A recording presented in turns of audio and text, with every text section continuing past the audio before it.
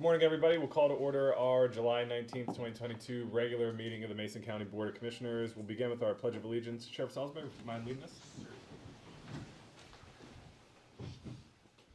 I pledge allegiance to the flag of the United States of America and to the republic for which it stands, one nation, under God, indivisible, with liberty and justice for all. Thanks, Sheriff. Moving on to item number 3, roll call. The clerk will please take roll. Commissioner District 1, Randy Netherland. I'm here. Commissioner District 2, Kevin Schutte. Here. Commissioner District 3, Sharon Trask. I'm here. Good, thank you. Moving on to item number 4, correspondence and organizational business. Item 4.1, if the clerk would please report the correspondence. The Washington State Liquor and Cannabis Board sent in the following: Washington State Liquor Control Board notice to licensees on firearms, notice of cannabis license approval for PT Enterprises LLC, and notice of cannabis license application for Washington Green Peak LLC. Virtual Sitewalk LLC sent in a request to lease land for SBA Communications Facility on 2100 East Johns Prairie Road. The Mason County Fire Chiefs Association sent in a request to allow emergency service agencies to independently charge impact fees for new development. Cheryl Platzmeyer sent in road paving suggestion for East Razor Road in Belfair. Ken Van Buskirk sent in an email regarding the Sweetwater Creek Park project briefing and support letters from July 11, 2022. And Tamara Ingwaldson sent in an application for the Area Agency on Aging Advisory Board. Very good, thank you. Item number 4.2, we have a news release. Mason County Historic Preservation Commission. Good morning, Commissioners. Michael Sims here.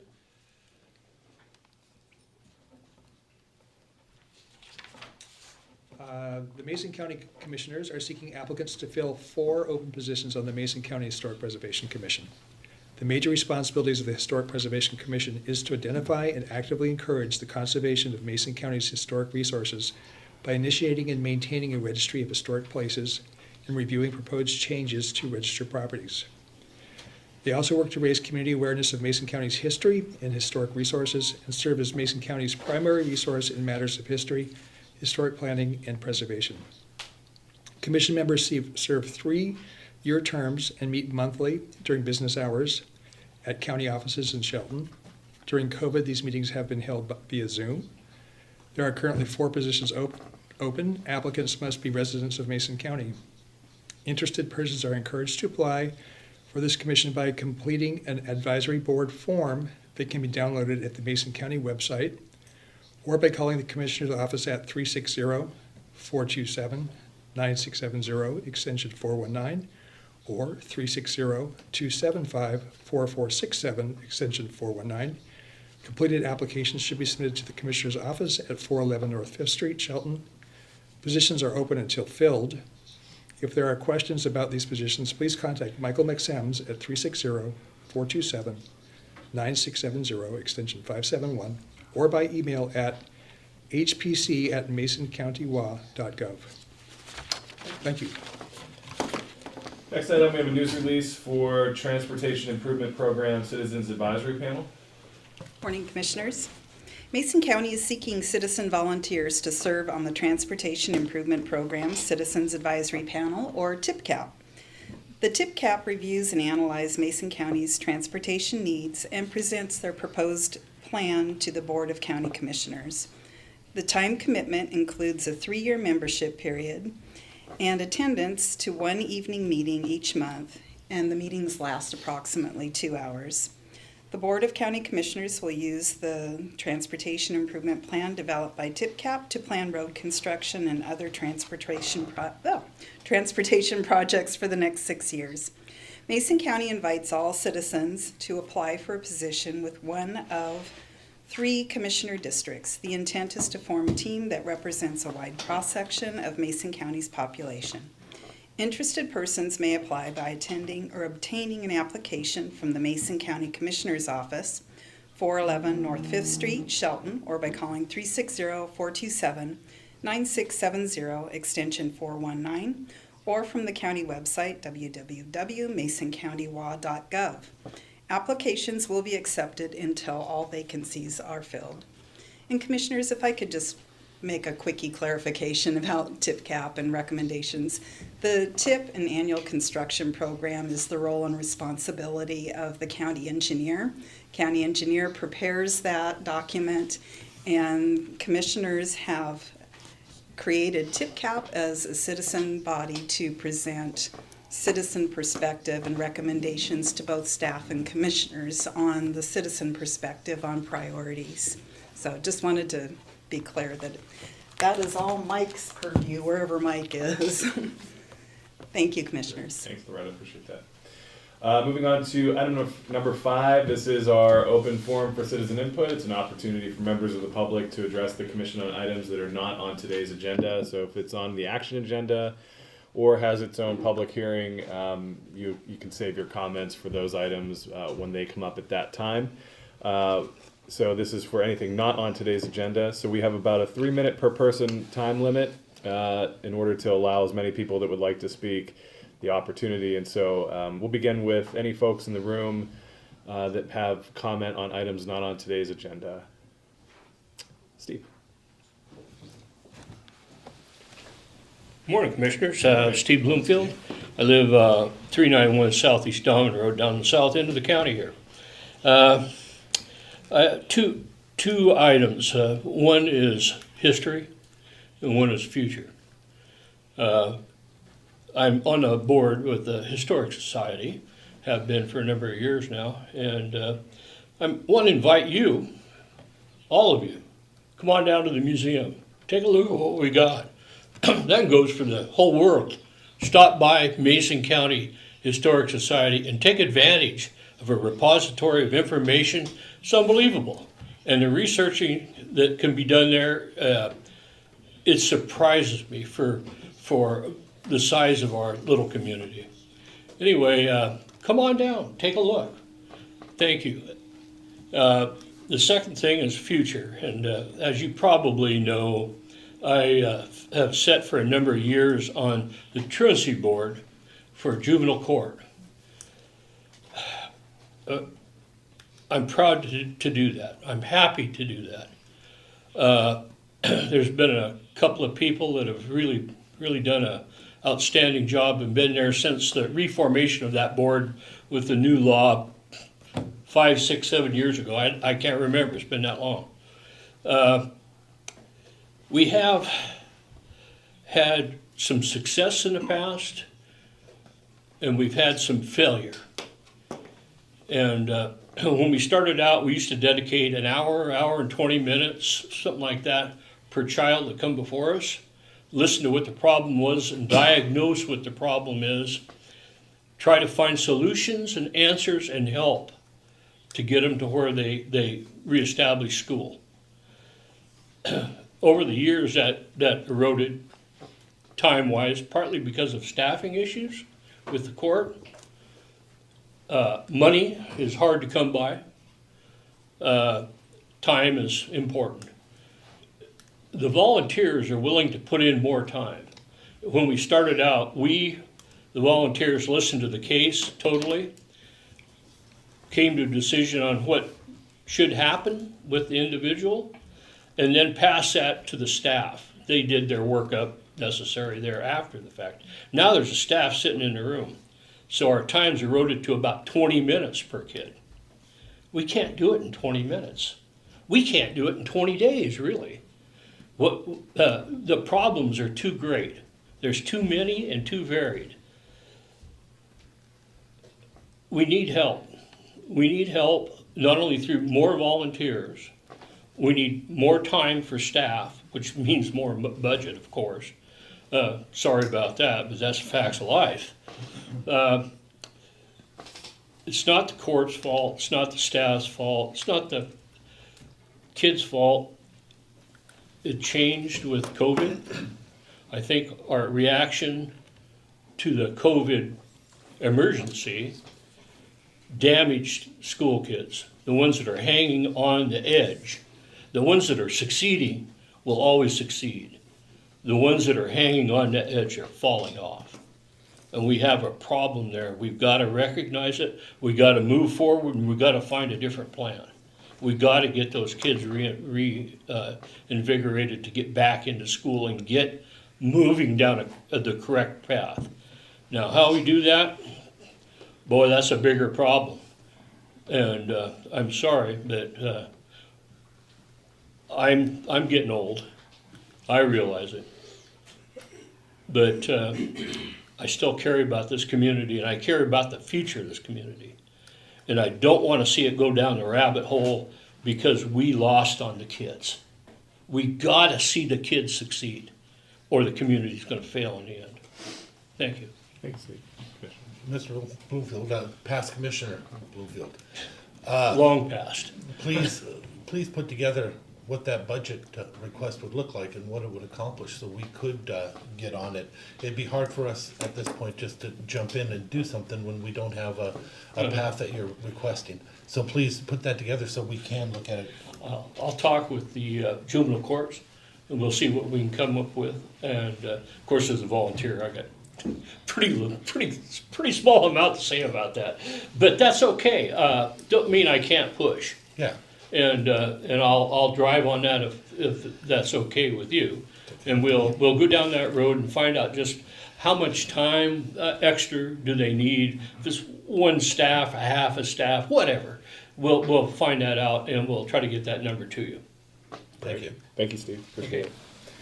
Any other comments on items not on the agenda in the room today? Okay, seeing none, I'll move to our friends on Zoom. Are there any members of the public that have comment on items not on the agenda on Zoom? You can either raise your hand or turn your video on and flag me down.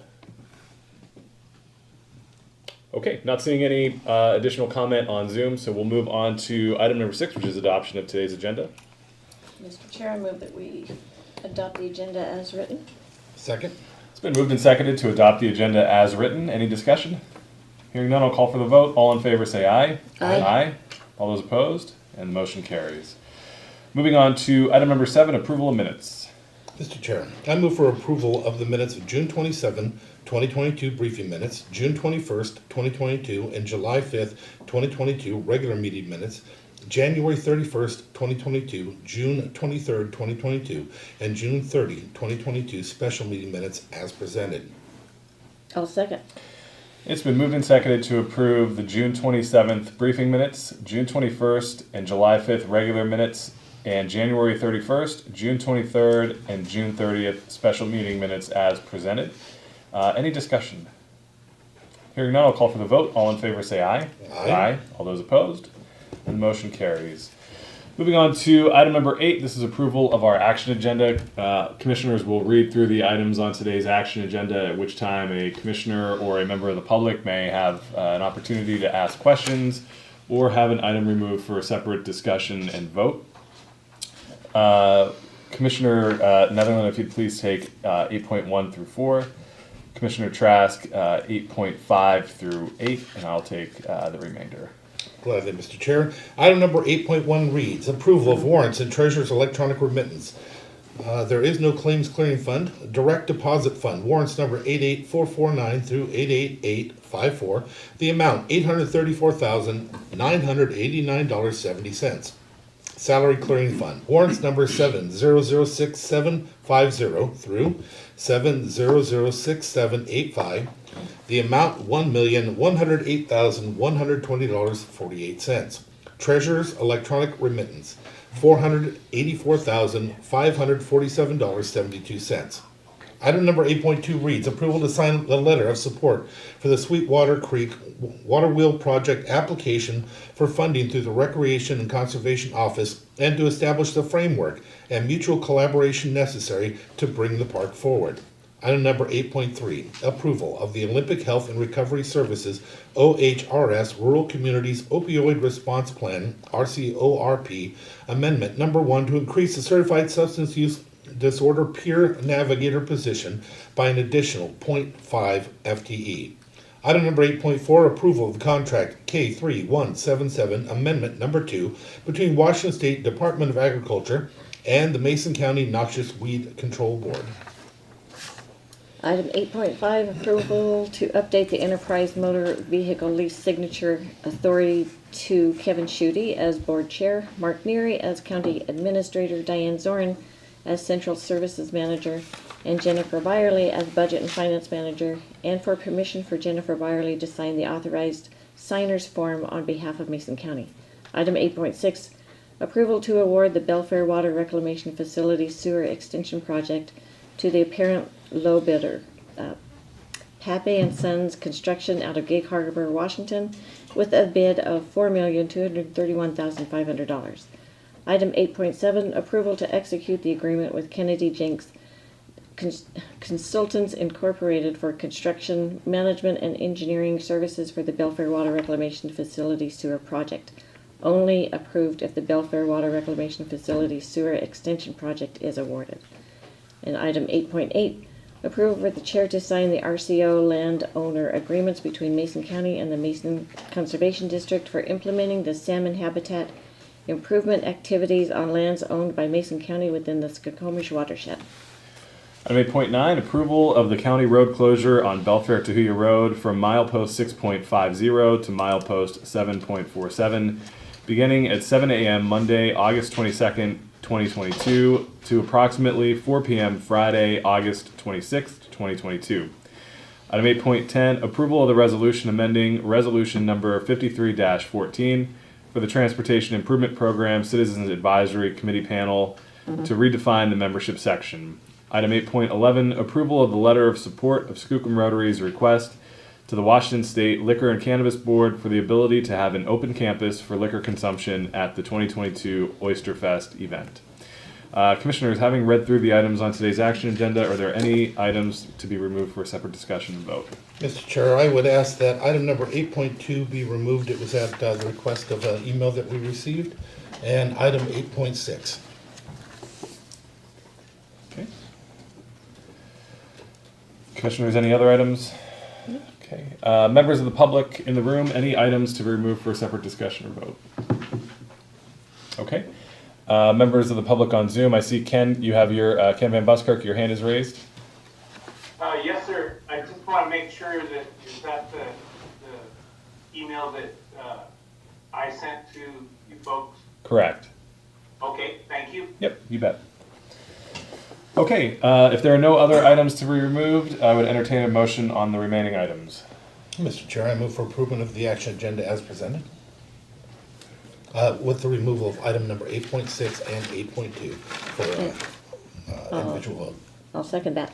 It's been moved and seconded to approve the action agenda as presented with the exception of items 8.2 and 8.6, which are removed for a separate discussion and vote. Any discussion? Okay, hearing none, I'll call for the vote. All in favor say aye. Aye. All those opposed? And the motion carries. Okay, moving on to item number 8.2, approval to sign the letter of support for the Sweetwater Creek Water Wheel Project application for funding through the Recreation and Conservation Office and to establish the framework and mutual collaboration necessary to bring the park forward.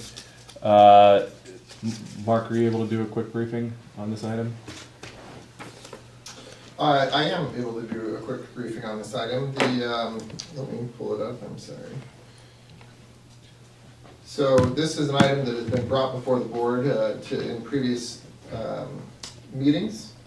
The board asked to receive additional information from letters of support that had been received by the Salmon Enhancement Group, and all of that information was provided to the board. I think that there's individual conversations that occurred also to make sure that all of the board's questions were answered. And now this is brought back before the board to sign on an approval of the letter for the Sweetwater Creek Watershed Water Wheel Park Project. For those of you that aren't aware of it, it's in 1997 the property was acquired with the objective of future development. In 2015, over $14,000 was raised in order to do a land survey, update the conceptual design, and for 30% of the construction design. Project elements included a picnic shelter, a natural playground, public restrooms, water wheel with interpretive building, ADA accessible fishing dock, emergency call boxes, and potential barrier to prevent school visibility if needed. The Sweetwater Water Wheel project will provide education and recreation opportunities in the Belfair urban growth area. The Port of Allen and Hood Canal Salmon Enhancement Group is asking the county to collaborate with the Recreation and Conservation Office, Department of Fish and Wildlife, North Mason School District, and entities to bring this much needed project to Belfair. So this is asking the board to sign off on approval in collaboration with this RCO application. Okay, thank you. Commissioners, any questions for Mark? Okay. Members of the public, any questions before we move into comment? Okay, seeing none. With that, we will move into public comment on item 8.2. If there are members of the public in the room that would like to make comment, please raise your hand and get my attention.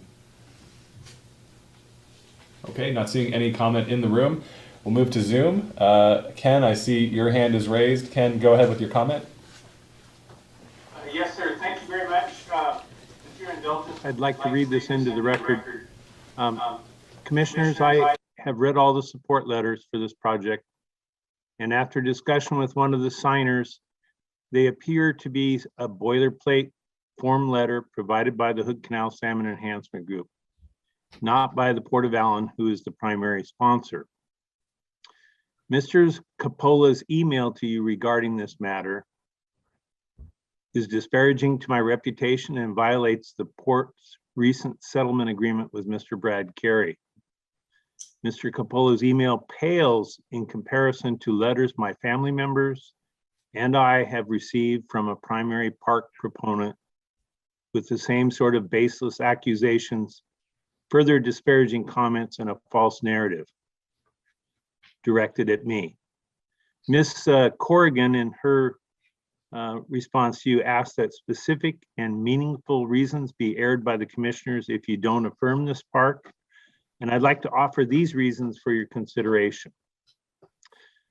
One, there's the appearance of a conflict of interest with RCW 5308-260 and 270. Ports can have parks, but they need to be ancillary to and more fully utilize existing air, sea, and ground transportation port facilities. For the Belfair UGA, a port industrial park with a recreational park element makes much more sense than this proposal, which is standalone. The property in question is currently not zoned appropriately for this proposal. The port had ample opportunity over the last 2.5 years to ask for a rezone. I asked the port to weigh in on the planned action EIS several times and was ignored.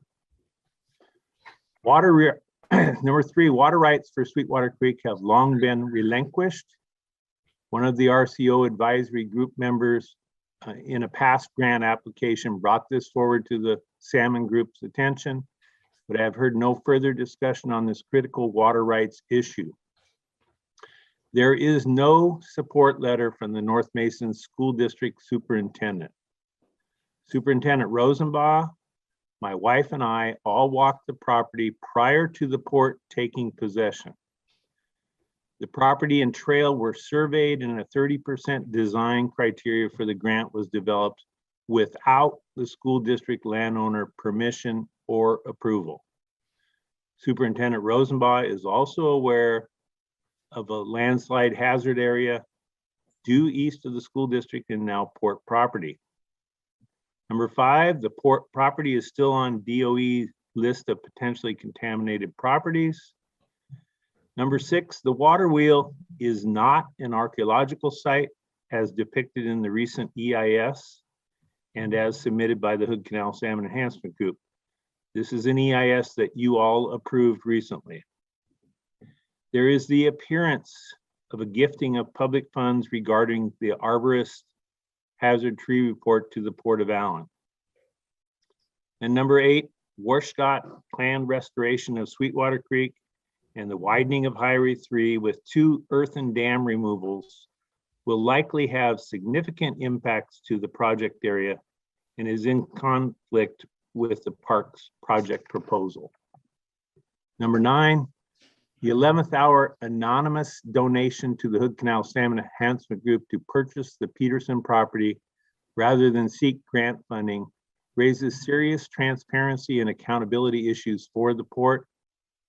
Number 10, there are other more sensitive, potentially litigation and liability issues that I am asking the port to investigate.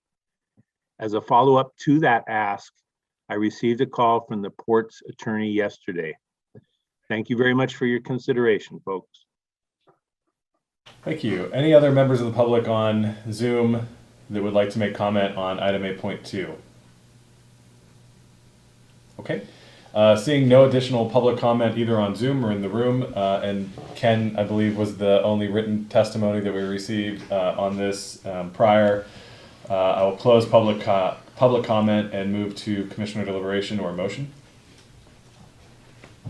Mr. Chair, I move that we approve the letter of support for the Sweetwater Creek Water Wheel project application for funding through the Recreation and Conservation Office, and to establish the framework and mutual collaboration necessary to bring the park forward. I'll second. It's been moved and seconded to approve signing the letter of support for the Sweetwater Creek Water Wheel Park project application for funding through the Recreation and Conservation Office, and to establish framework and mutual collaboration necessary to bring the park forward. Commissioners, any discussion? Yes, I'd like to just clarify a few points that was brought up by the public. Picking out RCWs and talking about them, it's important that the full aspect of that RCW be recognized. First of all, there's more RCWs than just the ones that are mentioned. RCW 53.08.060 is under the port's powers for improvements of waterways. And if you will read that, you will also find in the end that it breaks down and makes clear that they have the ability and such to improve, widen, et cetera, for all types of waterways, whether they be navigable or not. So I wanted to point that part out. I wanted to point out that 255, same number, 53.08.255, also gives them the ability to do these types of parks and recreation facilities for tourism. Under item number, as was mentioned, that the citizen thought it was in conflict with 06 or with 260. I want to point out that it is not in conflict with 260. It does go through to specify all the different things that it can do, and he is right when he talks about piers, air, land, water, pasture, transfer terminals, waterways, which, as was established in the earlier one, waterways does not have to be navigable. So waterways is a specific item that the port can do parks and recreation for. And under the 270, it goes through the same basic premise of what they can do and what they cannot do, but he had mentioned that if it's in conflict with the county, the proposal was sent through to the county. We know it was because it's in our Parks Comprehensive Plan. And even still, it says in this RCW that if it is not specifically rejected within 60 days, it is automatically approved or accepted by the county. So I wanted to point out that those things, that this project is not in conflict with any of those RCWs. And it also would not be our responsibility to determine that anyway. Okay, thank you. Commissioner Trask, any discussion? Yeah, just want to thank all the people that wrote in the letters of support. Those were the things that I asked for, and they were delivered to me. I also want to make sure that that as this park moves forward, everybody is included in the conversation. Let's make it into a team project, and I think the more we work together, the more our community works together, the more things will happen for the good of Mason County. So I just want to encourage everyone to work together on this. Great, thank you. Yeah, I'll echo some of those sentiments. I too, initially had reservations about signing the letter of support. I outlined those concerns both in our briefings and then in a conversation with Mindy Harlow from the Salmon Enhancement Group, as well as one of her board members. And from the let's get this from the top here. They were willing to add, I think, important language to our letter of support that goes beyond what they had provided to us to discuss removal of fish passage barriers.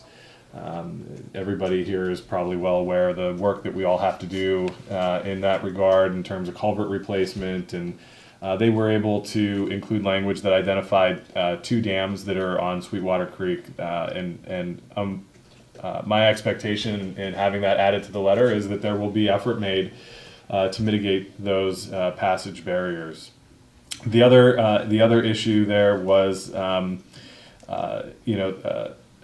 looking at the recently secured funding for widening on SR3 in the area of Sweetwater Creek, and really making that concerted effort to work collaboratively with Fish and Wildlife, with DOT, with the county, and getting those partners together so that we're not developing a park and then having to tear out any infrastructure in order to do the widening as those transportation dollars come online in future years. The onus is now on the Port of Allen and the Hood Canal Salmon Enhancement Group to make that happen. That's what the state's Recreation and Conservation Office is going to be looking for. They're going to be looking for project partners working together in order to get things done. And so the pressure is on, and I think, candidly, I think the Port of Allen has some room for improvement in terms of how they work with their partners. I've been very clear about that from the beginning on this.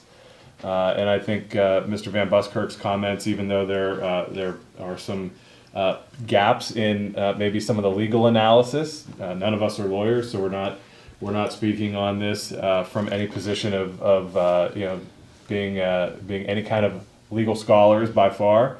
But the fact that there are still questions that remain are, something that is going to have to be addressed. And again, that pressure is on the project sponsors. Our support of this is tied to the value and the merit we see the project having if these things can get resolved at the local and state level. We want to see more park development, in particular in North Mason. We want to see those investments come here. We don't want to see those investments only stay in King County or other parts of the state. We want to see those investments happening here in Mason County, and we think Belfair is a great place to make those investments. In fact, that's what we're going to be talking about next, is making investments in Belfair. And so it's not an argument about what the merits of this project are. Those are going to be determined at the state level. That's going to be evaluated there. But what we're looking for here is, how do we go through a process that works for all the partners? How do we alleviate some of these concerns and address them in a way that makes the public confident that these entities are working together? And so I too will be supportive of signing this letter. I think the park has merit. I do appreciate the Salmon Enhancement Group working with all 3 of us in order to find a way to get this letter across the finish line. And I look forward to the state now evaluating that project as they go through their process.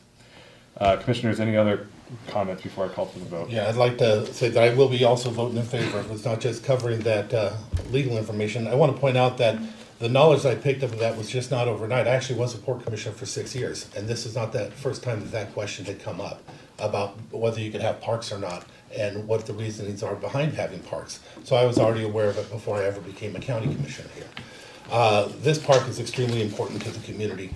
Belfair UGA is not a city. People think of Belfair as a city. It is not. It is the county's responsibility. It is an urban growth area of which we have complete control over. And it is partially our responsibility to make sure parks and stuff occur on that.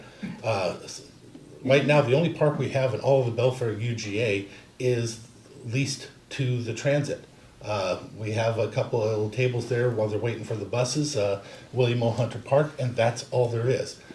We should, in my opinion, even be doing more than a letter of support. We should be actually partners in making this park happen. A park where they're going to fix up the waterways and they have ADA accessible pier out there so that people with disabilities and veterans and the like can come and fish off that. That to me is incredible. They're going to have a beautiful thing for the kids to play on, which again we don't have there in Belfair UGA at all, where the kids can go and play. We should be an active partner in that, not just a letter of support. But with that being said, I appreciate that we're at least doing the letter of support. Hopefully in the future we'll look at bringing more park facilities to the actual UGA of Belfair. And I appreciate the commissioners supporting this it has been a long journey, and I appreciate all the work that went into getting this support. But with that being said, I do want to clarify one last thing. We know the school district is on board with it, regardless of what was said of a letter of support, because they're the ones that donated the property to the port to do it. So the school district is for sure on board with it, or they would not have given the property in order to have the park. So with that, I will be voting yes also. Okay, very good. Thank you, Commissioner. Any other discussion, Commissioners, before I call for the vote? Okay, hearing none. With that, I will call for the vote. All in favor, say aye. Aye. All those opposed, nay.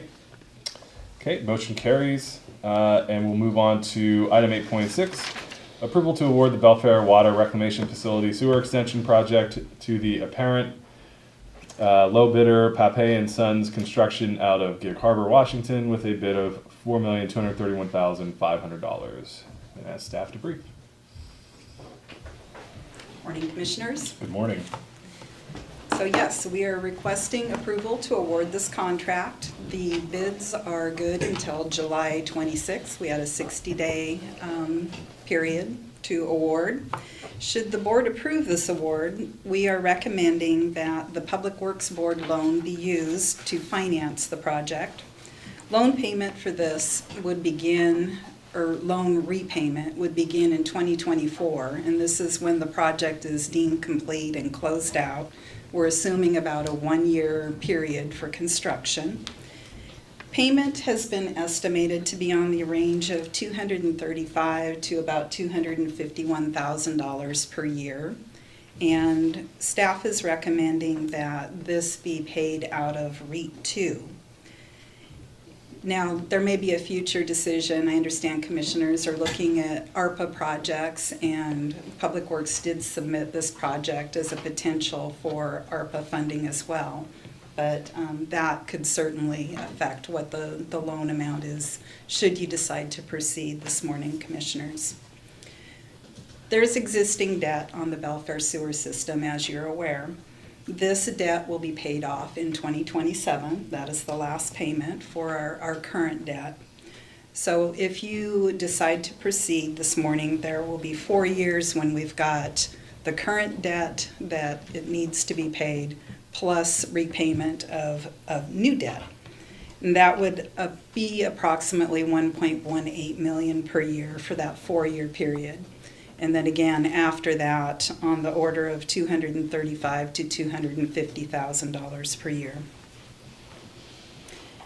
I'm going to leave it at kind of short and simple at this point, commissioners, and open it to any specific questions that you may have, or if Mark or Richard have any.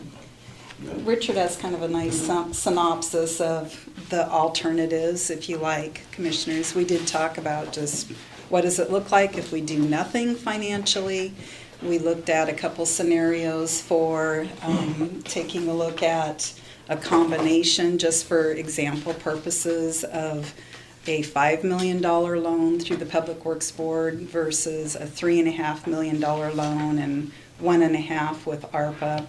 And happy to recap kind of what the end game is of that. So over the history of debt repayment, what does that look like? And certainly Richard can give a quick recap of that. If you like. Here, I got a copy for each of you. I just made this morning. Otherwise, I'd have got it to you much sooner.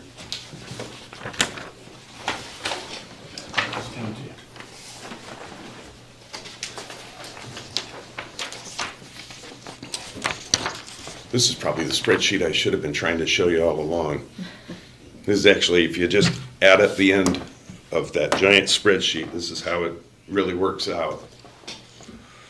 In the amount of REIT in 09 we would be using for that entire period.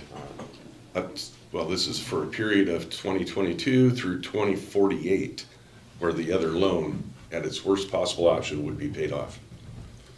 So really, if we don't do an extension, and we don't have any rate increases, we just keep everything the same, through 2048, it's estimated that we'd still be using like $13 million plus in REIT and $3.789 million in .09 tax, which would still, we would still be trying to figure out, we're at a $2.2 million deficit still at that point. And that's taking into consideration all those factors of the general sewer plan and capital improvement programs.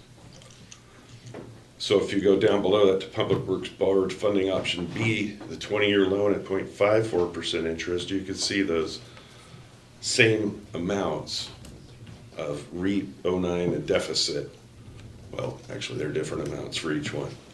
So, and at the very end also in this spreadsheet, there is available ERUs that were created. So under the first scenario, no extension, no new ERUs created. Under that Public Works option B, you extend a sewer and no rate increase. It's estimated that you'd still be using 17 million plus in REIT, 3.6 in 09 with a $3.35 million deficit. 2,000 ERUs created and available. Extend the sewer rate and you extend the sewer, your rate increase is 1% greater than inflation, you'd be using 5 million, 5.7 in REIT, 2.7 in 09, and you'd have a $279,000 surplus. So you follow it down, extend the sewer, the max tolerable rate with an annual CPI rate increase, 4.8 million in REIT, 2.8 in 09 with nearly $500,000 surplus. And so that's kind of how it goes. The one below, Public Works option A, is a 22-year loan. Same sort of deal, 17.179 for extend the sewer, no rate increase in REIT used, 3.8 in 09 with a 3.1 deficit at the end of all that. So 5.2 for the sewer, extend the sewer rate increase of 1% over inflation, 5.2 in 09 used, 3.3 in 0.09, and a $220,000 surplus. 2,000 ERUs created. And finally, the last, extend the sewer, the max tolerable rate implemented at the beginning with an annual CPI rate increase. You'd use $4.8 million in REIT, $2.8 million in 09, and you'd have a deficit, or you'd actually have a surplus of $283,000. Richard, real quick, can you just say again what MTR stands for? Maximum tolerable rate, okay. Yeah. And that MTR is like implemented next year. That's how that spreadsheet was set up. And I'm not saying that we're doing that. I'm just saying that was the scenarios that I set up and just ran. Gotcha, okay. Question another one? Yeah, explain to me, you've captured over the side 2,000 ERUs. What is that? And what are you basing that on? I'm basing we're going to get those? No, that's what's created and available for hookups. You're saying we have none now? I'm saying that Is it up above there's no none extension? above the rail line where there's no sewer, there's no ERUs if we don't, if there's no extension, there's no. Okay, so you're only talking above the rail line, you're saying this would be the ability to hook up 2,000. What did the land mass show that it's possible up there? That's taking in if PSIC hooked into it too. That's how much hydraulic capacity would be available in those lines north of the rail lines. Okay. Where it comes from, I have no idea. Whether it's on the other side of the SR3, could be some brought in from there. It serves the northern portion of the UGA and a portion of the southern part of the PSIC. So basically, though, you're not saying we get any of these, we just... It's just that would a possibility. That's the capacity. Yeah, I'm not saying that anything's, I don't know. That's a whole other thing. The spreadsheet was run up only with what I know, only with what's in the hopper of being hooked up and has a significant investment already. And that's a development that's occurring on Olympic Ridge. Yep. Yeah, so all the extra we have now is the development that's already occurring. Yes. Commissioners, any other questions for Richard or Loretta? Okay. Any members of the public in the room have questions for Richard or Loretta? Okay. Any members of the public on Zoom have? Need to get that. Telling me that we're having a hearing.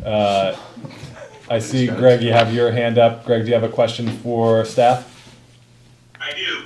I was wondering if we do nothing but just since Olympic View and Olympic Ridge are being developed and we're going to be getting a lot of ERUs from them, would the sewer be self-sustained? I mean, would operation and maintenance be able to be done by the ratepayers of the rates that are collected once all the units are online, that they've all paid their hookup fees, they're all operational? Would the sewer be able to be self-sustaining? Only for a short period of time. Without rate increases, the inflation would catch up and pass it up. But what I mean, I should have probably asked the question different. If we did nothing but just allow periodic rate increases to keep up, would we be able to? Would the sewer be self-sustaining? Would it be able to survive on what the rates are? The rates as they're coming in. The ERUs that would be added. Yeah, it would pay for the O&M. And again, but the capital portion, the debt payment, it wouldn't meet that. Okay, but now if more capital needed to be spent to sustain everything that, that would include Olympic Ridge and Olympic View, would you be able to take that out of is the scope of the loan that you're seeking, would that also be able to pay for that, or is it only for the extension itself? The scope of the loan, it would just be for the extension itself. The capital money that would have to be spent, would it have to be borrowed from another loan, or you'd have to find some other way to come up with it? Is that correct? It would be either using 0.09 or REIT. Okay. All right. Thank you. All good, Greg? Yeah, good. Okay, thank you. Any other members of the public on Zoom have questions for staff? Okay, not seeing any additional questions on Zoom. We will go ahead and move into public comment on item 8.6. Again, kind of follows the same process as before. We'll start with folks that are in the room. Raise your hand to get my attention, and again, just try to keep your comments concise to about that 3 minutes so we can allow for as many people to comment as they would like. With that, we'll open it up to the room for public comment. Okay. Hi, Commissioners. My name is David Overton. Happy to be here today. I see your occupancy says 40. I think on your near-term capital budget allocation items, you may want to look at expanding this room, because I imagine you're going to get more people now that we're excited to be back together. I wanted to speak to you briefly on this project and commend the time and effort that staff has taken for briefing it. I've reviewed the majority of the documents, and it's good to see the state and local jurisdictions as well as your county staff recommending preferred alternatives to move forward with this project. As we have done before with some of our lands inside the urban growth area, with both the Olympic Ridge project that's bringing 144 homes and the Olympic View project that's bringing 230 apartments to the UGA, we're excited for economic development opportunities inside the urban growth area. If we don't have utilities in the area, we won't be able to compete with other jurisdictions for opportunities. We've been a longtime partner with Mason County EDC to recruit businesses and grow our existing businesses in the area. There are very few places in Mason County that you can do this. In North Mason, we have almost all the utility capacity that we need to be more competitive than other neighboring jurisdictions. So we're excited to work forward with this.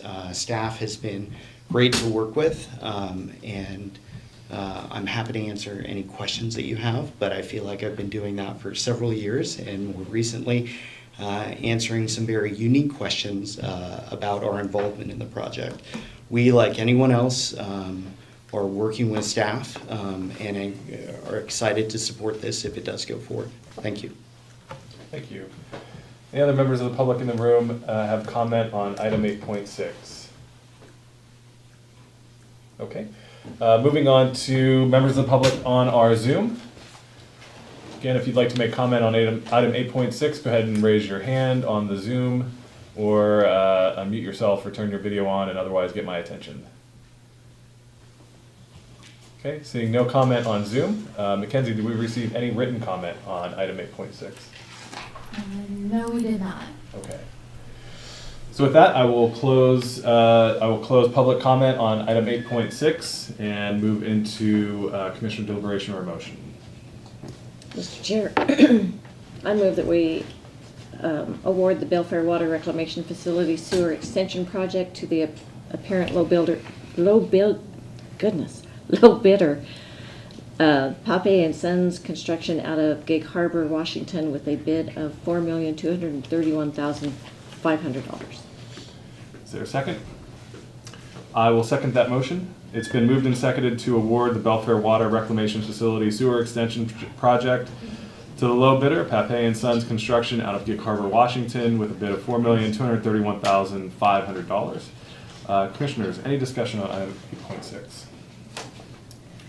Yeah, I'll go first.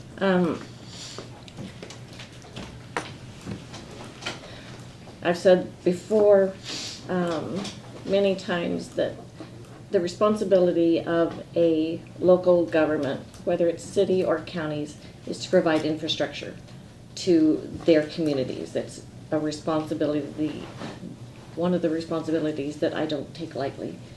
And so for this reason, I support moving this forward. We have other options. I know that I don't want to add more debt. I mean, I don't even like credit card debt. However, I also sit on the Public Works Board for the state, and this is what we do. We help, as the Public Works Board, that we help communities provide services to their constituents, to their residents. And so it's helped me understand more the role of local governments. Typically, other governments, other counties, cities, they don't have the concerns, I guess, some comments that are borderline. They don't have that. They have the support of the community because they understand the direction the community needs to go. And this is throughout the state. And so I understand concern for future. I understand the concern for debt, but I also understand our obligations and our responsibilities. And so for this, I will be voting in support of this. And further down the road, I'd like to bring up conversations about how to pay the loan off quicker. Very good, thank you. Commissioner Evelyn, any discussion? Yes. First, I'm going to apologize to my community, to North Mason, but to all of Mason County, that I was not able to get this stopped. This is a horrible thing that is about to occur here.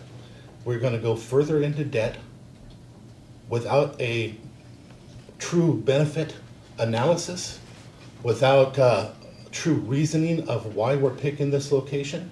We're going to go into debt, as was mentioned. Other communities do this, but they also set it up with a financial situation where they get paid back by the individuals when they put their infrastructure in. There are taxing districts that can be created. There are different ways. We don't just usually give it, and we don't just usually put it through one landowner's property and let them benefit from all the value that comes with that investment. And I call it an investment, which is a sad thing because it's not an investment. We have no way of showing that we're ever going to get a dime above our money in the next 30 years. We've never even had that analysis to show how we're going to get that money. As was mentioned, we can show that there's a capacity, but there's no way of figuring out how we're going to get back $5 million. Now, even when people hook up, they hook up to the already existing facility. So there's a cost for that hookup. That's the cost that everybody shares in. This is different. This is going through one specific landowner's property, improving the land value in that one specific landowner. Yes, others may eventually be able to hook up to it. But right now, this investment is definitely going to benefit one particular area, which even still just had a rezone that nobody else in the county has. This whole process I've been very uncomfortable with from the beginning, and I apologize I've not been able to stop it. I think it is completely bad business. We're already in debt. We have a finding from the state auditor saying that we owe more than we can pay back. So we're going to get ourselves out of trouble by borrowing more money and putting ourselves further in debt. That doesn't even make any sense, does it? Especially without some type of guarantee we'll get our money back. It just, to me, it doesn't make any sense at all. And I think it's extremely inappropriate. But again, I don't know how we're going to fix a finding of not bringing enough money by taking on more debt, because even over 20 years, if we were able to get that money back, it'd be a shock. So again, if we did nothing, first of all, I'm not against sewer extension. I want to make that real clear, because there's different things I've heard out in the community that I'm against it. I'm not against it. I'm against spending your money to do it. That's what I'm against. Property owners all throughout the Mason County, when they've done their own extensions and they've built into their own properties, they put their infrastructure in. That's not just for sewer, that is for power, that is for water. You build a development, you put all that stuff in, you pay for that, and then you dedicate it back to the organization that you're doing it with. They don't pay for that. We cannot get grant money, true grant money on this, because it's for speculation. Counties also do not do speculation. And that's why the governmental entities do not give us money for that. So although it was mentioned that this is what government does, this is not what government does. Government can put in sewer, and if we did, we should put it right down the middle of the road so that everybody could access it. Another thing, borrowing money. You can't spend it twice. We have things that are so much more important. Yes, this particular loan can be only used for sewer. Because you're offered a loan does not mean you have to take the loan. Any loan we take, we have to pay back. If I'm going to take a loan, I'd like to look at a jail. That's the thing that this county needs most, and it needs more than this, especially a speculation where we don't know what we're ever going to get. So let's say we get 100 up there. We need thousands to pay it back. All of Belfair UGA currently has, I think it's 289 customers, or right up there. We may have top 300, I think it's 289. And then we have 421 ERUs now. We need thousands to pay off this loan. It doesn't make any sense at all. So again, I apologize, I've not been able to figure out how to do it. I want to make something very clear, because this come up over and over again. I've never said that my counterparts are doing anything illegal. I think it's improper. I would not give this loan and give this money to one developer who can turn around and sell the property and collect that value. But being improper is sometimes just a decision. I believe that they think that by creating this situation, you can create growth. But I think first we need to fix the problem we have now, which if we did nothing, our debt would be done in 5 years. Now we're going to extend our debt another 20 years. It just doesn't make sense, especially when we're not going to get the return on an investment. So with that being said, I will be voting against it. And again, though, I want to remind it's not just my community. In all my years as a commissioner, I think the most I've ever seen is 30 emails from the public on a specific issue, and it's usually copy and paste. Everybody else signs it. There's 5 or 6 that are real. This had 170 people email in saying, do not do this. It had 8 in favor of it. The community knows this is wrong. I have a feeling that eventually, and I hope I'm wrong on this, but because we are not getting anything back, and I've never found anywhere, and I've asked others to look for it, I think staff has done some investigation too, we cannot find a situation where this has been built like this and just given to the landowner. Usually, even wherever it is, they end up getting their money back somehow through a utility limited improvement district or something. So with that being said, I will be voting against it. I hope we're never put in this situation again.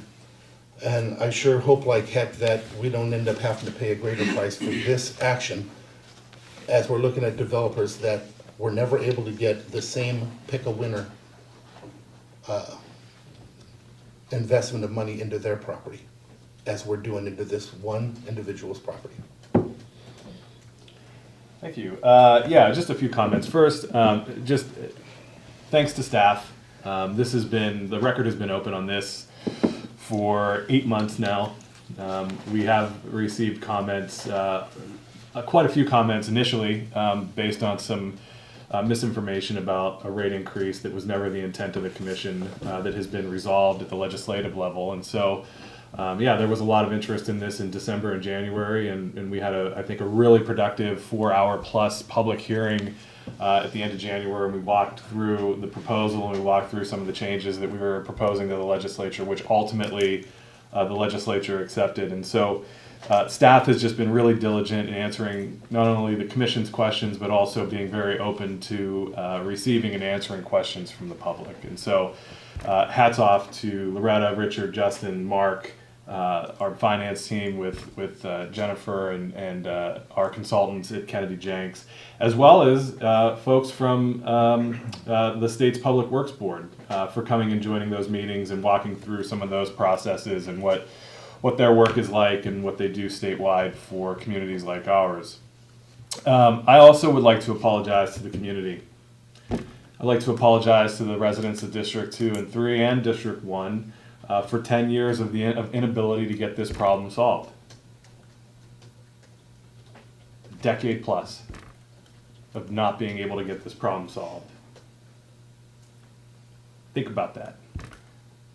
And then think about what happened in 2017 when the commission at the time unanimously went to the legislature and asked for help in order to get funding when we were identifying partners both on the public sector at the Port of Bremerton and the City of Bremerton, but also in the private sector.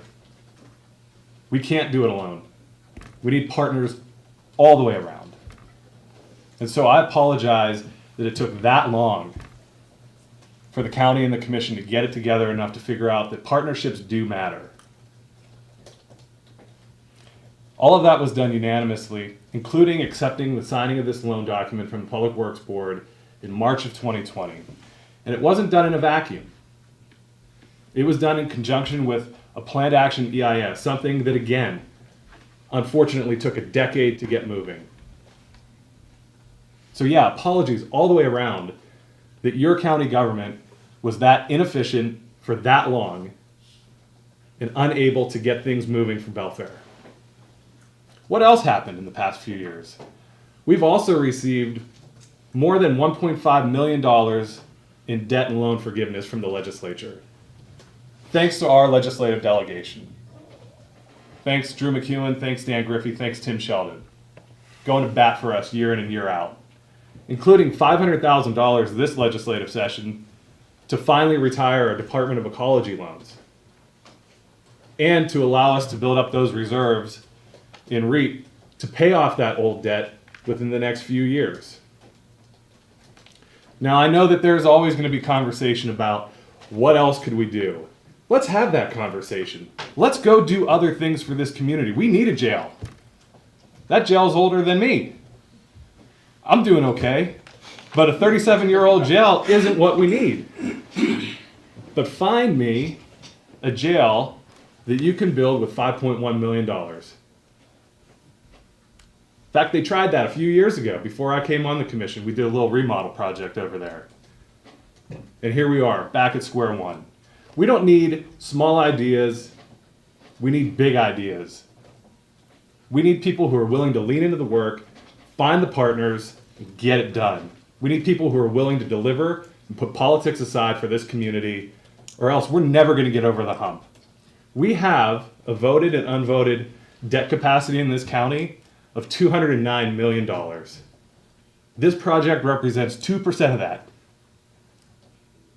So don't tell me we can't do big things for this community, because we can. And I think we should. And I hope we will. But it's not going to be without work. Now, the other thing that I want to address is when we went through this process initially, we looked at all the different alignments in order to get this to the Port of Bremerton so that we can continue working with them. We looked at following initially the freight corridor track, which, by the way, another $80 million investment in North Mason. And thanks, Commissioner Netherland, for advocating for that. It came with a large gas tax increase, but it was an important investment that this community wanted in order to get that road built. We looked at that. That was 4 times the cost of what we're talking about today. We also looked at running the sewer along the state right-of-way on SR3. I don't know about you, but I don't like sitting in traffic down SR3 in Belfair on any day, but think about a Friday if we went up that right-of-way, tore that road up, put that to 1 lane. Good luck. Okay? We looked at these ideas, and this one was the one that made the most sense from a feasibility perspective, from a financial perspective, from a potential growth perspective. And we're actually seeing that being borne out by 344 single and multifamily homes being built on the ridge. This is not the last step in the plan for growing Belfair and growing Mason County responsibly. It's not. We still have more work to do. There are other areas of the UGA that need to be serviced, that deserve to be serviced. And if those folks have projects, our doors are open. I've met with them. I've talked with them. If they're ready to make those investments, we're ready to partner with them. Because we partner with one group or another at one time, doesn't mean we're shutting the door on everybody else. I sat in this room with staff and had that meeting in February, after we did the planned action EIS, that rezoned more than just one area of the UGA. So enough is enough. We need to move forward and get things done for the people of Mason County. And we're starting here today, and there's much more that we need to do. Mr. Chair. So I want to make something clear. There was a unanimous vote for accepting a line of credit. And if you watch the meeting, there were deals that were made in order to get to that, but it was also very much expressed at the end of that briefing. It's on video. I do not support this project, and I will not support it unless there's a ULID or something to recoup our money back. And I cannot, in any good faith, support something that we're just giving money to one particular person or one organization or one corner of our county without a way of retrieving our money back. As for the gas tax, it's interesting. It's funny. It was attached to a gas tax, and I was supportive, and I did work real hard to get the bypass. I was down there, and we put together the West Sound Alliance that made all that possible. Not in order to get a gas tax, but because we knew there was one coming in order to get our project on that list. And that's the way it should always be done. If they're going to tax you, you might as well get something out of it. So it was worth it to go and do that, and I do not apologize for that. As for what's been done, people may not notice quite often what's been done to take care of the sewer situation, but if you realize we are 5 years away from having it paid off, that is fixing the situation. And you do not fix it by borrowing more money. You just don't. Doing something is not always the answer. Doing something that will have a positive impact on it is the answer. Expending money out, not taking money in. Expending money out so you get a little bit in. And as for the 344 homes that is such a benefit, I want to point out that yes, it is a benefit to this system. And they paid for their infrastructure themselves. Just like every other developer in this county. Lakeland Village, the different places out there like Beards Cove, Lynch Cove, all of them put in their own infrastructure because that's what you do. I don't understand how we can say that that's such a benefit when they do their own work, but we're going to be okay and just give this one particular person, this one particular land owner or development all this money without a possibility of getting it back through some type of ULID. And it is debt. Unless we do something different, it is debt, and I have not heard anything different that we're going to do. The recommendation is to take the loan, and a loan will put us further in debt, put us farther from getting it fixed, not get us closer. 5 years away from breaking even on this thing and getting us out from underneath it. And even if we could even find other ways to maybe even do it sooner, but doing nothing is better than taking on more debt. And one last thing again, I said it, but I'm gonna say it one more time. 344 homes are beneficial to the system. It's all going up that hill, and they paid for their own sewer infrastructure. Because that's how it's done everywhere, except for this project. Okay, any additional discussion? Okay, hearing none, I'll call for the vote. All in favor say aye. Aye. Aye. All opposed? Nay? And motion carries. Moving on to item 9, other business, an opportunity for department heads and elected officials to address the commission. Sheriff, I think you had a, did you want to? I think you have seniority. That's nice. I don't know if seniority is a good thing.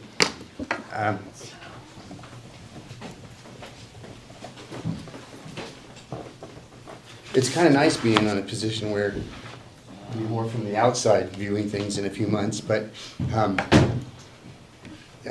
would tell you something from having sat here for 16 years. Today is important. The discussions that were had today. I was telling Sheriff-elect that every one of these conversations that goes on in the room, whether it's a project development or wherever it's going on, it's what I've learned is that it's intertwined with everything else that we do in our county. New houses, I told Ryan, I said, listen, what are we doing to bring the number of deputies up? Because we're going to have somebody to defend that area and to patrol that area. You know, everything that we do in here this morning is, or that you do in these meetings, is interconnected with somebody else in the county, whether it's the health department having to accommodate other things that are coming in with new buildings and things. Although the discussions I have learned over the years may somewhat get different opinions and heated, it's good discussion. And I'm glad that we're having those things in Mason County. And I'm especially glad today to walk in and see again a number of you that to see your face. I love the guys on the screen, but I don't do business that way. I would rather see people personally, and I think it's great to be back in here. I have 2 things today that one of them is kind of a reminder because of the time away from all of us doing business. It's important, and another one is just a recognition that I think is kind of a unique recognition to receive a recognition of award for something that's actually a privilege. I understand. I know at least 2 of you, and maybe more of you. Are veterans in the room today? I know at least 2 were sitting next to me, David and Ryan. Is there any other veterans in the room today? No? Thank you, Steve. So this what I wanted to bring just mainly to the attention of the commission was something that, as I say, I think it's to receive an award for something that's actually a privilege is kind of a unique thing. This last year, the Sheriff's Office received an award from the employment supporter of the National Guard and the Reserves for the above and beyond the Mason County Sheriff's Office for our support of our reservists and our military. As you know, we do hire a lot of people in our office that are veterans, and a number of those people are continuing to serve their country as National Guard and reservists in the branches of the service. And with that comes the sometimes difficulty that person is going to be deployed somewhere else in the world, and you're without that employee for a while. And it is challenging.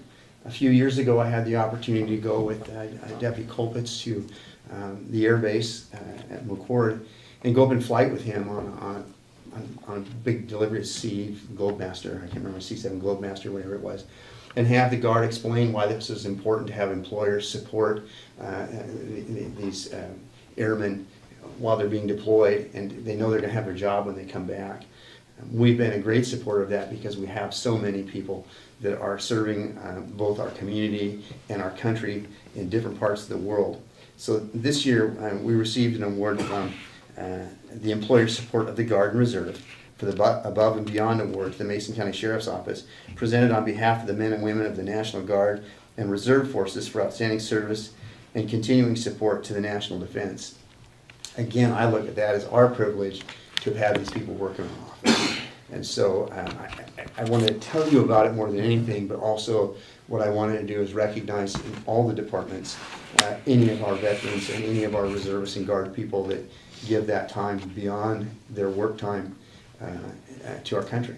And so that's all it is just more of a reminder and privilege that we received an award for something that we should all be doing anyway, supporting the great people of our Guard. So thank you to the veterans and those that are still serving. We'll put that in the office there. The second one is, going back as a reminder for all of us, your signatures, I believe, are on here.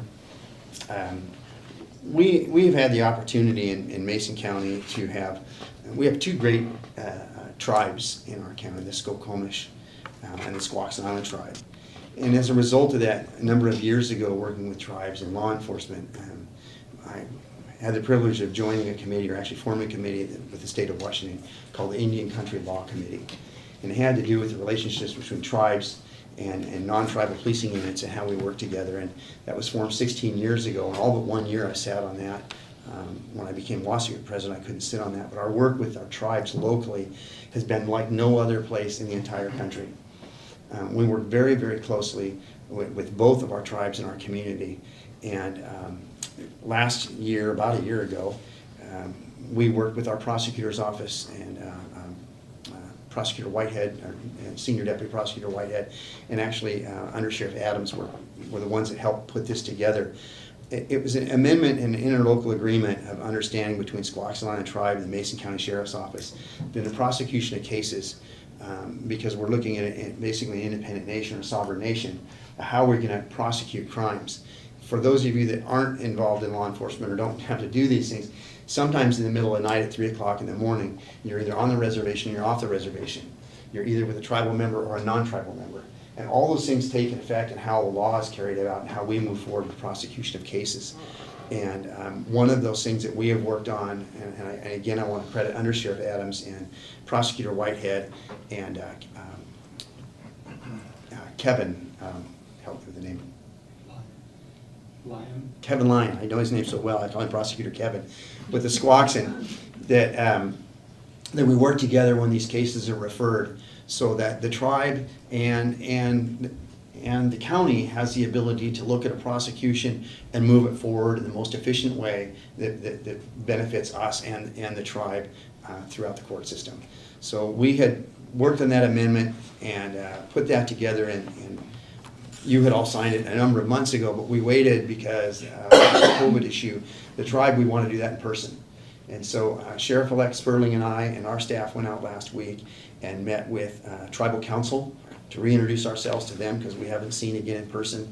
And the signature was granted by the tribe with Chris Peters, former police chief, and now the tribal chair of the memorandum. We will continue to work on our issues involving the law with our prosecutor's office and the tribe. And I say that again, this is unique. When you look across the United States and even in our own state, our relationship with the tribes here and what we're doing, working with the sovereign nation, tribal, non-tribal units is probably the best in the country, anywhere. And so I recognize the tribe for being involved in that prosecutor's office. And also when I had that day, I had Sheriff-elect Sperling sign along with me, recognizing from our side in the sheriff's office. So I'll give you a copy of this, the original of that. Your signatures are already on this. I guess kind of two originals. The original of that document we held in our office. I don't know where you guys will put this, but it has your signatures on it. So thank you for that today, and thank you for the tribes, the work on that. Thank you, Sheriff. I don't know. Mr. Chair.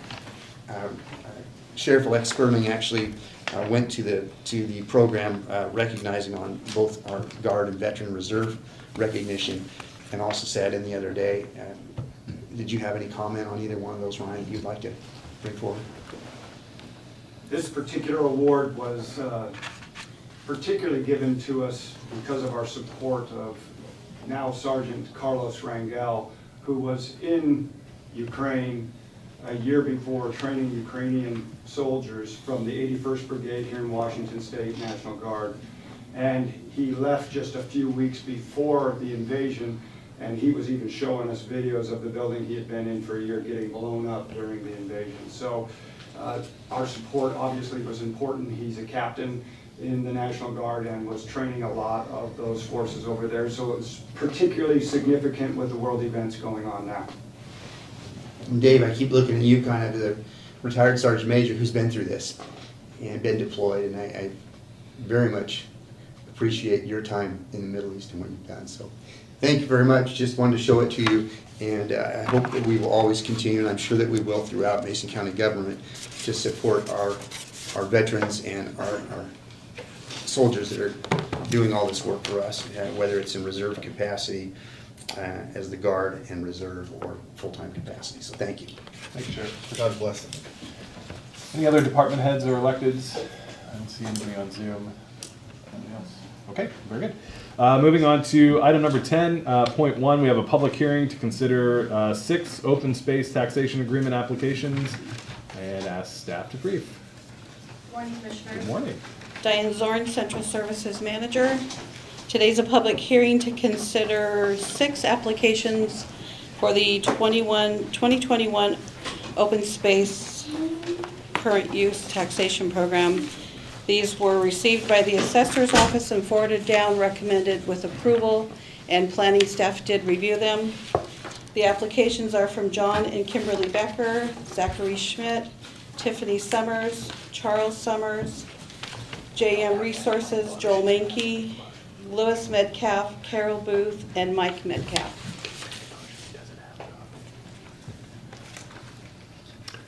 Sorry, Commissioner Nevin doesn't have a copy, so I was just asking Commissioner Trask that if we get to that point, she can make a motion. Sorry, the distraction. Okay, okay. Commissioners, any questions for staff? Okay. Members of the public in the room, any questions for staff on item 10.1? Okay. Any members of the public on Zoom have questions for staff on item 10.1? Please raise your hand or unmute yourself. Okay, very good. Seeing no questions for staff on item 10.1, we'll move into public comment on item 10.1. We'll begin with folks in the room. If you'd like to make comment, please raise your hand on item 10.1. Okay, no comment in the room. Any members of the public on Zoom have questions, or I'm sorry, would like to make comment on item 10.1? Either unmute yourself or raise your hand. Okay, not seeing any comment requests on Zoom. Kenzie, did we receive any written comment for item 10.1? We did not. Okay, thank you. Having solicited the room, the virtual room, and written testimony, and receiving none, I'll close public comment and move to Commissioner deliberation or motion. Mr. Chair, I move for approval of the following 2021 open space applications pursuant to the recommendations of the County Assessor. John and Kimberly Becker, parcel number 12329-11-1000010. Zachary Schmidt, parcel number 22304-75-00080. Tiffany Summers, parcel number 12232-31-00020. Charles Summers, parcel number 12232-34-00000. JM Resources, parcel number 32016-50-00013, and Louis and Mike Metcalf and Carol Booth, parcel number 42107-41-00000. Is there a second? I'll second. It's been moved and seconded to approve the following 2021 open space applications pursuant to the recommendation of the County Assessor. John and Kimberly Becker, parcel number 12329-11-00010. Zachary Schmidt, parcel number 22304-75-00080. Tiffany Summers, parcel number 12232-31-00020. Charles Summers, parcel number 12232-34-00000. JM Resources, parcel number 32016-50-00013. And Louis and Mike Metcalf and Carol Booth, parcel number 42107-41-00000. Commissioners, it's been moved and seconded to approve that motion. Is there any discussion? And just real quick, I want to thank the Assessor's Office for working through this. So thank everybody up there. Diane, thank you so much. It's quite the process. I guess the government process is sometimes fun, sometimes not. But we sure appreciate staff and these are fun. This is Mr. Metcalf. Good morning. Good morning. Yeah, so just thanks for following the process. And just so the public knows, this is not something that's done willy-nilly. There's a lot of work that goes into it, and they have to abide by a lot of different things in order to get this. This isn't just something we just give upon them. So with that being known, just know that that people are giving back to the community with some of these things in the terms of open space. And that means that they cannot build and do other things on their property. I'm always in favor of that if it's done in an arm's length transaction, if you choose to do that yourself. I never like it when government puts that on you, but if you choose to do what you're gonna do with your property and put restrictions on it and leave it open for the public's viewing and sometimes usage, thank you. Are you Lewis or Mike? Lewis. Thank you. It's good to have you here. Yeah, so I'll just echo the appreciation to Diane for working on this, but also to our assessor's office. Vicki, it's good to have you with us, and our thanks as well to Patty and your whole team upstairs. You know, oftentimes the assessor's office is, you know, not everybody's favorite county office, right? You very rarely come with good news. Yes, absolutely. And so we certainly recognize that a lot of the work that you do, in fact, all of it is prescriptive. It's outlined in RCW, and so when people think that you have this magic power to just change everything on your own, that's not always the case, right? And so, but this is one of those times where you do come to us with good news. It's a great partnership between residents of our community and the county, and holding some of these parcels or parts of them for open space and conservation, and that is really that's a great thing when people are willing to do that. And so just a special thanks to you and the entire assessor's office. You guys work really, really hard on everybody's behalf, and so we're grateful for you. With that, I will call for the vote. All those in favor say aye. Aye. Aye. All those opposed? And the motion carries. Okay, moving on to item number 11, our board calendar and reports. Commissioner Nolan, if you get us started, Commissioner Trask, and then I'll finish up. Last couple of weeks, we had special meetings regarding the sewer. I've met with different candidates for different reasons. Mason Transit Authority special meeting. North Mason Community Voice had a town hall candidate forum where they did a round robin or a speed dating, which was, I first saw that at League of Women Voters. I think it's pretty effective. Olympic Regional Clean Air Authority met with Kelly in regards to visiting the location out there at the fire station in Belfair. Attended a tip cap open house that they had along with Commissioner Trask. They also had a barbecue afterwards. The tip cap didn't, I think it was a different organization, but anytime you have burnt hot dogs and homemade potato salad, I'm happy. I just love homemade potato salad. Allen Days was a big success. So as was the Shelton Expo. Man, there's a lot of people that are coming back to life out here in our community, guys. It's nice to see them out and about. We had briefings. Coming up here, we have a retreat after this, Mason Transit Authority. We meeting with the Risk Pool for several days. North Mason Chamber of Commerce, Mason County Housing Authority. Lydia has a retirement, left board, and Peninsula Regional Transportation Organization, bringing us back again to start all over. All right. Yep. We all stay pretty busy, don't we? So we do have the commissioner retreat this afternoon. We also have Mason Transit Authority. I have an LTAC meeting, which is the lodging tax meeting. Public Works Board meeting. And happy birthday, Will Johnson, by the way. And then, let's see, we have county briefings coming up. Wasatch virtual assemblies. There's a Mason County GOP meeting. I have a homelessness task force meeting, community action council meeting, board of health meeting, I believe, is also on Tuesday the 26th.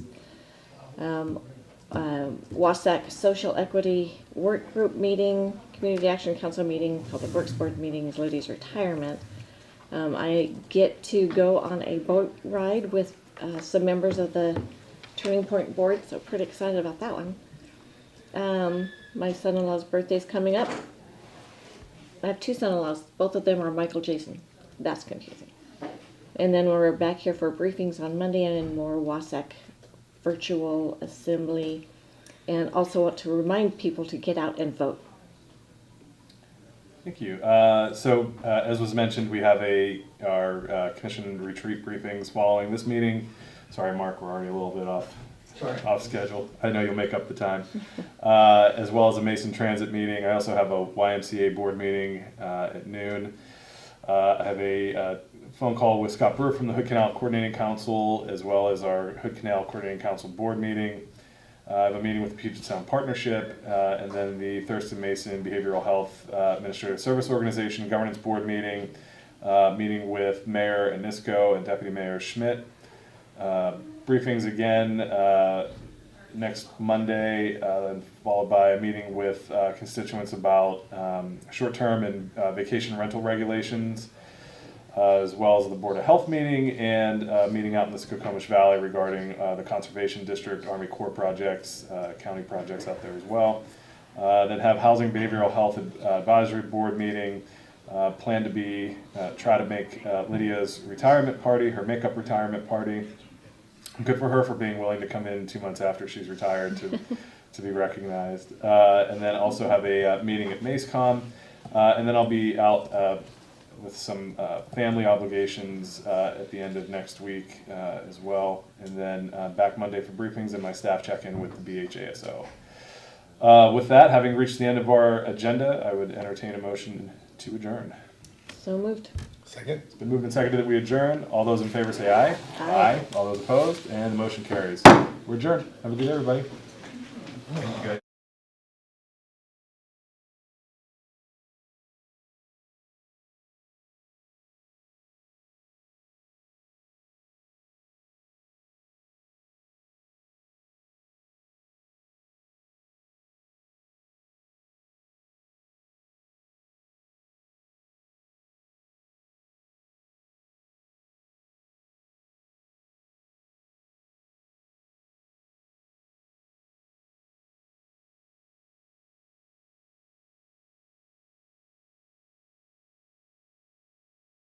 Yeah. That was awesome. Great. He was like, make sure you tell Kevin that you were here. Yeah. And I was like,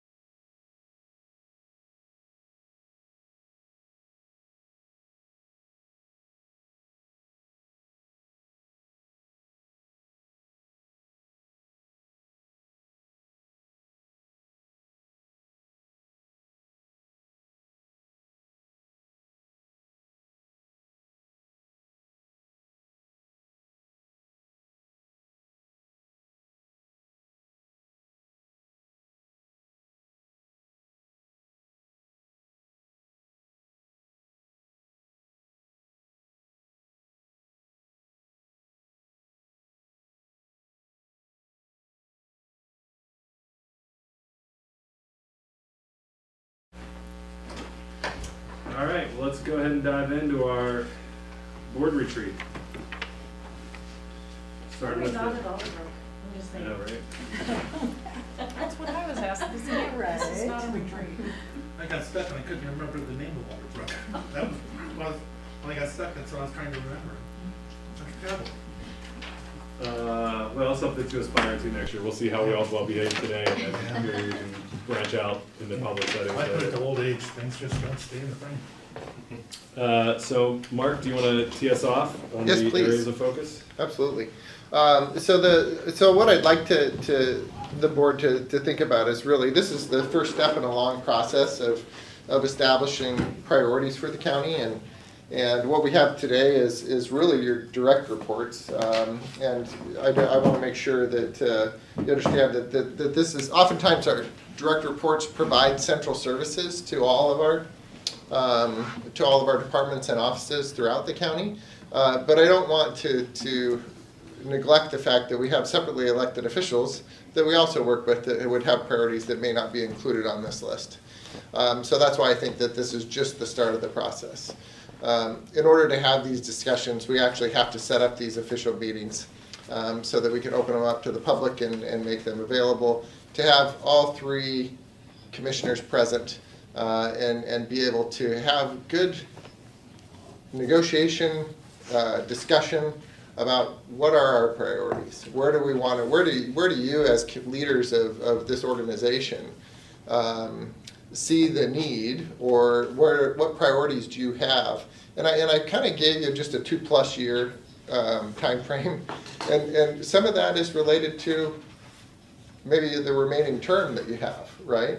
And so what can we accomplish within the next 2 years? But I also want you to think about how are we going to actually, what are some of the longer term goals that we may want to reach? What I'm hopeful to get out of that is not so much specific things, but general concepts. So where are your priorities as commissioners?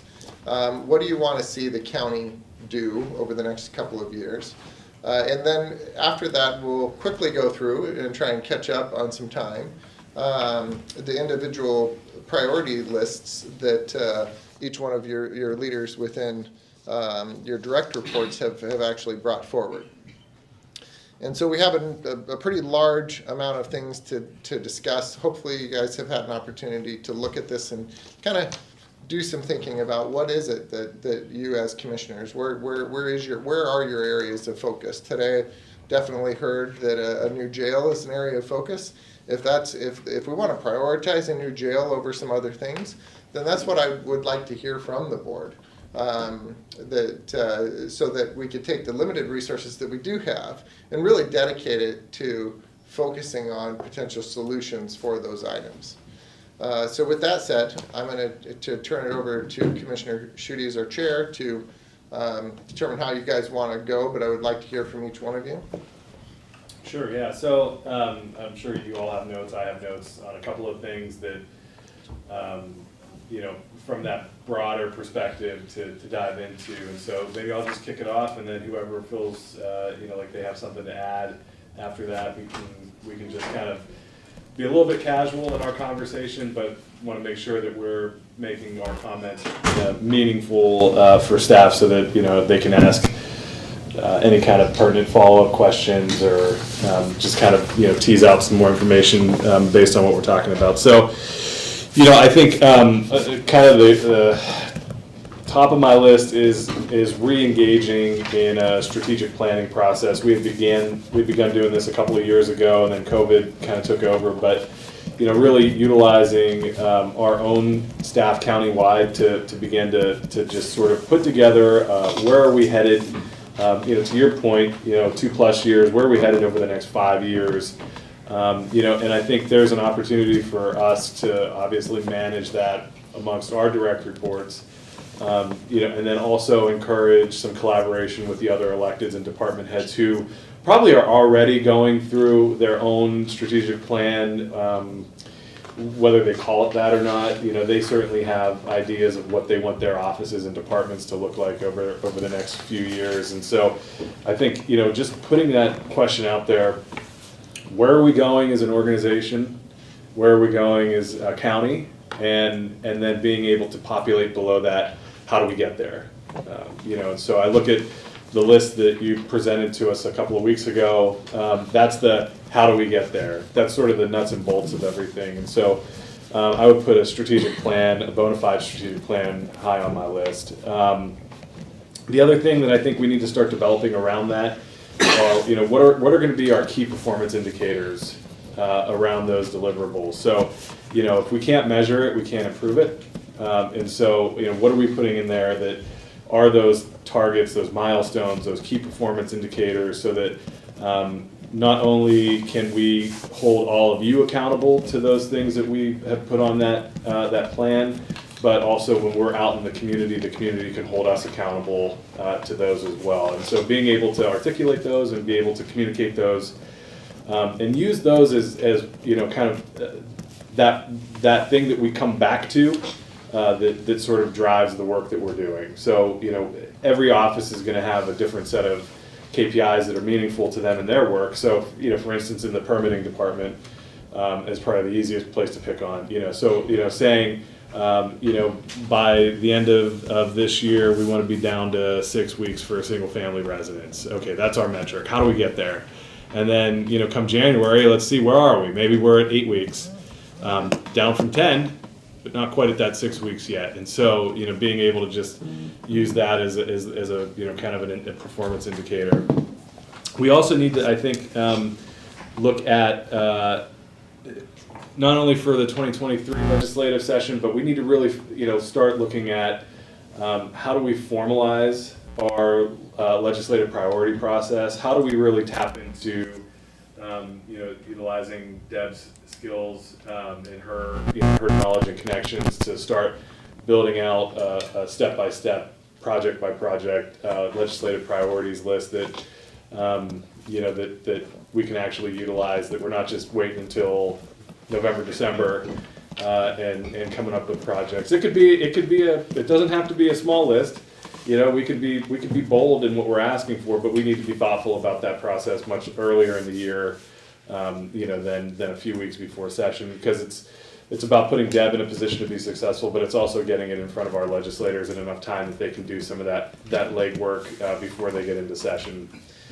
And then the other thing that I had on my list was how do we make all of our planning documents, our budget documents, how do we make those more meaningful to the public? How do we make those more transparent and accessible?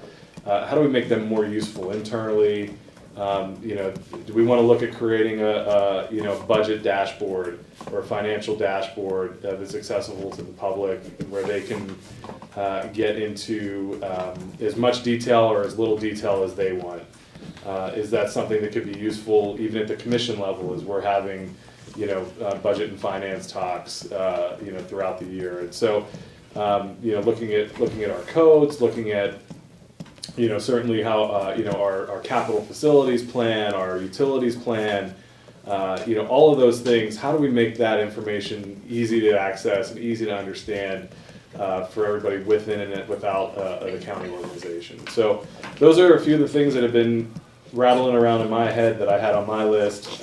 Commissioners certainly interested in hearing what is on some of your lists as well. I'll jump in. I think I'll just start looking at I know we have a new HR person coming on board, so I'm super excited about getting our policies so that they're meaningful. Not saying that they're not right now, but tweaking them so that they're more this century. Not saying that we're further behind, but we might be.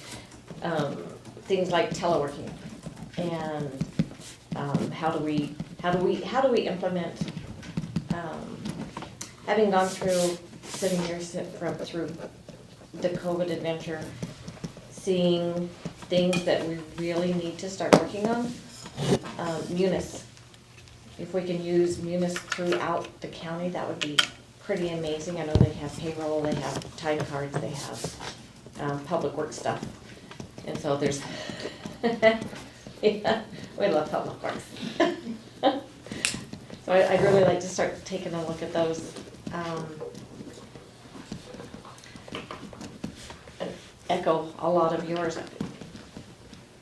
we've done a lot, like through SmartGov and using, shoot, what's it called? Bluebeam. That, yep. Bluetooth. Bluebeam. Using that, how can we use it more effectively? How can we use the systems that we have? 365, I'd love to get Office 365. I think that would be helpful in many ways. Dave, do you want to tap the Yeah, TV so it doesn't turn off? Yeah. Thanks. Sorry, Sharon. That's okay. I was almost done anyway. So really, I think those are the things that I'd like to look at. Just how can we make Mason County a lot more productive and efficient and transparent? Okay, so as for myself, first I want to say thank you for this document. This goes a long way because in reality we need things like this in order to move forward, in order to prioritize things. We need to know what there is out there. In the past, we actually used to meet with all the departments regularly. It was constant. Every week, sometimes it seemed like it was overdone, but there's things that we would pick up, and then they'd come in with ideas, and it'd just be thrown out on the table, and we had an opportunity to work through that. And I'm not saying that's the way to do it, but I sure miss that, and that's kind of what this process is it's bringing them back in again, and I think we need to consider finding ways to bring them back in more on a regular basis so we can have those conversations. That didn't change because of the position. It changed some years ago, actually, and I'm not even sure why it just drifted away so much. And it may have to be different now because of the new organization. I don't know, but I would like to look at those options, and I definitely always like having them in front of us more and us showing up more to do that, because I can't tell you how valuable that information was and being able to take care of opportunities when they popped up. When we don't hear about them, we can't do it.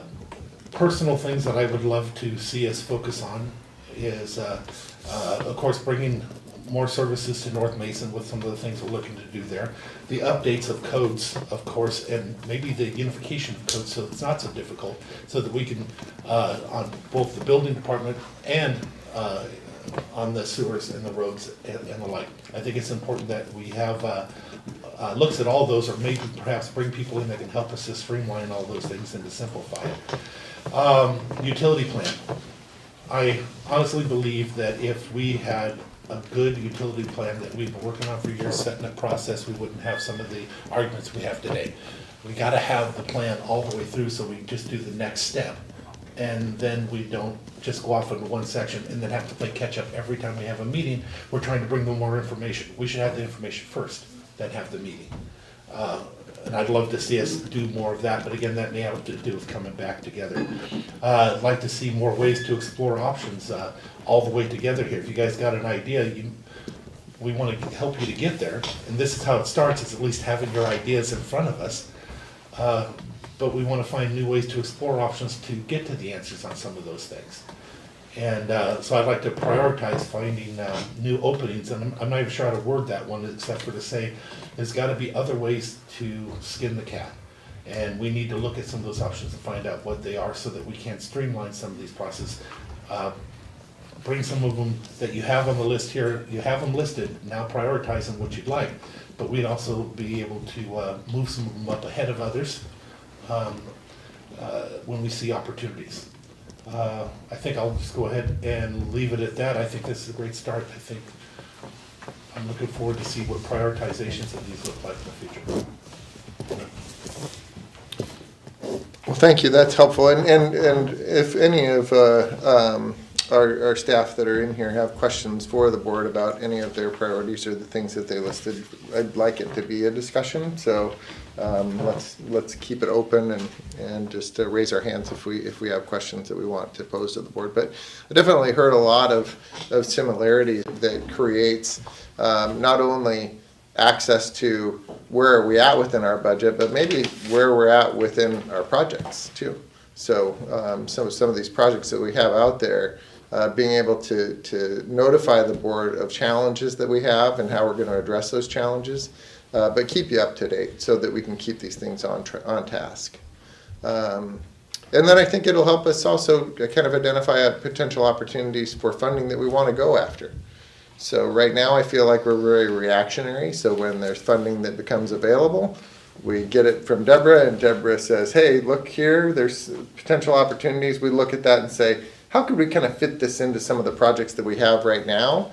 I'd love to be in a position where we're telling Deborah, we need money to go out and do, you know, a full utility plan for, pick one of your utilities, right? And say, I mean, Belfair is the one that gets beat to death, but let's say North Bay or Russellwood water, right? And here's the issues that we have out there and how we want to address them. But we need funding to do some of this stuff. So if we can target those projects to say, Deborah, go find funding for this specific thing, then I think that that'll help us a lot. And it helps us at least start to develop what that plan looks like overall. I mean, Commissioner Netherland talked about the fact that he wanted to have a really what I would consider a master plan for each one of our utilities. So what is the plan in terms of how are we going to service all the areas that are serviceable? What does that look like for capacity? As people come forward, that we're actually have a plan to say, yes, exactly, this is how you're going to connect. And this is what it's going to take to get your connection in there. And so then we can have it defined a little bit better. I think that with this extension, we're going to have an opportunity to define now a lot of additional connections that come to the north, whether it's on the industrial side of Belfair, or whether it's to the north of Log Yard Road, and potentially if there is other entities like Bremerton or the port that are interested in participating in this to provide those services, then we have a plan that's there to say, here's how you do it. And then to have those things defined up front so they kind of know what it's going to cost them to buy into it too.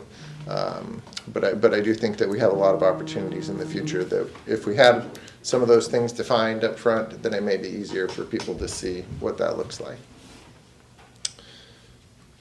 Thank you. Go ahead. If I can jump in, something I touched on but I didn't actually do. I would like to prioritize actually establishing new roads. It's been almost 20 years since we've had a new road. And I know that's been our desire over and over again to do it, but we've never gotten there. So maybe we have to prioritize it. And for the commission, I'd like to throw something out. You know, we're going to have something, we have not talked to the audit committee yet, but I know there's a presentation coming up about creating the capital facilities reserve. In all my years here, we have more money now than we've ever had in the history of Mason County. A lot of these things that we're talking about could be that one-time expenditure without a bow wave.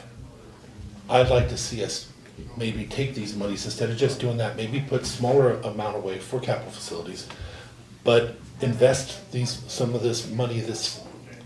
It's going to be more than we even planned again at the end of this one, at the end of this budget. Put some of that directly into doing these things right here. And again, as I'm pointing out, there's no real bow wave with them. So we're not at risk at setting ourselves up for failure in the long run. If anything, that money invested now may save us a bunch of money in the future. So if we consider that as we're going through these processes, that may really help. And what does it take to be able to get that road? Do you need a special funding? It doesn't have to stay just road money. We can go the other way. We can't come from them to us, but we can go from us to them in order to get some of these projects done. Well, and I think we have a unique opportunity with ARPA, right? So we're looking at, you know, we have a $26+ million worth of requests, both, you know, from our own organization and other public and nonprofit organizations out in the community. And so, you know, being really mindful of the items on our punch list, you know, where are we closest to getting something that is a priority for us done, and then how do we use, you know, blend those resources and funds to make it happen. And, you know, I think where I want us to be organizationally is I want us to start stacking some wins. You know, Commissioner Netherland's point that, you know, we haven't built a new road in 20 years. You know, let's start stacking some of these wins and get that mentality back in our community, in our county, that we can do good things when we're able to work together and find the resources necessary. And so I think to that point, if we want to build a road, let's build a road. Let's figure it out. You know, if that's going to be our top road priority. You know, we're super focused on maintenance. which is good. I mean, you know when you drive outside of Mason County, you know where that road stops. You know, so that's, you know, we do really good at maintenance. We need to get maybe put on the priority list some better insulation between us and upstairs. Sounds like a romper room. Yeah. Rubber mats up there, 'cause I don't know what they fall on, but Maybe they're gonna come through. maybe they're clogging or something up there. So, but yeah, you know, I think it's, you know, we need to just sort of, you know, shift our mentality, you know, when we do have the resources, to how do we get these things built out. And I think, you know, I think a great example of that is the gravel road conversion program. That's like New Roads Light. You know, when you're out and you're able, you know, the people in parts of the county that very rarely see county resources being expended in their area, that goes a long, long way. You know, and so how do we start getting after some of these things? You know, where people see their dollars not just sort of growing in our coffers, but put to work out in the community for them.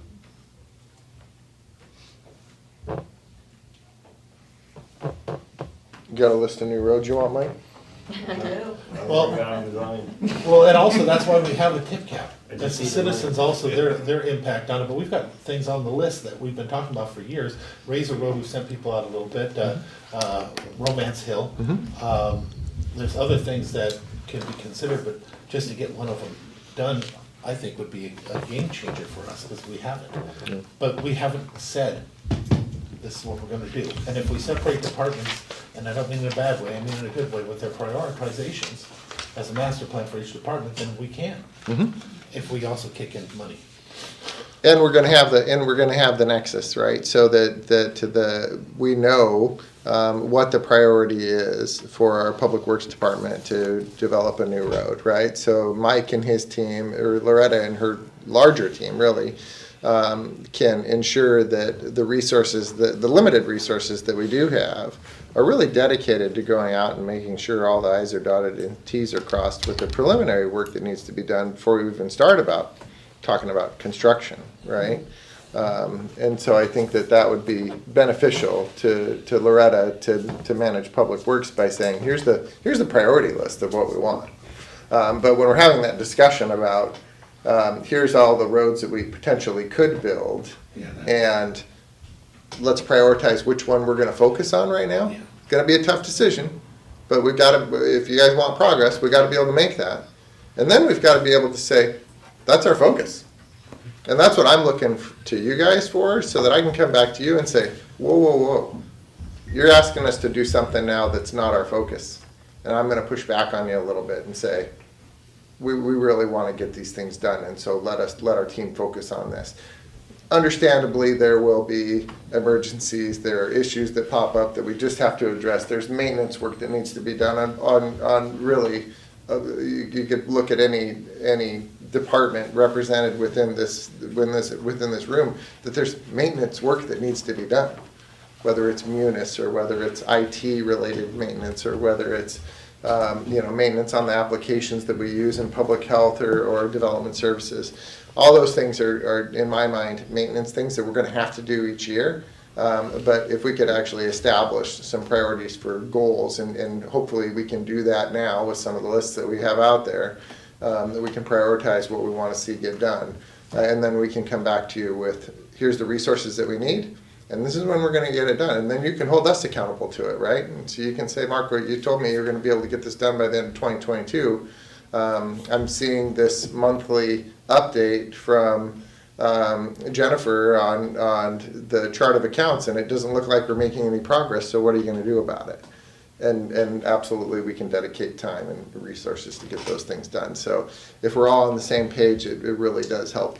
Well, I think we also have to give the tools, because I was just sitting here thinking, Public Works has been through, well, heck, when it comes to finances and financial managers and stuff like that can do the books, to where the director has to do interpretations during budgets, because she's the one that knew what they were even talking about. We have to give them the tools to fix that more than anything else. We have the greatest blessing right now in the general fund, and I'm going to give you a comment on that. I don't remember a time ever where I knew where every dollar was as much as I know now, because of how you structure your your discussions with us and your giving us of information. I'm always impressed at the end. I don't think I've said it the last couple of times, but at the end, I'm always impressed how much I completely understand where we are by the time you're done with your presentation. We need to give them the same tools to be able to do that. So then we'll be better able to make those decisions. It's hard without knowing where all the money is. Thank you. So Mark, is it your intent to go through, because I know you have the agenda here, is it your intent to go through each section of the priority list today, and then we can develop a base, and then I'd like to go through each one of the lists that was created by your leadership team, and kind of get your feedback in terms of what do you guys see as initial priorities. Like I said at the start, this is just the beginning of this discussion. I think that we can actually start to set up routine updates during briefings where we can talk about either individual departments and how we're making progress on these things, or have larger discussions or more in-depth discussions that we can break into pieces and get feedback from the board prior to those meetings so that we can make sure and have the answers prepared for you, where we can then make a decision and move forward. So I'm not expecting, I absolutely would love to get your feedback today on these lists. I think that the lists initially in my mind were to make you aware of everything that they had out there right now, and this is just a 2022 list. So kind of looking at, we've got 6 more months, right? Or less than 6 months. How are we going? This is what we want to try and get done. What's important to you when you look at these lists? right. So I kind of feel like we're stalling. We're ready to go. And so, let's stop. In my opinion, if we could stop talking about how we want to do it, and let's just do it. Okay. Let's get started on it. Sorry. So. Was there another comment? Just one thing that could help is if, at least on the Tuesdays when we have meetings, if we take another 2-hour block after the meeting to at least meet with 3, break that up with 3, maybe 4. But I think some need more time than others to actually get, because we're going to try, I see where you're trying to go with that. I'm just not sure how that's actually going to work, because the only thing they're going to have time to do is do the presentation of what I'm reading already in my hand. Great. They're not going to be able to take the time to break down why and what they need. Well, I'm hopeful that you'll have specific questions about the items that are on that list in terms of if you had questions or if you have priorities already established in your head about which ones are most important to you. That's the feedback that I'm looking for today, Randy. And then if we need to dig down deeper into these things, then absolutely we can do that after today. And this is a living process that will be able to go. So public probably hasn't seen this. This is a meeting that the public may be interested in watching in the future.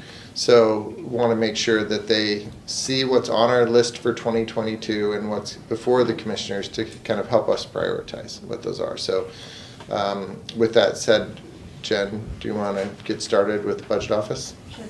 So I've provided the commissioners with a copy. Hopefully you have it in front of you. If staff need a copy of our total priority lists, I have additional copies here, and I've presented it on the screen for the public. So commissioners, yeah, I'm going to point out this if I could. Oh. Is it? I've got extra copy. Oh, sorry, I thought it was all. No, well, never mind. I have my own, so I'm good. I have an extra copy somewhere. Oh, there. There's an extra copy already. I made extra copies there. So I put ARPA funding as my first priority, my top priority, and that's because, you know, we're getting close to $13 million to distribute, so, and I should have put 9/6 of 22, not 23, for that. So the ARPA funding, helping you choose how it's going to be distributed. That's my number one priority. Thank you for letting me hire a staff person for that. That has been invaluable to have her on our team, and so thank you very much for that. So that being my first priority, my second priority is the chart of accounts, the revision, and so that is something that is a huge huge undertaking that Paige Hansen worked on for months before she retired. And so there's still some work that needs to be done on that. I know Leo has been working on that, and we're gonna team up, try to power through that and get that implemented by January 1st is the plan, because I have, you know, my priority list here, but my top priority every day is working on getting the budget simplified and readable, understandable for you so that we can adopt on December 5th, the first Monday. That's always my top priority. That's, you know, the focus, the goal, and this chart of accounts will help in getting us there. So those are my two things that need to happen: the ARPA distribution and then the chart of accounts for this year. If we do not get the chart of accounts implemented by January 1st, then we need to go to Plan B, which is implementing it sometime next year, because we have to upgrade our Munis system by October of 2023. And so if it doesn't get done before October of 2023, then we have to basically start over with Munis on this. So that's the big push on getting this done. Any questions so far or comments? Yeah, so chart of accounts, to borrow from President Biden, it's BFD, a big financial deal. We want to get this done, right? Yeah. So what are the gaps? You know, a lot of this lives with the auditor's office and is, you know, in part over there. But what are some asks of us in order to help ensure that this goes live January 1st, 2023? This has been a huge priority for the commission, and I want to make sure that that's something that's recognized and understood at the staff level, but also with our elected counterpart in the auditor's office. So what are some of your needs?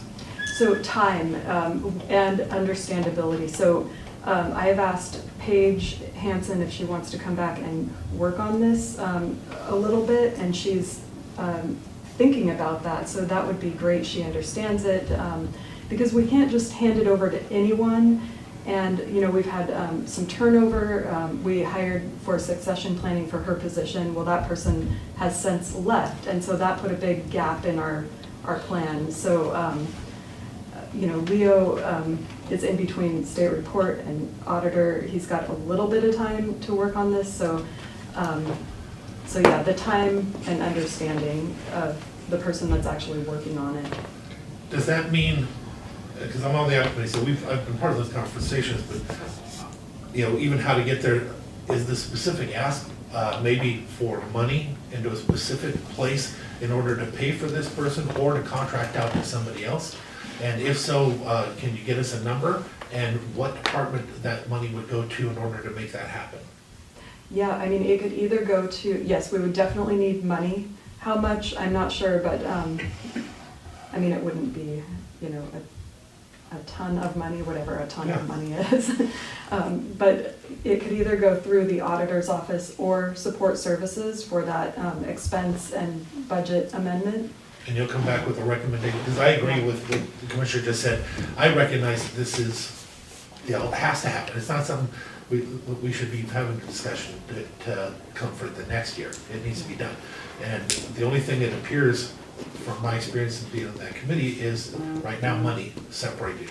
So if it is, we need to figure out how, who would pay, and how much. Let's ask the commission and see if we can't get it done as a one-time expenditure. Okay.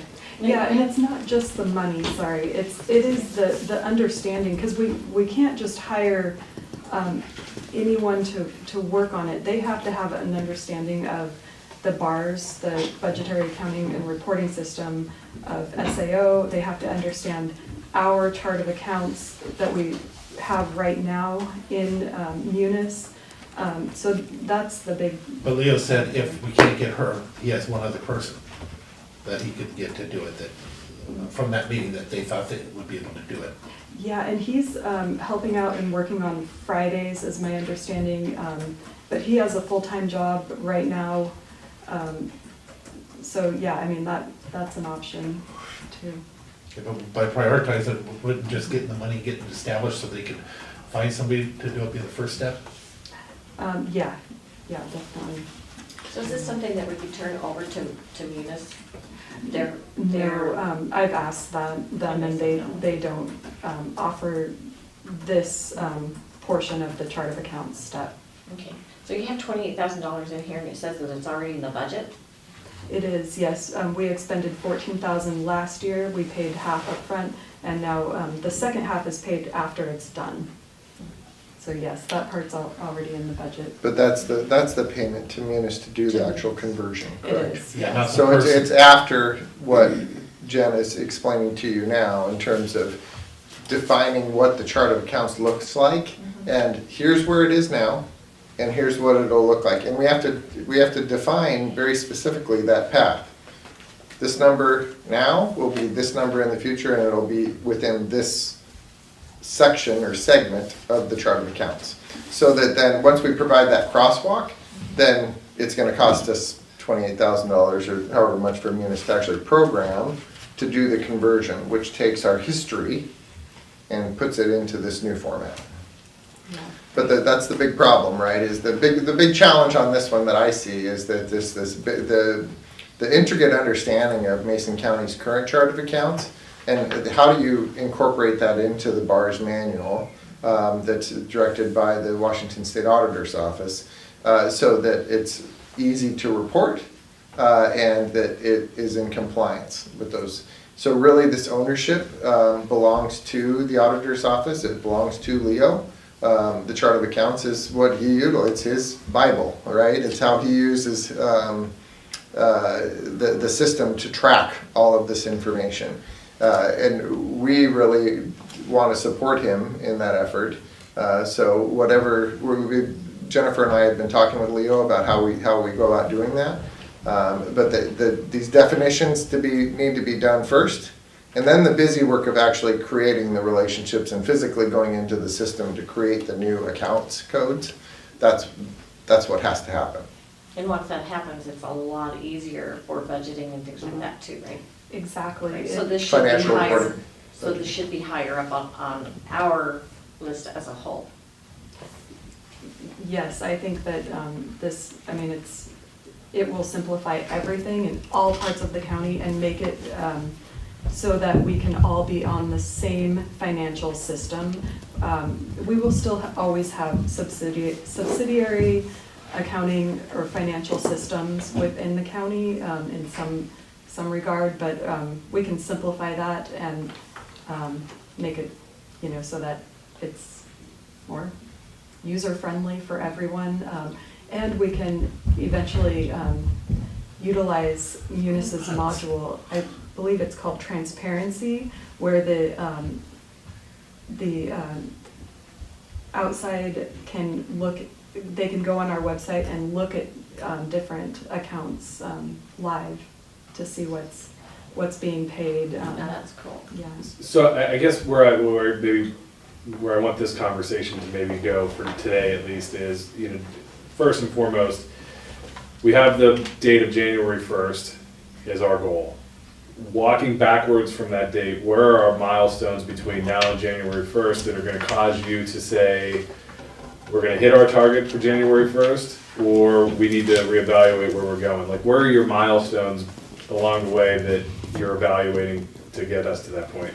So Munis needs 45 days from the date we are done with our crosswalk in Munis. So we're putting it in, and then they need 45 days to work on testing it, making sure the history works. So that's one part that we would need. So I've put August 31st, but really we could probably push that to September 30th. And then we also need to do the subsidiary system crosswalks as well. So we've got Terrascan, WinCams, Odyssey, Access, JIS, and then SmartGov as well. So we've got a lot of different pieces that need to come together. But that piece, once we have that initial crosswalk, we will have it that won't take as long, I would think, maybe a couple of months. So we can work on that while Munis is doing their portion, their 45-day portion. So to answer your question, that was a very long answer. I would say September 30th would be the drop dead. We'll know if we're going to make it or not by January 1st. So it sounds to me though, like you have the commission saying that we understand that is the priority. And what it's coming down to right now is for you to tell us, this is what I need to make it happen. And then we either say yes or no to that. But we have to have that next in order to get it there. You direct so we can follow. You'll know the numbers, you'll know what we need to do. Okay. Well, I'll get you the dollar amount once we know, and the approximate time that's going to buy. And you need an extra body. Yeah. We need Paige. Well, that's what we need. And I guess that's what I don't want to get hung up on that, right? Because we know that she's this vault of knowledge and has the experience and everything. Mm-hmm. But I don't want us to put all of our time, effort, and energy on the chart of accounts process into hoping or trying to get Paige to come back. I mean, I'd love to see that. I think that makes a ton of sense. But we have to recognize she's retired and has other life obligations and priorities, and so. Yes, if we can get Paige, no brainer, right? Mm-hmm. But we also need to be mindful of the time that we're putting into hoping Paige comes back that can be used for finding a plan B if Paige is like, hey, listen, I just can't. And as a rule, we never set up a policy or a position for a person. That's just what we've never done. We've tried never to do that. So again, we're just asking for the information to create whatever's needed to be created to get to the next phase so we can just get it done. So I think in the just sort of being time conscious, this is something that I think we need to be briefed on more regularly over the next several weeks. So I don't know that we need to be briefed every week on this, but maybe twice a month between now and the end of September, just so that we have kind of the temperature of the progress and that kind of thing. Okay. Yep. Okay. So did you guys have any other questions on the items that were also listed down below those top two priorities? Yeah, maybe just real quickly, a lot of it seems to focus on, some of it is chart of accounts related, but maybe just talk about execu-time real quick. That's a couple of years out. Is that, how does that tie into some of this? So execu-time ties in directly to the chart of accounts. We've got to get that done first, and then all of these other priorities, position control or position tracking,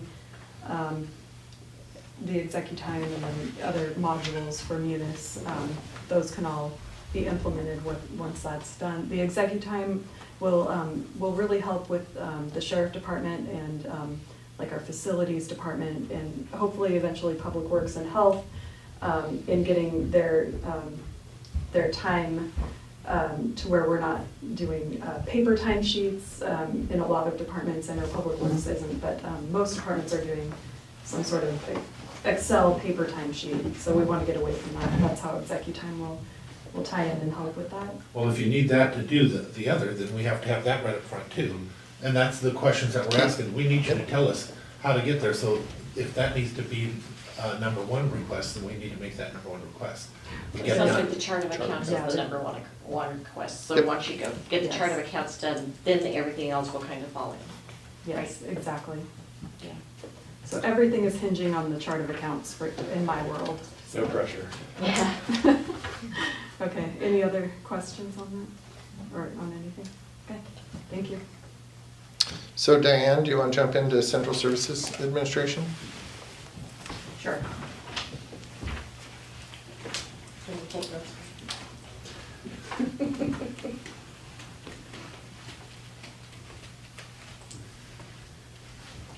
So the number one for this year is to streamline the agenda process some, and we'll be bringing forward amended operating guidelines in August. And the big one for at least departments will be submit once for briefing, and then we can move that forward to the agenda once the board says it's good to go. That will mean departments will have to make sure they get all their proper reviews, legal, HR, budget, And I've been working with Mackenzie to make sure as they come in to review it for that type of thing and remind the departments, this needs HR review or a budget or whatever. So we came up with a new form so it can be submitted once. The other thing that we will need to address in the operating guidelines is our past practice has been once you brief it on a Monday, it typically doesn't go on the agenda till 2 weeks out. Now that we're on an every other Tuesday schedule, we have been more generous with on Monday putting it right on Tuesday, which is fine, but if that's what the board wants to do, we'll just need to amend the guidelines so it reflects that. Otherwise, it's just to simplify it for everybody. It's already posted on the website for the public and whatnot, so I think we've got that down pretty good. Unless if you see improvements, sure, let us know. But I anticipate this will come forward the first part of August for briefing, so then we can actually amend these guidelines. One thing you will need to add is a checklist, because the commission quite often will, even though we have all the information, we have a request ourselves that we will give before it moves forward. That we do that a lot as a commission. I want to see this first, or I want to see that first. So you're going to need a checklist or a box where you can create a checklist so we can make sure that those have been checked off before it goes on the agenda. Right, and I know, and Mackenzie and I have talked, and we would only move it forward with what's submitted if the board's good to go. But yes, if it goes back to the department, they'll have to then bring it forward again, so. But right now, you have to submit for briefing, then sometimes it's the same thing, you submit again for a regular meeting, but we can use that same one as long as it's good to go. So I know during COVID, we tried to make it so that, because it's difficult, I know, for Mackenzie to get late packets.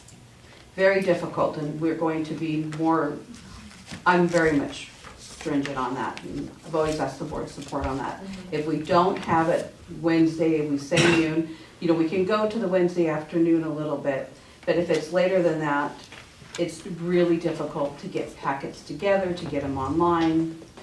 So my answer is. So there's two ways to look at that. One is that the right time? Is that the right time frame to be requesting to have people getting things in by, or is it just a matter of we need to really crack down and hopefully a couple of times where people don't get their stuff on changes. Kind of changes the culture there, because I think, in the past we've waffled, as a commission. I mean, we say, hey, noon or nothing, right? And then it's like, 3 or nothing. Friday, okay. And so I think, there's a consistency element, from us. We gotta, there needs to be an edict from us. But also, is noon Wednesday the right process? I would certainly say by the end of the day, Wednesday, yes. Because, so that Mackenzie has time to gather it, scan it, post it, because we also have to be mindful, we have to reach out to IT staff to say, okay, it's ready, open up the link. So we don't want to be last minute, and then we're waiting on, okay, they're like, okay, we don't have staff to do what you need us to do. So. And I think Fridays our IT is down to the minimum. Yeah, they're half staff on that day. So really Thursday's the day that everything needs to be Thursday's the put magic. together so that it's on, so that the public can review it, and so we can review it. When things are late, are they typically late, but they're by close of business on Wednesday? Is that the majority of? Depends on the department. Ooh. Oh man. Ouch. So that's our department. We are the worst offenders of our own timeline, except for me, I'm pretty good. Because I have been that receiver, but I mean, I could name departments. Who's the most timely? Cal. Me? Cal's pretty good. I mean, and I think because, we know we brief every Monday. We know the meeting schedule. So my motto is plan ahead. And if you can't make it for that one, well, then you're going to make it for 2 weeks out. When 2 weeks out are here and you still can't make Wednesday, I have zero sympathy. but that's me. The one problem we're still gonna run into, there are things, you know, for law enforcement or whatever that come That up happen. with. Yeah, Yeah. so there still has to be some type of parameter with somebody that can still okay it going on. But actually, Commissioner, you're 100% right. The only way to change the culture is to change how we react to what they do. And after you cut them off a couple of times, they change how they do it. I hate to be the one that we do that too, but the truth of the matter is, we probably need to be a little more hardcore in order for them to follow what's going on. I think bringing it out and letting the public know that this is a priority for the Publicly commission. shame them. Well, as I'm interested. There we go. I'm interested in the other leadership's stance in terms of what does it take to put these things together, right? I mean, Belfair is a crazy example because of the amount of time that it takes to actually sit down and put together detailed documentation is sometimes difficult. But on a regular process, do you guys have difficulty putting together the information that's necessary, Dave? So sometimes I run into a problem with DOH not getting the information to us until Wednesday by noon with an action time where I have to get it in. So what I have done is call Diane, or I get hold of Mackenzie and say, hold me this piece. And that it's works. coming, yeah. And we do try to reach out. We realize, because even in our guidelines it says, if it's going to be detrimental budget-wise or to the public, that we don't take action, we know, okay, we're just going to have to make it work. Yeah. And as long as we know there's stuff coming, we'll hold it open, but. What about to streamline, make it all digital instead of having paper copies? Because I know sometimes I'll get done and be like, okay, I'm done, and then I have to make paper copies. Like, it just takes, it's that extra little. Okay, my turn. Out. We have reduced it down to, in fact, now in the operating, what we're going to do is we're going to ask for only one paper copy because Mackenzie says her packet, digital packet is good enough. We archive that, so we've met all of that. That's what we post online. So that is one more thing in the operating guidelines. We're reducing it down to one paper copy. So could the other departments just send it to you electronically? That's something Mackenzie and I have talked about, and I think what we came up with last week is, yes, she's willing to print that. If it's really large and we're gonna give a number, then we're gonna ask the department to turn in their own packet, but. So how many paper packets do you have to make up? Right now that we only have 2 paper. We keep one for the clerk and then one for Commissioner Netherland.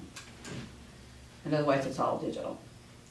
But even, you have to be mindful too of, even if it's digital and it's late, when you post like on Laserfish, it's not just slam it in there. Right. You pull it in, you have to bring it up, you have to insert this, I mean, sometimes it has to be rescanned. So it's just a busy work process, so when it's late, especially on Friday late, especially if IT's not here, if Mackenzie's not here, because I don't have the same Laserfish license that she does, not that I can't sign on to hers, but that's when sometimes you'll just see it inserted like wherever. So I get it on there, I'm like, I got it on there.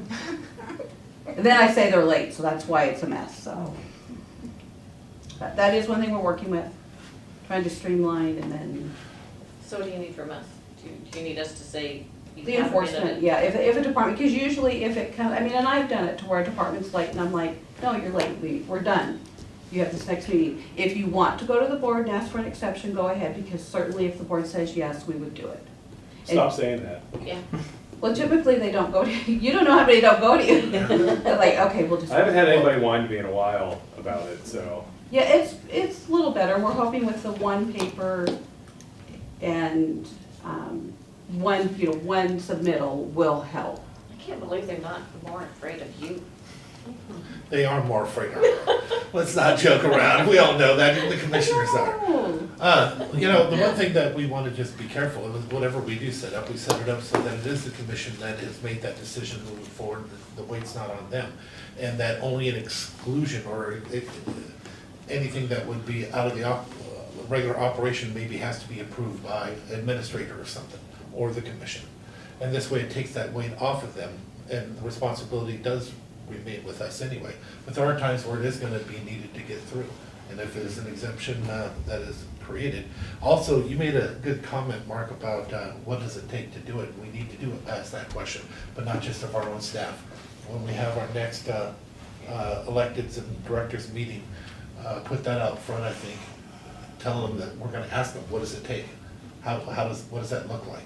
And then maybe then we change it if it seems like it's absolutely necessary. But other than that, I think we need to support our staff in being a little more straightforward in how it's done and make it happen. Well, I think too, you know, if it is more complicated, who's ever requesting whatever hearing date it might be or whatnot, they do need to be mindful, can they really accomplish getting everything together in that timeline? And sometimes they're up against their own deadlines and they have to, but. Are we comfortable with every other Tuesday having a regular agenda? Yeah, because we still have our briefings every Monday. I don't think the business meeting is the regularity of the business meeting is the issue here. I mean, it's because you have 4 Mondays and 4 Wednesdays, you know, it's just the action part of it. And I mean, I think part of this, you know, like the term I used earlier was how do we change the culture around getting these in? And everybody's super busy, right? Everybody has a lot to do and everybody has, you know, obligations to meet, and it's not just their primary focus in life isn't getting their packet to the commission, right? You know, I mean, they got things to do. No, but it should be. I mean, I'd like to see it maybe bumped up a little bit, but you know, but how I think, you know, maybe you know, I mean, Commissioner Netherland's point about making that an administrator call, or even, you know, maybe doing that with the administrator and whoever the chair is at the time, and picking a bad guy and just you know, this is the guideline. This is, you know, if we can look at the budgetary exemption if there's a major budget impact, or, you know, public health and safety is at risk if we don't do it, whatever. But, you know, even at that, I mean, I think we need to be mindful, because I mean, you could make anything have a budget impact. You know? And I mean, pretty much Mackenzie and I, we do work with the departments, and whether, I mean, we're not afraid to say, sorry, you're just too late, that's too much. So that's not so much a problem. And I think too, as long as the document's ready and been properly reviewed for budget, the Tuesdays will go really well, because we're saying now submit it once, have all your ducks in a row, and it's getting all that. And that's why I'm working with Mackenzie to make sure when she sees something HR related or budget related, remind the department, did you check with Jen? Did you check with HR? Because sometimes when it comes to briefing, that's when I know Commissioner Netherland's usually good about saying, did you get HR review on this? Then that kind of stalls it. So we're trying to more upfront remind departments. Right. Or legal review. Yeah. Right. That checklist element of it. There's a little box there now that has boxes. Really important. Public outreach, all those different things, you know, and it's about garden variety, getting people thinking more than 3 days ahead of where they're at with their work. Yes, and I've asked Mackenzie also, when she reads something coming in, if she sees that it's budget or HR related or whatnot, to make sure those departments, she can just let them know, hey, did you know this department's asking for a position? And to let Mark know so he's aware. Because a lot of times the department maybe hasn't even brought it up with anyone, but they have it in there for briefing, so. And they may not know the impact of it. I Right. mean, we just went through that with our, I got a briefing from Nicole this morning on the sheriff's office request to revise some of those positions. And it requires things that from a supervisor within, or a command staff person within the sheriff's office, that may not understand the union implications associated with what's the proper process to go through. So it's not as easy just to say, hey, we're going to create, you know, 2 new lieutenant positions, and we're going to get rid of a sergeant and a chief position. Well, that sergeant position is a union position.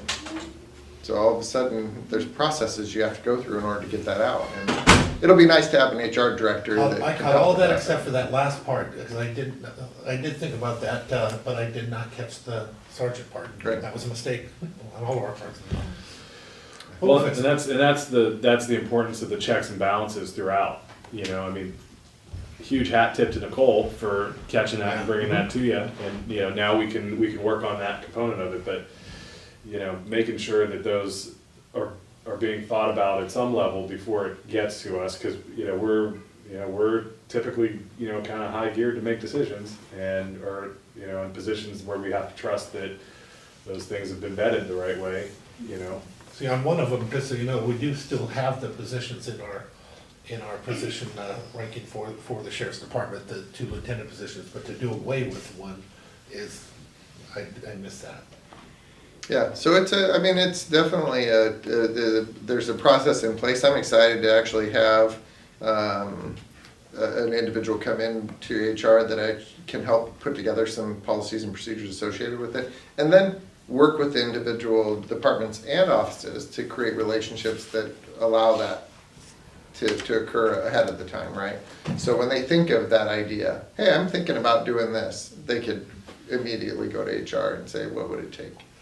So going back to the whole thing, the idea of keeping the policy with an exemption with approval of the administrator and chair, and move forward. What do you think? I'm comfortable with that. You comfortable with that? Does that make sense? Does that fix it? So you're saying if they're late? Yeah. Yeah. Yeah, so we'll look at the operating guidelines to see. We just need to make it hard to be late. Yeah. I'm comfortable. Yep. And I'm happy. I'm not in the public shaming Did part I yet, not? Yeah, but I mean, like, no, like, you know, let's show them how bureaucracy can work if, you know, you're late. But if we have that policy set up, then, you know, between the chair and that's the a challenge. that'll make a difference. I mean, that's a challenge because we're often required by timelines to have certain things done. Well, that's why the chair and the administrator can evaluate that. Yeah. Yeah, I mean, so that's the thing that I tend to get, I can speak for myself, that I tend to get caught up on is the fact that if I'm not keeping track of the fact that I've got to have 45 days or 30 days ahead of time to do that, then all of a sudden it comes up on that Wednesday and I'm thinking, oh, I was supposed to have this done by noon. He hasn't quite learned to back into the deadline very well. Correct. But I'm working with him on it. Seems like a gap in our training regimen. Yes. So yeah, it is a challenge, and I don't know if I mean, I'm definitely, Loretta. Yeah, well, and some of the things that we just process a ton of paper, as you know. So one of the things I'd be interested in exploring is looking at some of the activities that come before the board, whether those could be administrative and maybe just reported on that, hey, we're doing X, Y, Z. Right. So private line occupancy permits is a prime example. It's great to know they're happening, it's interesting, but it's a permit within the right of way. So is that something that the commission actually wants to be briefed and take action to issue the permit? I think, my thing is, I've always been one of the ones, I like to know about them when they're coming in. But anytime you're given access to the county stuff, I think it should be a commission thing. I would like to see it streamlined, but you're talking about something that is actually an action that the commission is supposed to do. It may be easier to do without it, but if you're giving somebody a right of way or access or something, that is a legislative decision. Could be. I guess I could be listing things that are certainly delegated and done administratively in other jurisdictions. If that would be helpful, if you want to. Well, again, it doesn't mean they're doing it right, but I'd always be open to looking at the options, but it is our job to make those decisions and to ask the questions.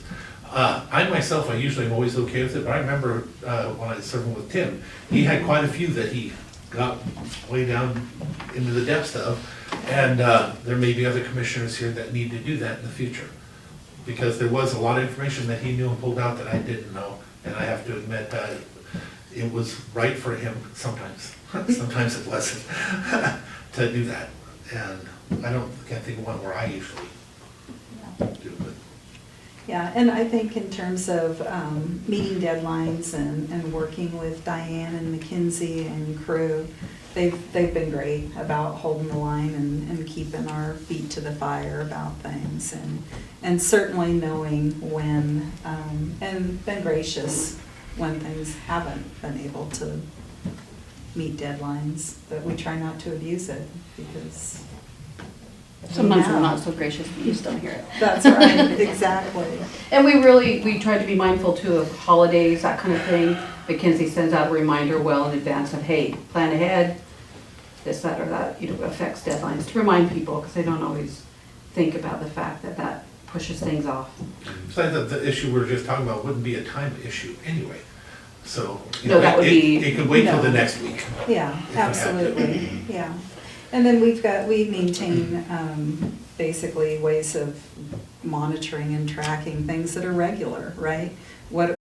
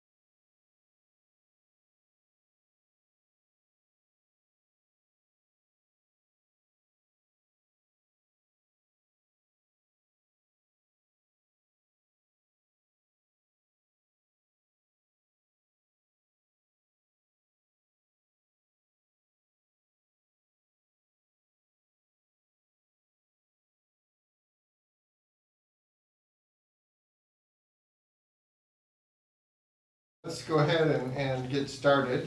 We have Kel here to talk about community development. Good afternoon. All right. So the first one, and I've done this already, or we started this along with environmental health, but having the building planning, environmental health, just permitting times and reporting monthly. We want to coordinate it with Jen. This last month Jen's report was late, so we'll start up again in August. But Mark and I were emailing back and forth and kind of what format would you guys like to see? I haven't provided you with anything other than the monthly submittal permits. We also Loretta and I get a monthly issued permits for housing, so for single family and manufactured, etc. But in the past, prior to me, Chris Nelson and Dave did reporting, and prior to that, Barb Atkins had for years, done a monthly report with some graphs and stuff. So is there a particular format that you would like to see, or is the verbal reporting along with Jen's financials on that same day good? So I'll say two things. One, I don't really know all the options for presentation, so I will say yes, but not give you a specific, this is the format that I want to see. I think we need to look for those. But I think the important thing is being able to kind of like maybe break down some of those. So I'll just use single family residence as an example. How, what are there outliers in there that are taking longer? And, and really kind of understanding those data points, right? So you might have some that go in 5 weeks. Then you might have others that take 12, and so just trying to understand a little bit, month to month, what's happening, what's, kind of coming in and what's going out. And I really don't know how you would put that together graphically or what that would look like. Maybe there's some neat tricks in SmartGov, but I think just being able to kind of tease out where the outliers are, being able to break it down a little bit more than just aggregate numbers. Okay.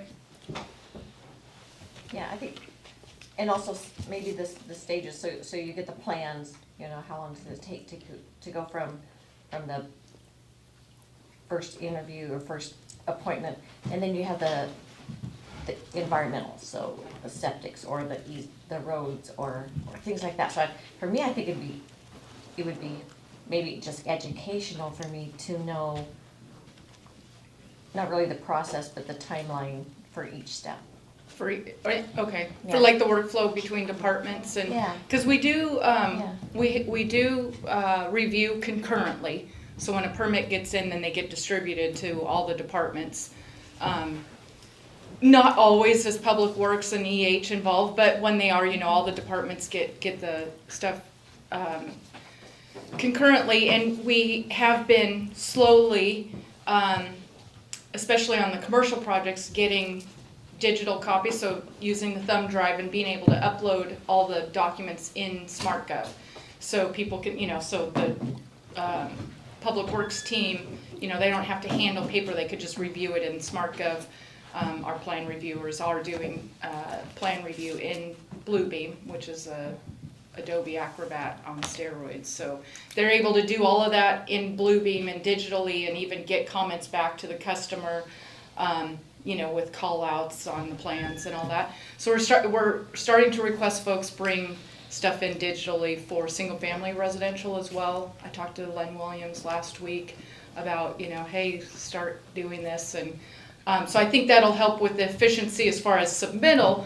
But different projects take different timing depending on, how complete they are, if there's issues with their plans or not. So it can vary in time for sure. Okay. I know I talked to OMB yesterday, and they said that you guys are awesome, and that they're really excited about the progress that you guys have made as far as the timelines and the efficiency and I call them, so they are our accountability buddies. Yes. So they've been in this from the beginning when we were, I was sometimes literally in tears.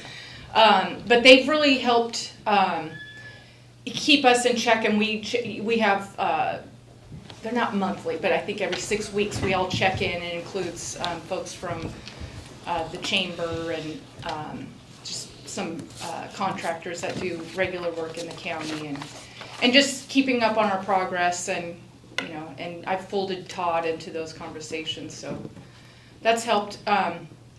Staffing is not perfect, so it's hard to keep staff. As you know, Stephen Scott is leaving us for Florida, and so that that throws off our review times. So just trying to keep people in their seat will be helpful to reduce times even further. So could that be one of your priorities too, is just making sure that we have butts in seats? Yes, definitely. I'm already, we lost Melissa, our planner, and so I've been calling, trying to get the planning seat filled. We've got a couple prospects for inspector to replace Stephen. So yeah, I definitely see staffing as a huge priority.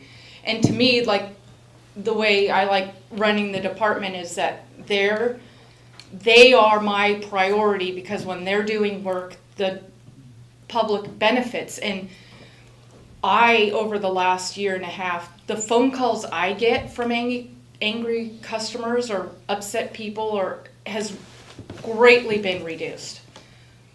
I will even say there's a day go by and I'm like, no one's doesn't even remember I'm here. But that's, I think, is a sign of success that the department is functioning. It's not perfect by any means, and there's just endless amounts to just continually process, improve, keep the lean. We keep that going, and we can never be too efficient. But so it's an ongoing process. But staffing is my internal main goal, because it makes people really stressed out when they're still there and their colleagues are leaving or they're not there, and so that's not a good thing. A long time ago, we used to get a breakdown of submittal to issuance. Submittal to issuance.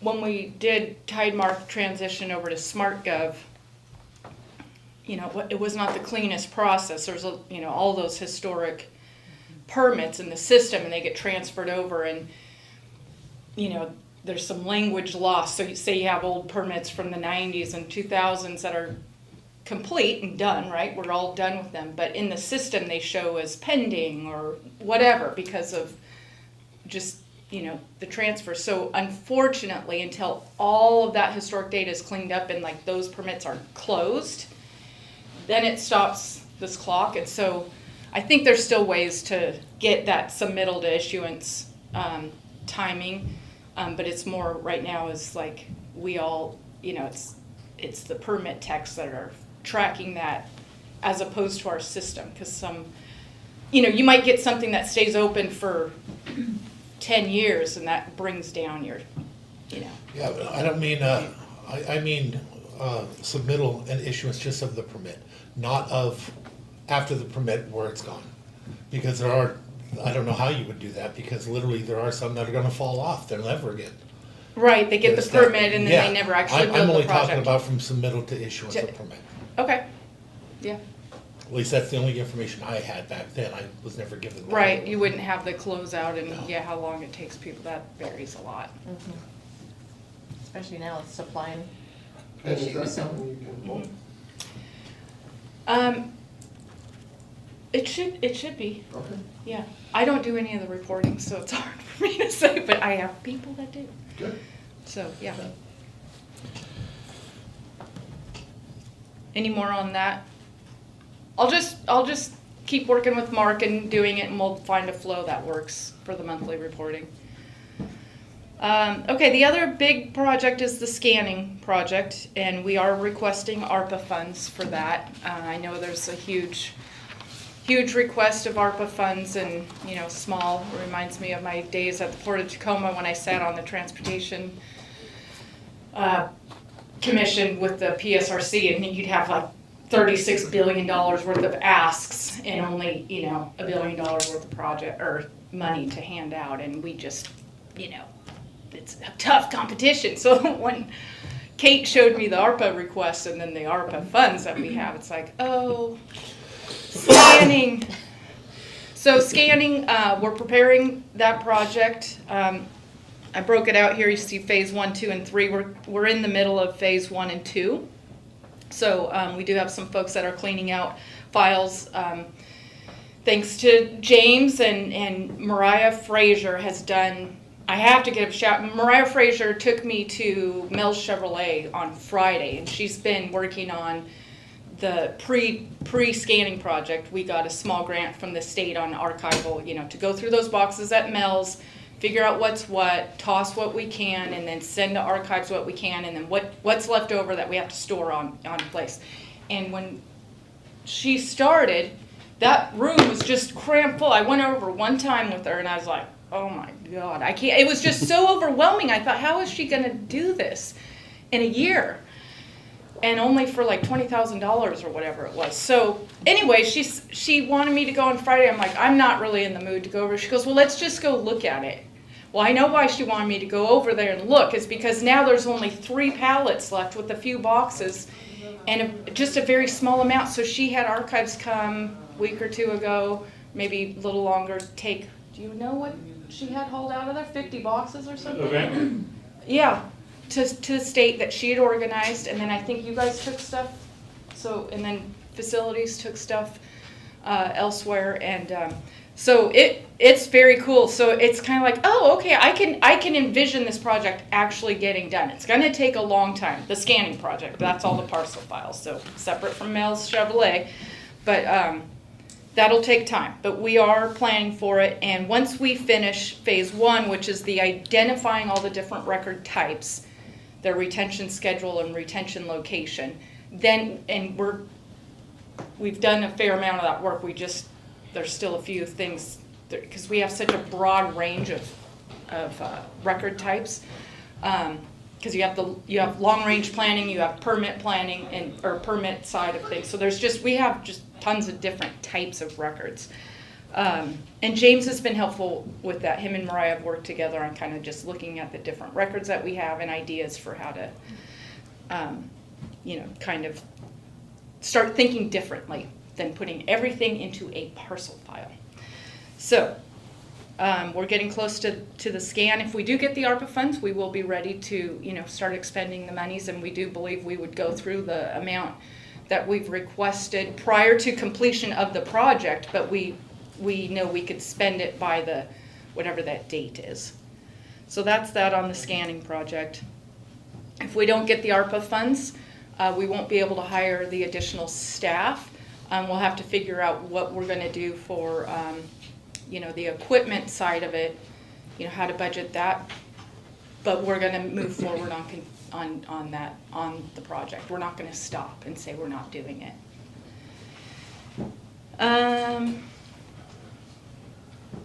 Okay, so we're still, Marissa, matter of fact, I have it on my to-do list to pull another meeting together with Loretta, Marissa, myself, and Jen Byerly on the capital facilities plan. So we updated the capital facilities plan recently with all the department's stuff, but we're revamping. So it's going to be a 20-year capital facilities plan with a 6-year capital improvement plan as a separate document that we could update annually instead of having to update the whole thing annually. And so I think and Mark's been involved on one of the last meeting we had, the kind of different formatting options and things like that. So we'll just get going again on that. So so that's one of the things.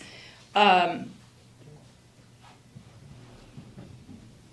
was going to bring up, it's not on here, but one of the questions I had for you guys today was the short-term rentals. We don't currently regulate short-term rentals. It's been an issue for a long time. I often get calls. It's usually a neighborly sort of thing where there's a short-term rental next door in the neighborhood and it's causing problems because you've got new people continually coming. They don't know the rules of the beach or property lines, things like that. I also did receive an email that also went to Mark from Constance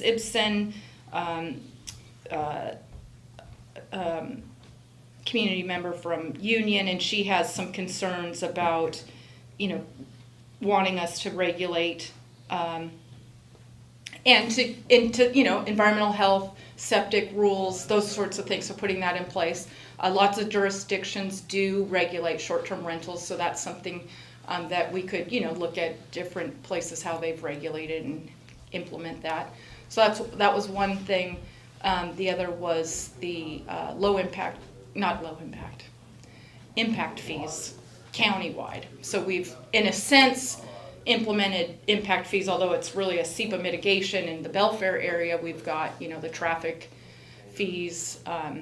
They're required to talk to schools, et cetera, but just broadly countywide, and the other UGAs is looking at impact fees. That's something else that got brought up that we don't currently have. So just curious what the commission's goals or priorities are for that, given that we just have, Marissa is our only long-range staff person. I assist and stuff, but I'm typically more running the department now. Next year, we'll be getting monies from the state, probably next June, to update our comprehensive plan. So we're due to update our comprehensive plan in its entirety by the end of 2025, and the state's giving us funding to do that. So we'll be able to hire a consultant. So that will, Marissa will be managing that project, but I still think she'll have the capacity to bring on one other thing for the, over the next 2 years, whether it's impact fees or short-term rentals. So yes to both. I mean, I think they're both important, but for different reasons and to different groups. And so, I think, maybe good to get some feedback from Planning Commission. I know we're hearing about both. Mm-hmm. We're getting letters on both issues, yep. And so I think a starting point, at least for the short-term rentals, is have a conversation and let the Planning Commission maybe solicit some public feedback on that. That could be an interesting public process, but there's already model code out there, that we could look at and localize and evaluate. So, in terms of how big a lift that would be, I'm not sure, but it would be good to put some thinking behind what you think the time commitment to both of those would be, and if there's an opportunity for us to, look at a consultant for one or both. That would help inform my thinking too. Okay. For me, the impact fees I think are important, that we do look at them for schools in particular. There's been a lot of work that's been done to get them all on the same page for a small amount instead of a big amount as they tried to do 12 years ago. They annihilated themselves with that. Update on the comprehensive plan, always important, because when we open our comprehensive plan, we put ourselves at risk with so many other entities and the ability for them to challenge it and lawsuits that come with that. With that being said, I hope that the commission would agree that we make absolutely positive that we don't make the mistakes we've made in the past of letting too many people come in with too many different ideas when the comprehensive update is only to make it on the same page as what's legally required. That's all that's required on those plans, not for us to recreate it, and we've done that a couple of times to where it was, we had a shoreline plan that literally is like this now, but at one point it came in like this. And that's because there was a group of citizens that put together stuff, and technical team, citizen team, and then there was a whole other third that nobody knew where it came from.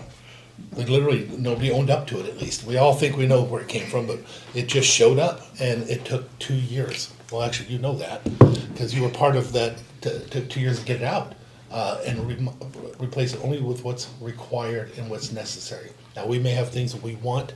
We should talk about that separately, but the comprehensive plan, I sure like to just keep it only what's required by law.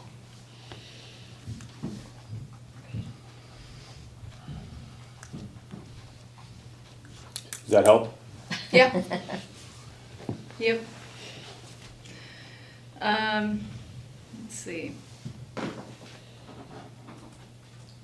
And then the other things I have on here are, in-house training with building department. They do that Wednesday mornings. They have a in-house training, so the whole team stays together.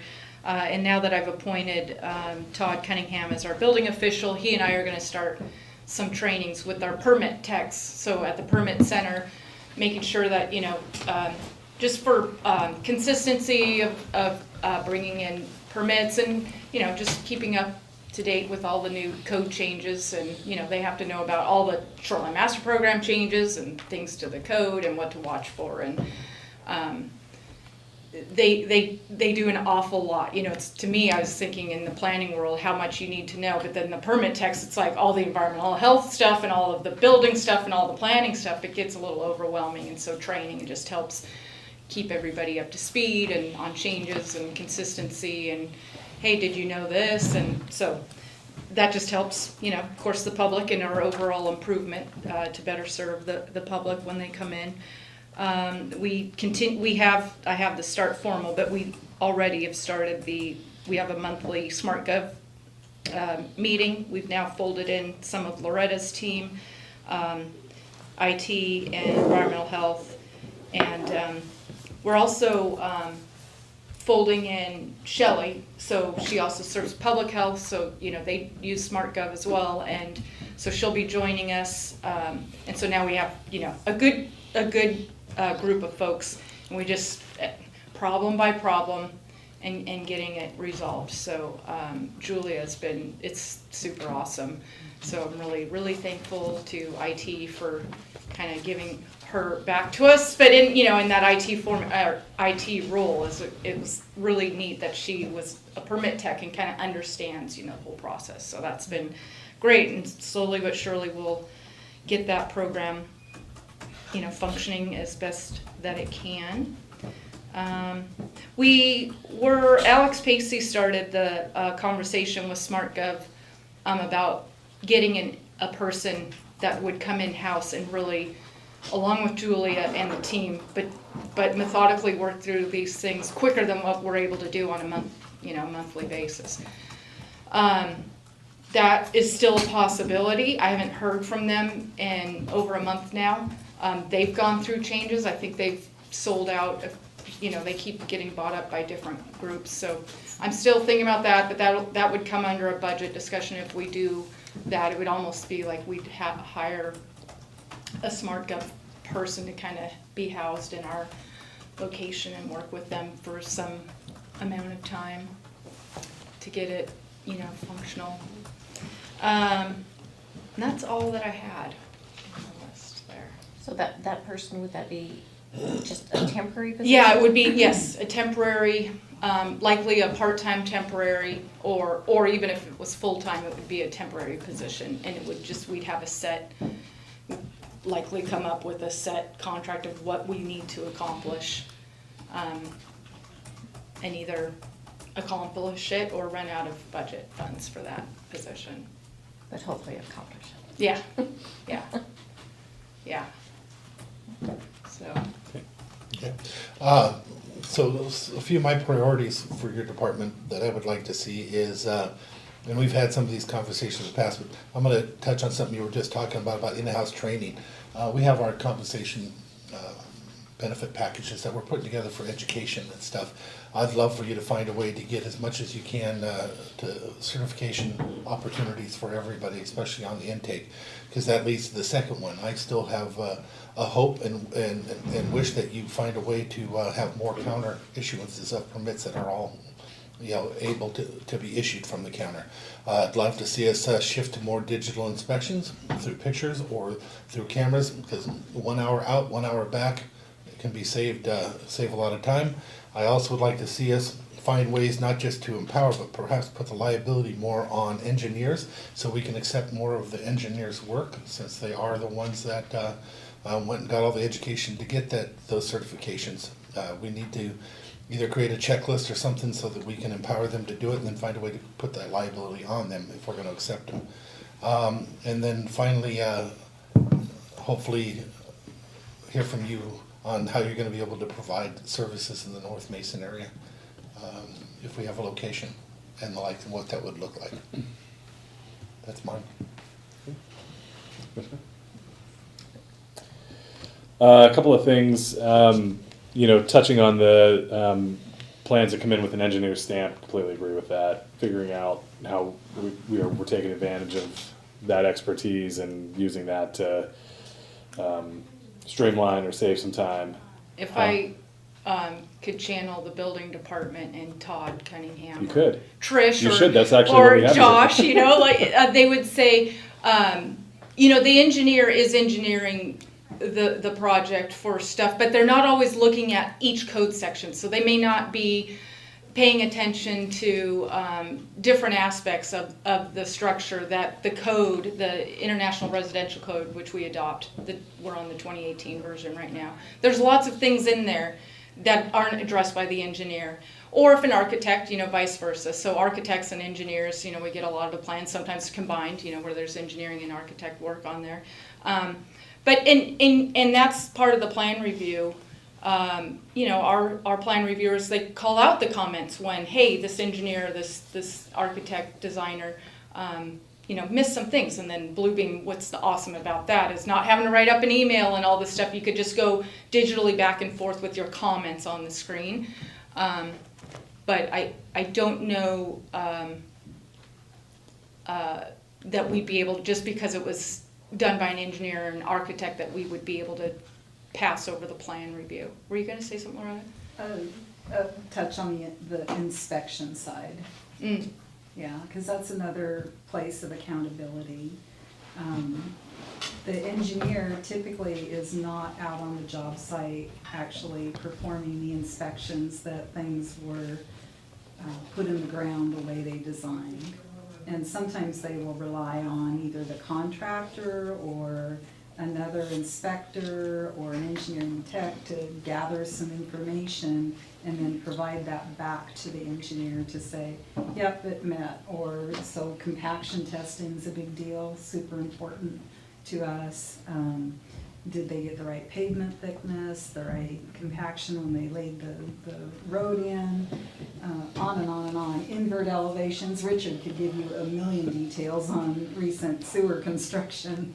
But with that, and I totally appreciate that, but is that something, I mean, we wouldn't do away with inspecting the projects in the field, right? Are you saying that what they're doing in the field, I mean, what's the tie into plan review on the front end? Oh, I'm just making sure I understand what the accountability on the engineer's side is. Are we still wanting inspection? Because we've also had models where we have not, and Public Works has not gone out and inspected.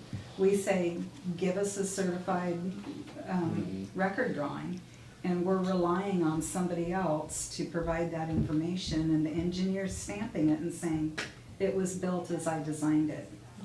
And we're not necessarily out in the field. And right now, I think that we still have the inspections, but I do know that there are different areas where the actual engineers are the inspectors in a sense. They send it in and they send photos of certain things in certain areas of the country. You live in one out there that they did a lot of that, where literally the engineer is the inspector and they make sure that it's done that way before they sign off and take on liability. I'd like for us to look at those opportunities and avenues and not just cut them out because this staff member says no, or that isn't how it should work, in my opinion. We need to look at ways to empower and utilize them to the best of our ability so we can get the jobs done. Inspection, though, is still extremely, extremely important. But one thing that would help is if there's a checklist. For example, snow loads in Lake Cushman is different than everywhere else. But if somebody's going to engineer something in Lake Cushman, maybe there's a checklist that has the differences and stuff that are outside of our regular code that they can go through to make sure. Kind of a follow-on to that, similar but maybe a little bit different, is having a conversation about stock plans. That's something that comes up periodically when I'm out talking to folks. I know that the city gets hit on that sometimes as well. And so maybe there's some collaboration that we can do with our counterparts at the city to talk about what it would take to implement or, you know, have a better stock plan program between our jurisdictions. I'm not exactly sure how it was done in the past, but I know that Todd, Josh, and Jeannie just met because we had Lennar turned in their stock plans for the housing subdivision up in Belfair. And so there are, you know, say they have 5 different models, and then within each model they have 4 or 5 different floor plans. And so that's a lot of stock plans. And they were all figuring out, you know, how to get them into SmartGov and blah, blah, blah, and the plan review. So, you know, there's a full plan review on one and then not for the others. And so if that's what you're talking about, maybe on cost there. So yeah, they are, and so I don't know how it was organized in the past or if it was, so maybe it's been an issue, but it sounds like that team, with the permit center and the building department coordinating on making sure it's a easy process. Yeah. So this is, I don't know if this came up, Commissioner, when you were at the EDC, but Jeff Farrington is a big proponent of this, and that's typically where I hear it from. It was just at the EDC, actually. This is something that's been coming up for the 11 years I've been here. Them asking, you know, because there are stock plans all over the place, but yet they'll be relooked at again and again and again and again. And there wasn't a process back then. It's not just you. We've never had a really good process. Oh, so you're talking about things like maybe, say, Adair Homes or something? Where things that are pre-approved already. So like I even think about like, I mean, your Lennar example is great, but I think about even like at Alderbrook Properties. I mean, they have like 5 or 6 different floor plans that probably are very similar. Not maybe on the same scale as Lennar, but same kind of deal. Right, I see what you're saying. You know, Okay. and so I think just being able to kind of evaluate that from a process perspective, and it would be great to see some coordination with the city on that, because I think they have a need and an interest as well. You know, there might be some things we can learn from each other's processes that would be beneficial, but I just think that's that's another area that we could take a look at, that, you know, that Olympia Master Builders might even have, you know, some thoughts on that could help inform our thinking and policy making. And that any of those things would cut down on time and lag time for the next one, So like pole barns and things like that too, right? All of them. Anybody that we can already get through and already have pre-approved, once it's already pre-approved, if it's going to be identical, then, you know, and it's the same type of issues, why can't we move forward quicker on them? Right. So then you'd only be looking at the setbacks and the power and. And then the other thing, this is a process thing, and so I don't want to spend a ton of time on it. I think it's something that you can take back to your process improvement group. But you know, just I think having more communication with us in terms of how you're reviewing things. So are we doing a concurrent review process for plans and permits? Are we doing a consecutive? And so in order for one person to, you know, for it to move from desk to desk on this, you know, do we have to wait? You know, or can we do these things, you know, concurrently so that there's, you know, some improvement? And I know that there's also has to be some collaboration between departments on that. So identifying your partners and making sure that they're involved in that process improvement, and figuring out, you know, does it have to wait at one person's desk until they get through the entire pile and moving on to the next person, or can, you know, depending on workload, can that be going through multiple review processes at the same time? That's what I was talking about too earlier. And that's where process. intake, that's what I'm talking about for intake, the intake navigator that can do most of it right then and get it done, the little things that are necessary. But if it's big, I understand, it has to come off, it has to go in line, I get all that, but the things that can get through should get through as easy as possible, even if they have to take it to another desk for a moment, because that's what they did anyway. It just took forever when I was over their desk auditing how it was done, watching Jeannie. You weren't there. It wasn't you that was doing it. Yeah. So watching Jeannie explaining to the person who was in charge, trying to get the right exact answer so he could move it forward to the next. It was really a waste of time. It went back and forth with the client. Yeah. I don't know if I doubt that's typical. But I know when Todd came on, you know, I talked to him about, and he makes sure, you know, the plans that they review, they need reviewing. So he shares your thoughts that if there's something coming in that doesn't need full plan review and all that, we try to get it out the door. Well, the more things like what the Commissioner mentioned, but I think a stock plan, that will yeah, give us even more and more that we can get. Right, because that's something I hadn't thought about. Obviously, the Lennar example is easy because you're in one location, it's one company, and it's all being done in a sequence of events, rather than having a stock plan come in, but it's for, you know, it's always a one-off given location. And so, other than Alderbrook, but I didn't think about that. So I'll see what I'll talk with the building group on if there's something that we can. Well, for the most part, it is a concurrent. But yes, but yeah, I mean, I can't think of anything other than revisions. All permitting is concurrent. When a revision comes in, it does kind of have to pass. It depends on, so-and-so needs to see it and then the next person. But we do try, revisions we try to move along. We always give them, they don't go to the back of the line. Do we have fillable forms online for people to use? Or Yes, I don't know if they're 100%, but before Corey left us, he made all of our application forms fillable. Okay, great. Yeah. Great. Yeah. For people like me who have a horrible chicken scratch.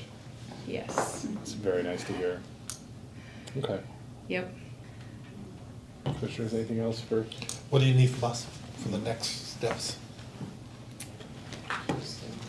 Huh? Scanning Scanning money. Scanning money. And you got that in the ARPA? Support union wages. So, can we chat about the scanning real quick? Yes. So, I'm sure this is all in your ARPA document. So, but is it scalable? Like, so, I mean, you asked for 542,000, I think, for ARPA. We're asking 500. I think we budgeted, it would be a 542,000. We are asking for 500. Okay. They were kind to us. Yeah. Thanks for that savings. So, but is that scalable in the sense that, what if we, through the process, allotted 250,000? I mean, you said you're going to continue the work anyway. I mean, is it, are we just buying, if we did the full investment, are we just buying time? Are we buying an expedited we're buying process? 2 temporary positions, but 2 full-time people to scan. Now, whether those, it's going to be part of our clerical staff, our clerical pool. And so I'm open, if I get staff that 2 people want to scan all day, every day for the next 2 years, great. But I can't. That may not be the case. So it may be that the clerical pool have to all know duties and switch around so you don't, drive anyone crazy. But so it'd just be two staff people. So because there is a chunk of, I was thinking TJ from IT was here, but there is a chunk that we're asking for, and it is broken out in the request form of what we need from IT, so equipment and cloud storage. So that's we don't have that money. So we need that, and then the additional funds for staffing. Because our clerical staff now, they can scan here and there, but they don't have time to scan all day. So the additional funds will go to pay salary. So is it scalable in terms of components, right? Yeah. So can we do, I mean, are there it some would just components mean that are that- more important than others? That you could say, I'm gonna focus on these first to get these scanned? Well, I mean, Or is it the whole that we lot? haven't broken out. I mean, and that's way too into the weeds. Well, and That's way asked- too into the weeds. It would scalable as far as if we got less funds, we would spend the money on salaries quicker. I mean, not quicker, but we'd be done prior to the 2026. And then we would just continue on with existing staff. Yeah, I just asked because on your priority list, you have 3 phases for the scanning project. Oh, this is us preparing to do that. So these aren't being funded. What we're requesting funds for ARPA would go to the equipment, cloud storage, and some IT things. I think it's around $100,000. I'd have to check. And then the rest of the money we're requesting is for 2 new staff people. So it's scalable as far as, do we hire only 1? Do we hire 2, but for a much shorter period of time? Yeah, gotcha. Okay. There's another option that, I don't know if it'll apply here, but 6-8 years ago, we did run into some situations where we hired a company. We actually contracted out. It was much cheaper than hiring individuals and bringing them on. I don't know if they could do what she needs them to do, but they already had their equipment. They had all the things. It was quite a cost savings. We've talked about that and we've considered that. So it would, if we were able to get all single record type, say geotechnical reports. And just say, hey, company, scan these in, this is the naming convention, real easy. But because we've got dozens of different record types, and that's what we're identifying now, it'd be really difficult to send out. Can we bring somebody in though to But have it's them look at it and possible. see if they can do it? Because they already, again, Yep. things change, Mhm. especially the last few years with COVID. They may not even exist. But they were able to come in with different things for land, marriage, all these other records that we had set aside. They could separate them out. They knew how to do it. So I wouldn't want to assume they don't know how. Right, I'd like sure. to have them come in and see what it looks like, and that might be a huge cost savings. I think it was at the time, because we were looking at hiring bodies then. That's exactly what I was gonna say. If there's a service out there that we can use, tap into theirs, then why not? The company Coastal that does our cleaning supplies is one of those companies that has a scanning process too. So I've got their contact. Okay. There you go. Is that about it, Kel? Yep. Although, I just thought, he just had a face, and I just put two together, so I might want to talk about that later. John? You ready? Jump up Thank and you. do emergency Yeah. Thanks, Cal. management. I'm gonna try and push us through some of this stuff, so if you could kind of go through your stuff quickly, that would be great. John, I think we could just cut a check today and take care of your list. That's so pretty good. It's so small for how much you're asking for. And it's already funded, a lot of it. A lot of it is, sir, and we were able to find some other funding, but going over the FEMA reimbursement for the snowstorm, we noticed that there's a huge gap, which we all know, between here and North Mason. One of the challenges we have is most counties are unified, which don't have geographical divides that splits it up. So the ability to respond, protect, reimburse, traditionally is all together. But with North Mason, we have this divide. What we'd like to do is put a North Mason Emergency Operations and Training Center up there. We've talked to Chief Bakken because of the personnel issue, and we're now under negotiations that we would be willing to train some of his staff, and they would immediately activate the Emergency Operations Center up there so we could link, and then our documentation starts immediately. There's no gap. There's no North Mason we have to get a hold of, and then we can actually, depending on the magnitude of the incident, even if we had to go around, we could send a staff member from here up there to assist with that documentation piece. But that would really close that divide. As we started looking when I first got here, we asked 4 questions. What are the rules? When do they apply? Who do they apply to? And what's the expectation for implementation? And that's where all our projects started to get created. The CEMP being revised, the mitigation plan, looking at county code, which designates county employees as emergency responders as well. What does that mean? Because OSHA requires that they be trained to a specific level, just not all of the duties as assigned. So we're looking at those pieces. And of course, we have wildland fire season coming up, which is always a challenge for us, as well as then we have about a month off, and then we start getting into the winter storm season, which doesn't look like it's going to be any easier on us than it was last year, but we're going to be more prepared for that. So parks-wise,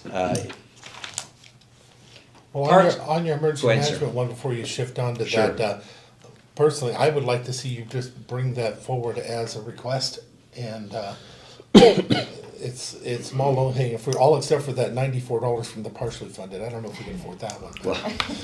Pass the hat. But yeah, it would make sense just to bring this forward so we can start moving on it. It's such, Right, sir. it's one-time funding. I don't see, yeah, I think it looks like we all agree on that. Did you submit any of these under ARPA?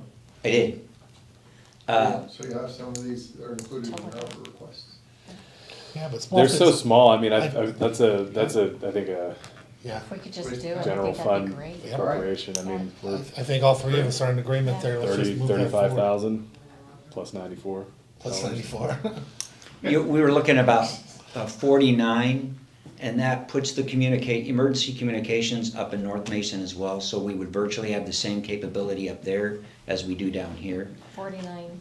It was for the ARPA funding we put in for 49. I have multiple grants coming in. Unfortunately, they're all hitting about the same time, so everybody wants to know, what are you spending your money on? Well, it all depends on, it's that ball juggling piece of what it is, and I don't want to repeat too much equipment, so that if we do get it all, I'm not a proponent of having things in boxes that are sitting off to the side that are not being utilized. So I see your 35, I don't see the other, so I'd like to have a breakdown when you bring it forward, because I see the same number he does. Yeah, well, and some of that we picked up, but again, it's looking on the side, if we don't get funding, what does that entire look like? What does that entirely look at to fund all the projects? And I think, you know, even at the $49,000 level, you know, I mean, I think this is something that, you know, whether we do it now or in our 23 budget preparation, I think we have the capacity to do this outside of ARPA. And, you know, and that gives you maybe a little bit of more clarity in terms of the other grants that you're going out for, and, you know, and hopefully you're successful in those. I think in terms of the ARPA money, it's like, looking at that is, you know, for projects where there are limited other funding sources or some, you know, longer process or more challenging, you know, like I tongue in cheek say we could just write you a check today and make this happen, and, you know, we'd probably be just as well off. So I would probably anticipate maybe not using ARPA for these things, but funding them one way or another, just not through ARPA. And let me clarify, we asked for 50, but we had 8,000 from another grant we wanted to kick in, so we weren't just going completely to ARPA and saying, please fund us for the entire piece. Mm-hmm. And then we had $8,000 that was left over for equipment that we were going to pitch in as well, so that lowered it down to the 30. Mm-hmm. So would this be in the fire station? In the old fire station. In the old one, okay. They had set up back years ago an emergency operations center there where the infrastructure is still there. So we would be piping into that infrastructure that already exists. One of the challenges we look at is because we don't have IT support up there, we would need to have the emergency operations center ready to go at all times, not in a box. Right. Or we traditionally take an alternate EOC and we put it in a wall locker somewhere. Well, when you pull it out, nothing works because it hasn't been connected, it hasn't been updated, it takes an IT person, yeah. So it would be something we would have activated at all times, which means Kitsap would be able to take advantage of our training. So Bob Burbage today is out getting his certificate to administer CERT. He has already gotten his certificate to instruct CERT. By mid-September, he'll be qualified nationally to teach the incident command system. So both of us together will be able to get those courses going that you folks requested, as well as the ICS 402 for elected and senior officials. So it really is advantageous to get something up there to where we can start getting our training done and fill that gap that already exists. And this is the training that, John, just to kind of circle back when we first started, this is the training that those employees that we identify as emergency responder employees are required to have. So John and Bob would be able to actually provide that training in-house to those individuals. Which would be a savings too. Which would be a savings too. Absolutely. So John, do you think it would be beneficial for the commissioners and others to maybe go and look at, like, I know I went to Pierce County's, their emergency operations center. Wow, it was impressive. If you want to get jealous, well, I would go to Pierce or Thurston. Thurston has we built a new Thurston.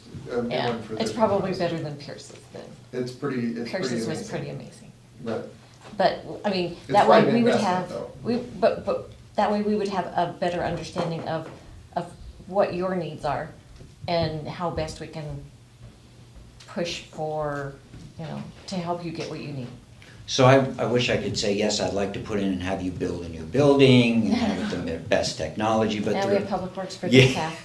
The realization is what we have currently in Shelton works. The challenge is the equipment's old. And that's what happens. Traditionally, budgeting for emergency management, it's one of those things that we break glass, pull out. When there's an emergency, unfortunately, as technology moves forward, we expect the Emergency Operations Center to link with so many different partners, to include the federal government and Department of Defense, that if we don't keep that technology up, it's virtually impossible to link with them. Even though the state law says, well, they're supposed to reach down to us. It doesn't always happen that way. They always say, well, can you reach to us? And right now we're kind of using Morse code with some of our stuff as we look at their technology moving forward. And that's more of the direction that I was saying, not the buildings, I mean, Shoot. whatever. But as far as the equipment.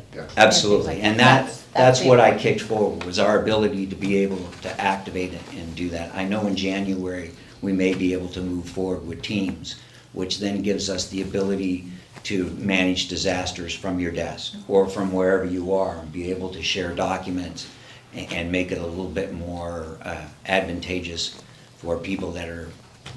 Which would be amazing. It would be, because right now it's virtually I'm not gonna say impossible to do, but it's a challenge, because since we don't know when a disaster is going to occur, it's hard to say who's out of place when that happens.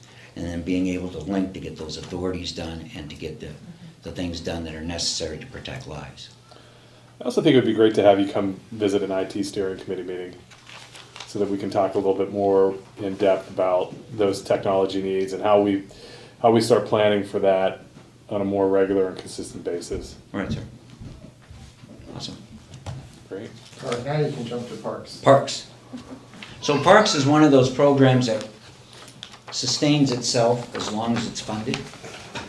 So we are moving forward with the RCO grant, which is due today, so we'll have that in on time, thanks to the contractor, so that we'll be able to get that in. But that's not a whole lot of funding. When you start looking at the new updates on the cost for Sand Hill and also Union, that's maybe a fifth of what the total cost of the project's going to be. So it is a huge investment, but again, it's the only rectangular field in our system, in the park system in the north end. So when we talk about soccer, even though we say, well, you can use baseball and softball fields, they're not built for soccer. Soccer requires a different pitch.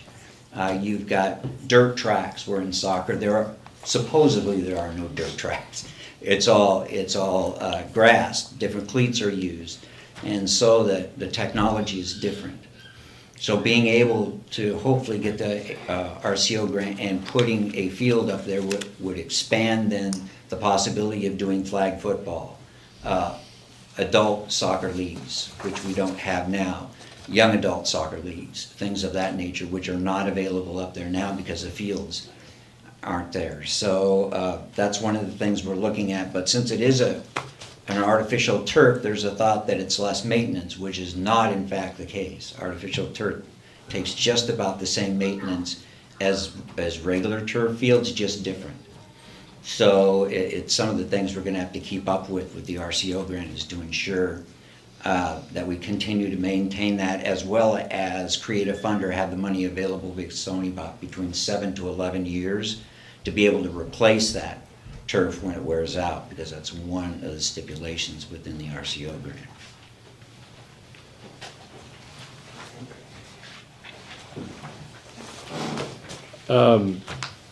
So looking at lost my place. So like the Oakland Bay rebuild, rebuilding the road. Is that a road that can be converted? I mean, is it gravel road to the caretaker's residence? Is that something that we could work with Public Works on and improve? It's in the park, and it is a gravel road. It's just for the main Yeah. part where you park, and then. Yeah, I'm saying, can we pave that? Yeah, chip seal. A Yeah. lot of permitting, probably could. Because then you'd have runoff to deal with and all of that. Mhm. How often do we have to do this out there? This would be our first time, I think, since we first got the park. When I was out there with Bud, that's what he was telling me. That there was a lot of work on it when we took it over and put in the parking lot and everything. Mhm. And then we graded that road. We, meaning I think at the time, might even been a contractor that did the park improvement. But Bud was saying just from the use, the typical use of just the caretaker, even he wants to make sure it's safe to get them in and out. Yeah. Okay. Just one note I'd like to throw out there. When you're looking at the pitching machine replacement, 4 of them, that they are 23 years old. In North Mason, we have 0. doesn't make much sense, you know. We don't even have a single pitching machine up there for the people up in the north end. And that's something we can look at, absolutely. Is there a way we can split the difference and replace 2 for MCRA and buy 2 for Sand Hill? I think they're used quite a bit at MCRA, so I would not want to reduce the number there, but you look at, I don't know where we put it up at the north end, we'd have to look at that. Perhaps though that you don't get rid of them, though you just replace the 2 worst ones with 2 new ones. And if they're still functional, you could buy 2 new ones for north end and bring the 2 old ones. They'd be tickled to death, to be honest with you. They'd be perfectly satisfied. They just got 2. I don't think they would be nothing more than hoorays and parties about it. I would tell you right now, though, I know staff has to go out there regularly and like fiddle with them to make them work. So to have them at the north end where there's not staff there at the park, I don't know how effective it would be, because Ann has told me several times, if it's not her or Bud, if they go to use the machine, it doesn't work, so they have to go out and do whatever to make it work. Well, send somebody out that, tell them if they want to practice to use the machine, use it in north end too. Just tell them to go there and use it. But no, even if they had 2, they wouldn't even need to have 4. 2 would be a huge benefit over 0. So what's your priority? Is it the artificial turf? Or, I mean, so I'm trying to figure out which is, if we can't do everything, right? So what priority would it be for parks? Is this in order of your priority? Yes. Okay.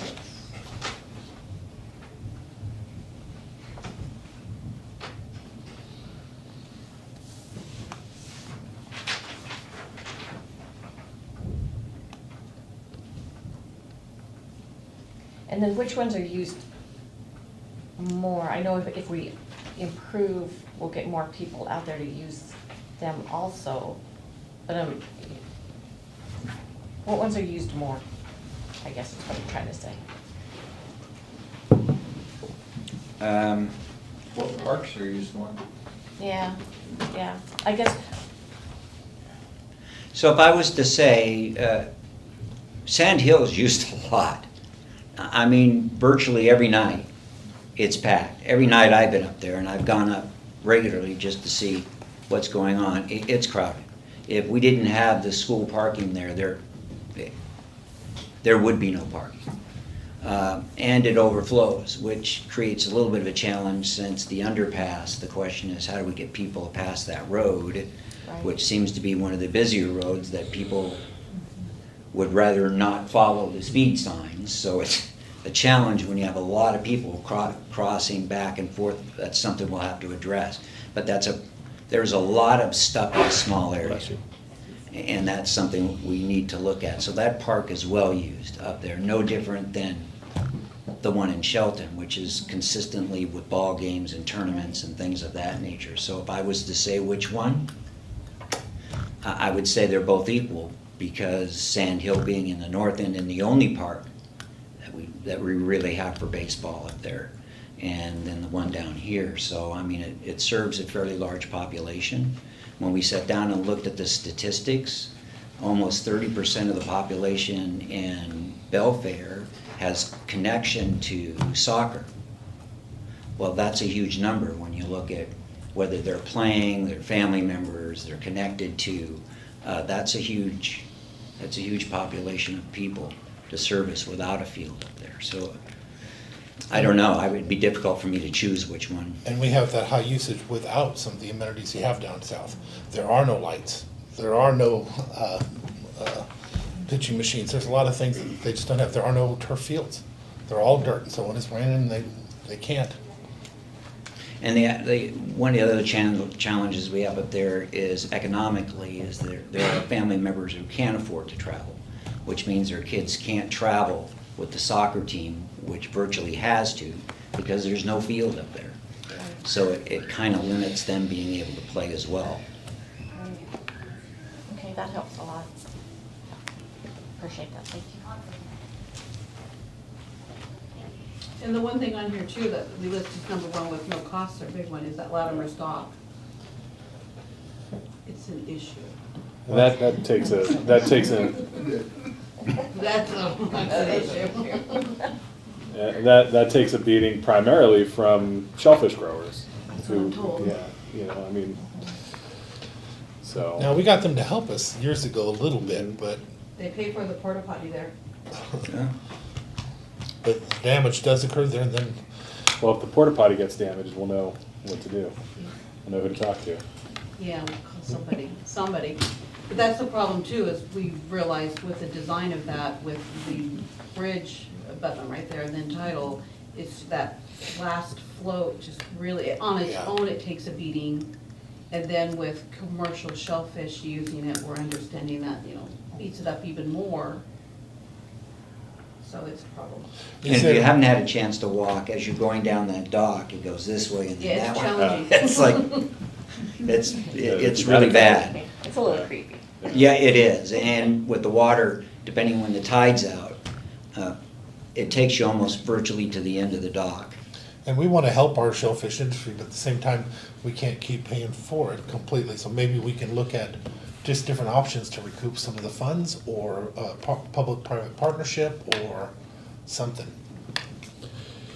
Yeah, I know in the past we talked about, you know, like a launch permit type program for commercial users. So, I mean, I don't know if that's something that's worth revisiting, or there's interest in that. I'm Yeah, sure that'll. whatever, because I remember that too. I was thinking about it, but I can't remember what we did with it. Nothing. It was nothing, yeah, but it was brought forward because I think it was Ross had looked at sort of Great Bear River, who does have the kiosk. So John was looking into it because we revisited that in our advisory meeting, or with park staff. And we've been looking at something like the state uses for state parks, which is a commercial park pass, family park pass, and individual park pass, which would give them every year the opportunity to purchase the pass and then use as they need to, giving them priority to parking and things of that nature, because that's one of the issues we have at Lattimore's Landing, which is where do people park? The commercial fishermen get there first, take up all the parking, people start getting on the road, then we have the commercial and the residents there up in arms because it creates a hazard out on the street. So we've been looking at that. We also looked at paying, using pay meters, but they're pretty expensive. And even though there is internet out there, which was put out there by the internet company during COVID, they're still expensive machines, and there's an upkeep and accounting piece that goes with that. So we're trying to look at something where it would be purchased annually, and then that way it may support some of the things we need to do expense-wise. As watching the Port Allen, it does pay for itself, but the problem that we had, this part I do remember us having conversations that the citizens already paid for their access to that through their taxes and everything else. And when we had those conversations in the past, we did not feel it was proper for us to charge them again. Even though the state does and everything else, we were just different. Commercial permit though, or maybe there's a way of doing a permit, except for it's free if you're a county resident. Other than that, you have to pay to have it, but then a charge for commercial permit is definitely. Yeah, I think two tracks. I mean, commercial is different than recreational, you know, and I would start with the commercial users first. I mean, I think it won't be easy or without its own potential for conflict, but I think I mean, I think we're all pretty certain that that's what provides the most wear and tear on the facility, is the day in and day out, you know, launching there for commercial activities. You know, but you look at, you know, as another example, the boat launch in Union. That's another one that gets some commercial use as well, and you know, it certainly wouldn't want to penalize recreational folks there, because that's the only free boat launch on the canal in Mason County anymore. You know, and so for residents, we'd need to be super mindful of, you know, how we're enabling access for recreational purposes. Commercial though, I think that's something we need to address. You get those boats coming in and out of there every day. It takes its toll.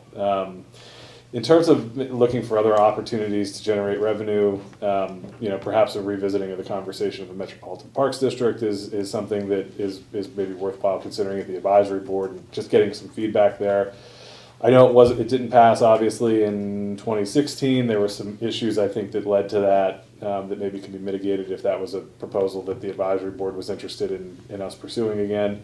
But much like when you do renew your vehicle tabs, there's a line on there for you to contribute $5 to state parks. It's optional. It's not compulsory. It's not, you're still going to get your car tabs. Maybe evaluating a similar program like that for our property tax bills. If folks want to, feel compelled to contribute to parks here locally and want to see additional resources go into them without going the route of a metropolitan parks district, maybe we look at doing a program like that where it's voluntary and would still generate a little bit of additional revenue for parks. We can look at that, sir. We've also looked for grants, but they're few and far between these days.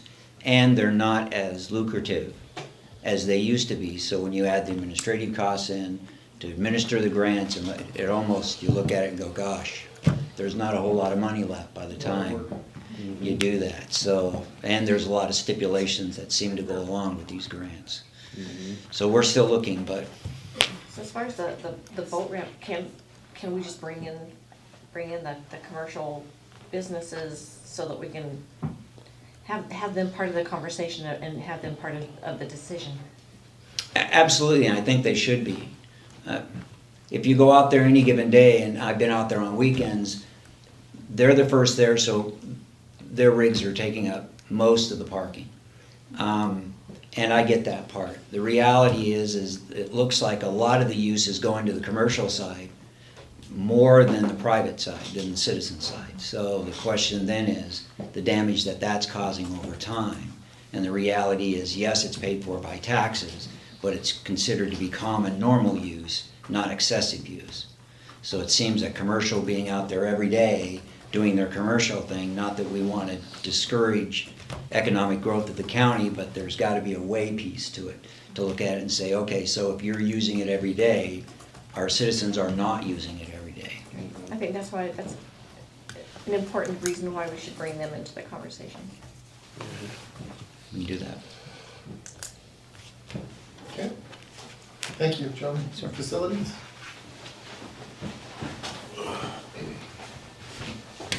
You don't have Something comes. Okay, so on your list from me is top priority, of course, is Building 10. To get the judicial system back, of course, we have to wait for COVID. As soon as that kind of gets over, we can move forward with that and get that done.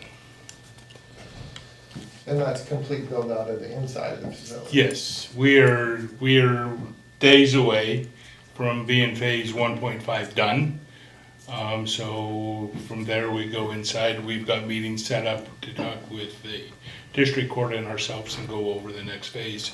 We did select a architect, so we'll be bringing that forward next week. Is that next week we're bringing that forward?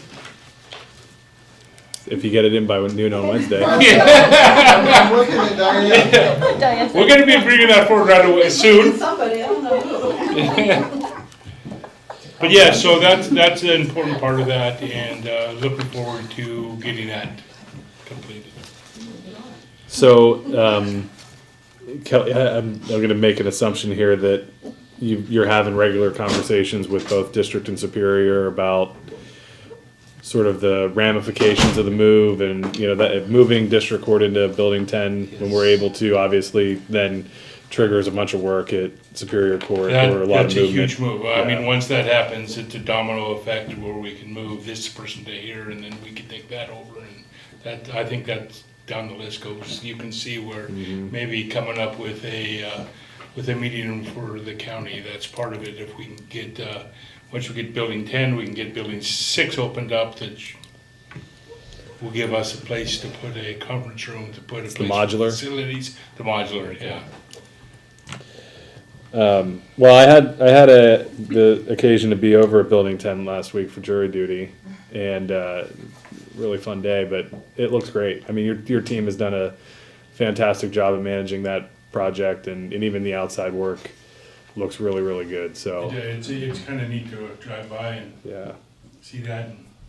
And And everywhere, I mean, everywhere around, we've got a good looking outside right now, and we just did a bunch of work out of Public Works, so hopefully that beautified that up there. Next is relocating my staff and myself. As you know, we're getting kicked out of Mel's, and I think, what do we got, 5 months left, 6 months left? We aren't getting kicked out of Mel's. We're choosing not to live our lease at Mel's. We got kicked out. So we need to find an alternative location, which Kelly's been doing a great job of finding alternative areas to store some of the stuff that we store within Mel's. One of those, thanks to the commissioners, is the old PV3 building out on Dayton Airport Road. Yeah, that's huge. So we got that going. So hopefully we're gonna be moving some evidence out there real soon, which will open up that part of it. I've moved a bunch of our stuff, boxes, tons of boxes around, cleaned all of our maintenance closets out to just put a computer in there for us. So when we don't have a place to go, where we at least can come check it to get move forward. So why don't we tear down HR and IT and build a building there? There you go. All in favor? Why not? I'm game. Yeah, okay. What do you think the impact fee for traffic will be when we do that? I know what it was for. I know, that's what I'm saying. How much was that, was the impact fee? 80? It was 89. Yeah. Like that. Because it depends on the zone, right? Yeah, So yeah. different parts of downtown cost different amounts. Yeah. Depends how many corners you need to replace. Yeah, I was gonna say, but for them, the major part was the traffic impact, even though it was going from retail to this. It's just how it works, so we have to be aware of that before we say anything like. Yeah, no, but I think in the big future, I mean, I can go back. I got 10 books over there from the last 30 years that shows what we want to do in the future. And that's one of them. I remember a skywalk from here over to the courthouse. I mean, there's all kinds of things. Well, there is a lot of property in that whole campus Yep. right there. Yep. When is the future? Yeah.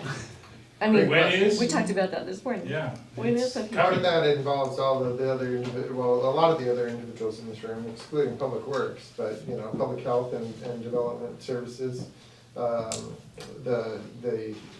our elected officials and their staff. I mean, we've known that we have a need for an election processing space for ballot processing, and that's something that we're continually looking for. So there's a lot of need out there, and I'd like to start to prioritize. What do you want us to find solutions for first? And how do we want to find those solutions, right? So are we interested in building, or are we interested in purchasing something that's maybe already built and vacant and remodeling those? So there's some options that are there. We have some vacant property around what I would consider to be our courthouse campus that we have taken a look at. There's a vacant building right across from Building 10 that we've tried to get some traction on, but not really hearing a lot back from the owner of the building. So those are the things that I think that we need to start thinking about is, do we want to maintain a county campus? And when I say a county campus, it's a campus that's kind of within a related location.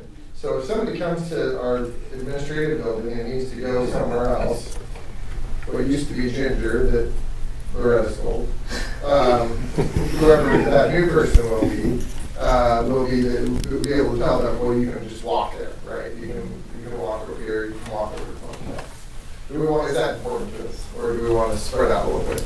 I love that about Shelton, is I can just park my car and walk wherever I need to get there. So my district is amazing because I can do that. So for me, that would be a priority, is to keep us central. I know the city doesn't want us to buy any more commercial properties, but how long do they have to sit empty before they're willing to give them up? I don't know that answer. I've been here for 11 years and I still haven't reached that one. That is I think that's the cousin to when is the future. Yeah. It is. And I think, at the time when we purchased Building 10, that was, I think there was a lot of surprise that we went after that as quickly as we did.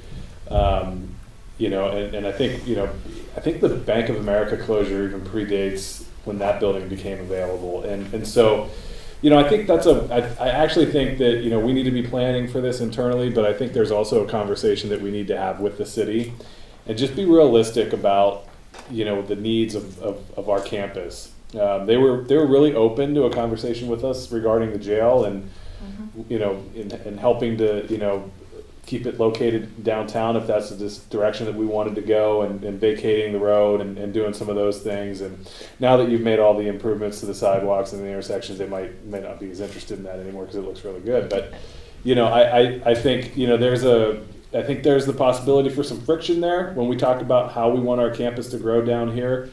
You know, but the big question that remains is truly, you know, do we want to hold out hope that, you know, somebody will convert the Bank of America building into commercial space, or, you know, how long do we want that to sit there and, you know, and be mothballed in that way when we have legitimate needs that the city benefits from? Certainly few other you know, organizations, public or private, have made the level of investment downtown that we have, and so I think there's some benefit to keeping our staff down here, and it's I think a benefit to the public when they have convenient access to the county services. It was Trader Joe's that they accused us of taking from Shelton. The other thing we have to keep in mind, though, is we have no options with some of it. We have to do our business in the county seat. We can't do it out at the, I hear a lot of people saying, why don't you build out there by Public Works? Because we have to do it here. I believe the Superior Court is under the same, and there's other things, so there's not like we have that many options. Technically, you as commissioners should. We have to. Yeah.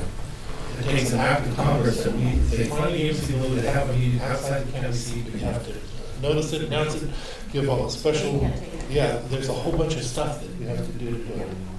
Yeah, it's like a 30-day notice. Yeah. In the county seat, you have to have the county engineer, you have to have Superior Court commissioners. I think the prosecutor has to be here. Not that they can't have another office, but you have to have that. I was saying that. Let's have that conversation now a little later. But, you know, I think this is actually just a really, really important conversation for us to have. Just you know, and the three of us likely won't see the benefits of that kind of a planning effort, you know, because it's, you know, this is something that is forward-looking 10, 15 plus years, but it's I think a huge responsibility of ours to really begin making progress for real, like not just let's do another like study and shelve it. I mean, you've got Dave coming up, and with public health and the new foundational public health model, there could be additional services that are coming to Mason County public health. And so the building over there that they currently share with development services, there's not a whole lot of room there.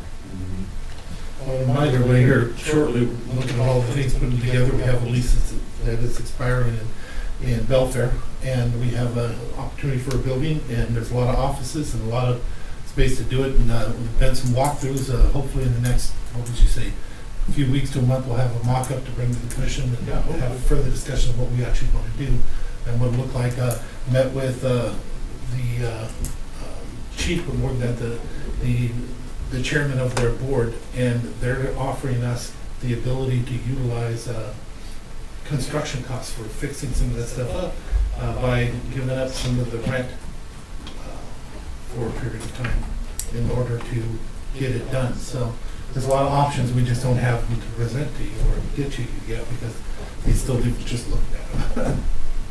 Yeah, so hopefully that comes up real soon. I mean, I'm ready to rock and roll as soon as we get prints and get that made up and mocked up and get the prices. And the chief or sheriff, however you want to look at him, to be, he liked the idea of he being there in that other room above him. Okay.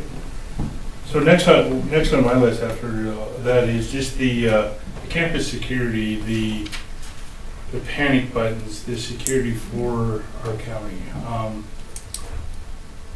We don't have a lot of security here.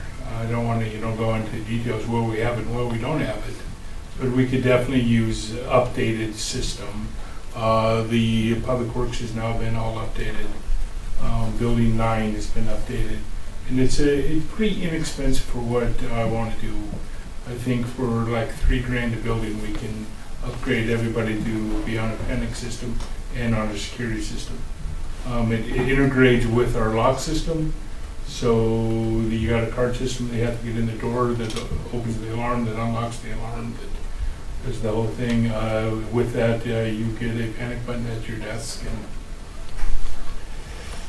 I think it's something we need to look into. And yeah, sooner rather than later, I think, hardening our offices is sadly something. I mean, it's unfortunately we're having a lot of issues, and Well, it sounds like you have 3 commissioners actually asking just to bring that forward. Perfect. Next on my list is a couple buildings need some roofs. Building 8, 7, and 6, and kind of in that order. Building 8 is the building planning building over there. Building 7 is the prosecutor's office, and building 6 is the modular. Oh, and the rectory. I was going to say the rectory should be on there, and the rectory building is in dire need. I mean, that's. I said that needed it when we got it. That's needed about. I've patched the heck out of that, and that's in the future what we're going to do with that. That might be that might be a facility home. We'll have to see. Do you think we would save money if we did a contract for several of them at the same time? I would definitely try to do that all at once. Get one bid for all the work. Yeah. Can building 8 handle that load on the roof? Oh, it's gonna, because we're gonna take some off of it first. None of them would be a overlay. We'd have to take it all off to redo it. Which, how many layers are there? That place all the way up. And then the last one is just to create that training room. And I think once we get into building 10, open that modular up, I think that it could become a new training room, which is big, if not bigger than this room right here, that we have a place to go. And we have established that it's not big enough for the auditor? Has that been established? It's not big enough for who? The auditor. The auditor. Election. Yeah, I have not walked him through. I can definitely walk him through that. The square footage is square footage, and if we have to buy it, it's gonna cost us, if we were to take it and make weight-bearing walls, not weight-bearing walls, so we can get a longer machine in there, it may save us a lot of money in the long run. I like the idea, and without having to gotten confirmation from Auditor McGuire on this, but I think having his staff located centrally makes a lot of sense. So across the street is great. I mean, if we could keep the ballot processing that close, then that saves a lot of Then you get their room. transportation issues. We'll do it at the same time we're doing the other ones. And that's all I have, at least for this year. I'll come back and talk to you again in 6 months. I'll just add to that. I think it's a good list. But a lot of it comes out of REIT. But if there are things that we need to be thinking about from the legislature, capital budget wise, there are lots. Okay. Great. Thanks. Yep. And we're going to go to IT next. Well, thanks for the chair. No problem. Afternoon. So for this year, as you know, we've made a lot of progress this year. We have a lot of things up here that we're moving forward on. One of the biggest things that was mandated by our insurance is the multi-factor authentication. We're planning early August to fully implement that. It's been gone through and tested fully by our staff. It's going to take a little bit of training during that implementation, but we're hopeful it'll go fairly smooth. And that's implementing Office 365. That's just the multi-factor portion of the, yeah. It'll be duo, won't it? Yeah, that's the duo. That we already. Yeah. So 365 would be next year. We do have that penciled into our budget. That'll be another project to take on. We've been spending any of our free time learning as much as we can about it and trying to take it all in and how to move forward and roll it out effectively. There'll be some major changes for people. It's going to take some time to get used to it, but I do see a benefit to the county overall as we move that way. Next, our backbone switch, which we've recently purchased, that is fully set up and ready to go. It's partially implemented.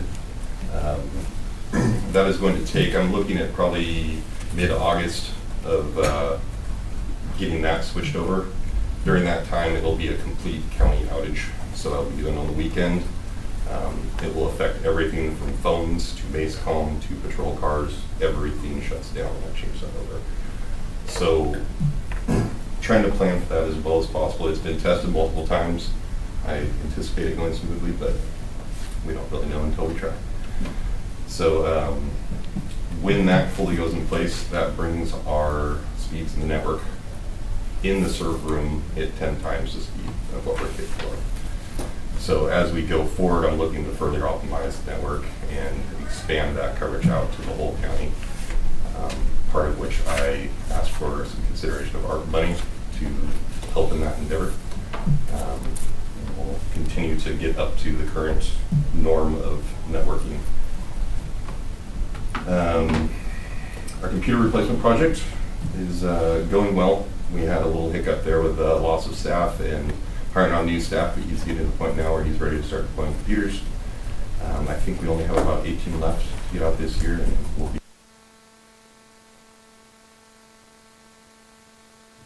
What else we got? Internet redundancy. I know we signed that ILA with PUD.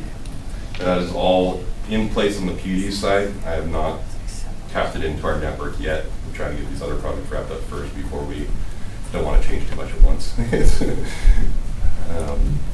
So that'll probably be end of August.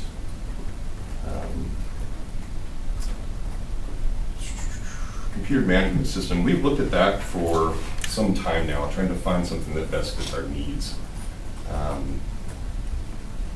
It's not an easy solution, and it's not something we want to dive in haphazardly. To better monitor the computers and be more ahead of the ball instead of reactive to the problems. There's some great solutions out there, but they are expensive, and once we buy in, we're committed. So that's an ongoing hunt for the solution that we really want, but it is something I want to pursue in the future. It's necessary. Yeah. Cybersecurity testing and training, we have Know Before that we're continually testing our users with. We actually just set one out last week.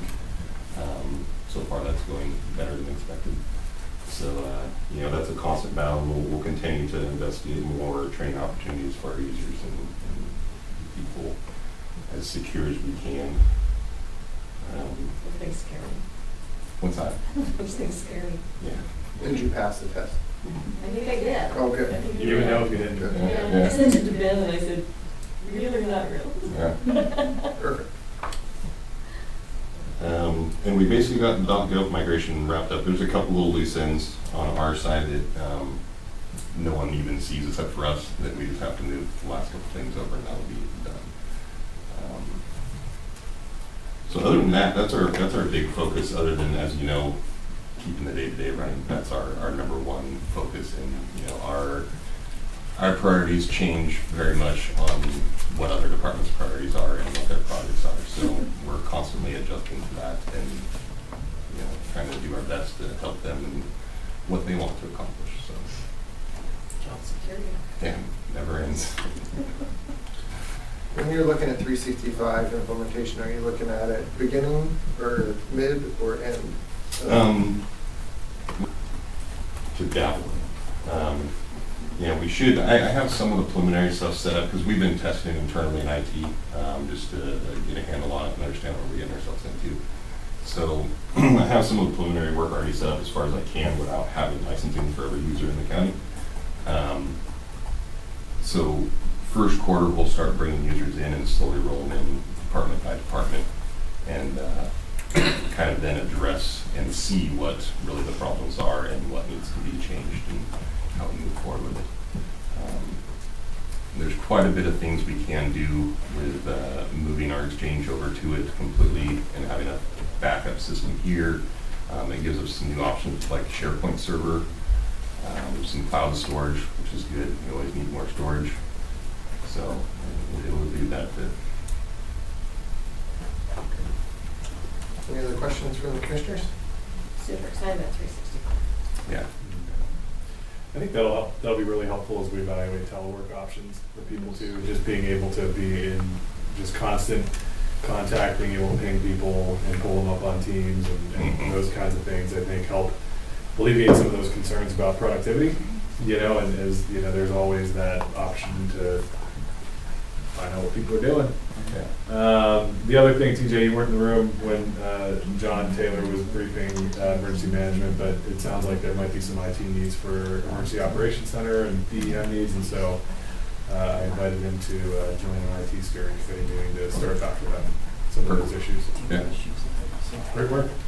Great year for IT. Yeah. You guys are great. Thanks. Thank you. Dave, you ready? Okay. Talking about public health. We're getting close to being back on schedule. Let's do that.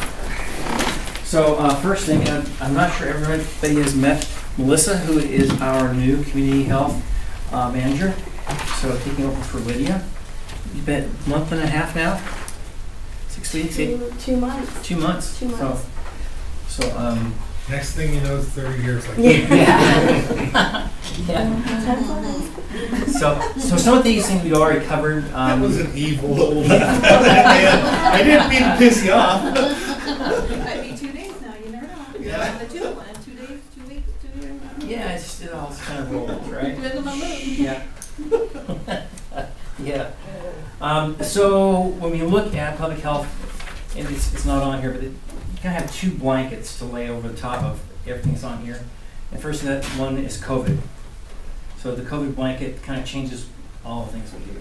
So sometimes it's all hands on deck. Right now, we're kind of at a steady state operation, really. We're buying tests, getting tests out, working with the community. So, but that could change anytime. And it certainly has changed our workload over the last couple of years and changed what we do and who's doing it.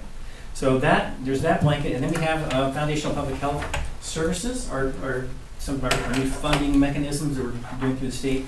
And we just got this tool yesterday, which we should have had months ago, that really outlines definitions and what we can use the money on.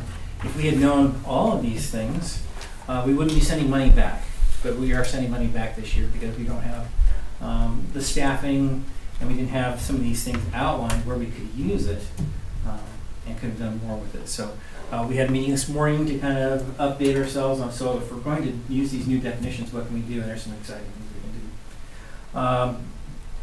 My 4 biggest things, really the 5 biggest things, are the first ones here. Bring a WIC and women's clinic back to South Mason County. As you know, last fall, the WIC clinic left and the family planning clinic left. NODO's gone. Right now, WIC is being done all virtually, and our clients are being serviced out of Thurston County. We would like them to be serviced out of Mason County. And it's very, very difficult to do child checks virtually. I'm not sure how they do the finger picks and the weights and stuff, but WIC says they're going to go back to in-person service first of the year. We have put in a request to be that agency that does it, but it's a 3-part request. So it's us, Mason Health, and the YMCA. So if we do get awarded this program, it'll be the 3 of us doing it, and it'll be based out of the YMCA, out of their clinic rooms that Mason Health is paying for. So we have a much better chance of being in the black quickly than if you purchase a building or rent a building. I think it's a better way to go. So I'm hoping that WIC will support us in that. I think that'd be the perfect spot for it because you've got, it's the lineup where people go. Right, and there's a bus stop right there, and some of our minority populations have been using that as their access point for vaccines. So we've done a number of vaccine clinics, so they're used to the location. They like the location, they're not threatened by it, so I think that's going to be a good location for us. And then like I said, it's a 3-way partnership, which is something we've been trying to promote for the last several years, and we're finally starting to make some progress in getting partnerships across, so it's not just public health doing the work, it's the community doing the work, so that's the direction we're heading with this. That brings us into the next one, which is Evergreen Estates, which is another community thing. So it's in conjunction with community development, who put in the grant application, and it's the city and us and Public Works working on this project to get those areas around the old Blevins trailer court hooked up to city sewer, and well, actually city water, and eventually city sewer. So the first thing is city water. That's probably one of our, well, it is the worst background water in the county. It is underneath that area up there. So we have the highest nitrate levels in the county. So that's been a big priority, and the funding became available. So that'll be done in a couple phases. The first phase is to get it to the property line, and then we'll apply for grant money to actually hook it up to each of the individual homes up there. So that it's the biggest hurdle that we couldn't jump was the ownership, the way it was organized before. So now it's the whole place is owned by a co-op. So they own the ground, and then the individual homeowners own the homes. So now we actually have the ability to get some of this grant money through commerce grants designed to impact low-income folks. So the money hopefully is in the works. When it comes through, we'll jump on that in partnership with the city and Public Works. So that one is in progress. We just talked about this. DCD and Public Health are running out of room. I think we've got one empty desk, maybe two right now, because Dr. Gardner has put her stamp on the desk that she wants. So when she's there, she gets her desk. And it's the small one in the corner. But or if we go forward with the items that couple down from that, which is this life coursework or course of life work, that's another $375,000 we're looking to put into the community, but we don't have any place to house people. So it's really around chronic disease. How do we deal with diabetes, obesity, the heart disease, smoking, all those. Some things we can contract out, and we're going to explore contracting with the American Heart Association to do training for kids in the schools. We've done this in the past. You get Heart Association to come in and do that training for the kids, and it can be very cost effective. We can hit probably every school in Mason County for 20 grand.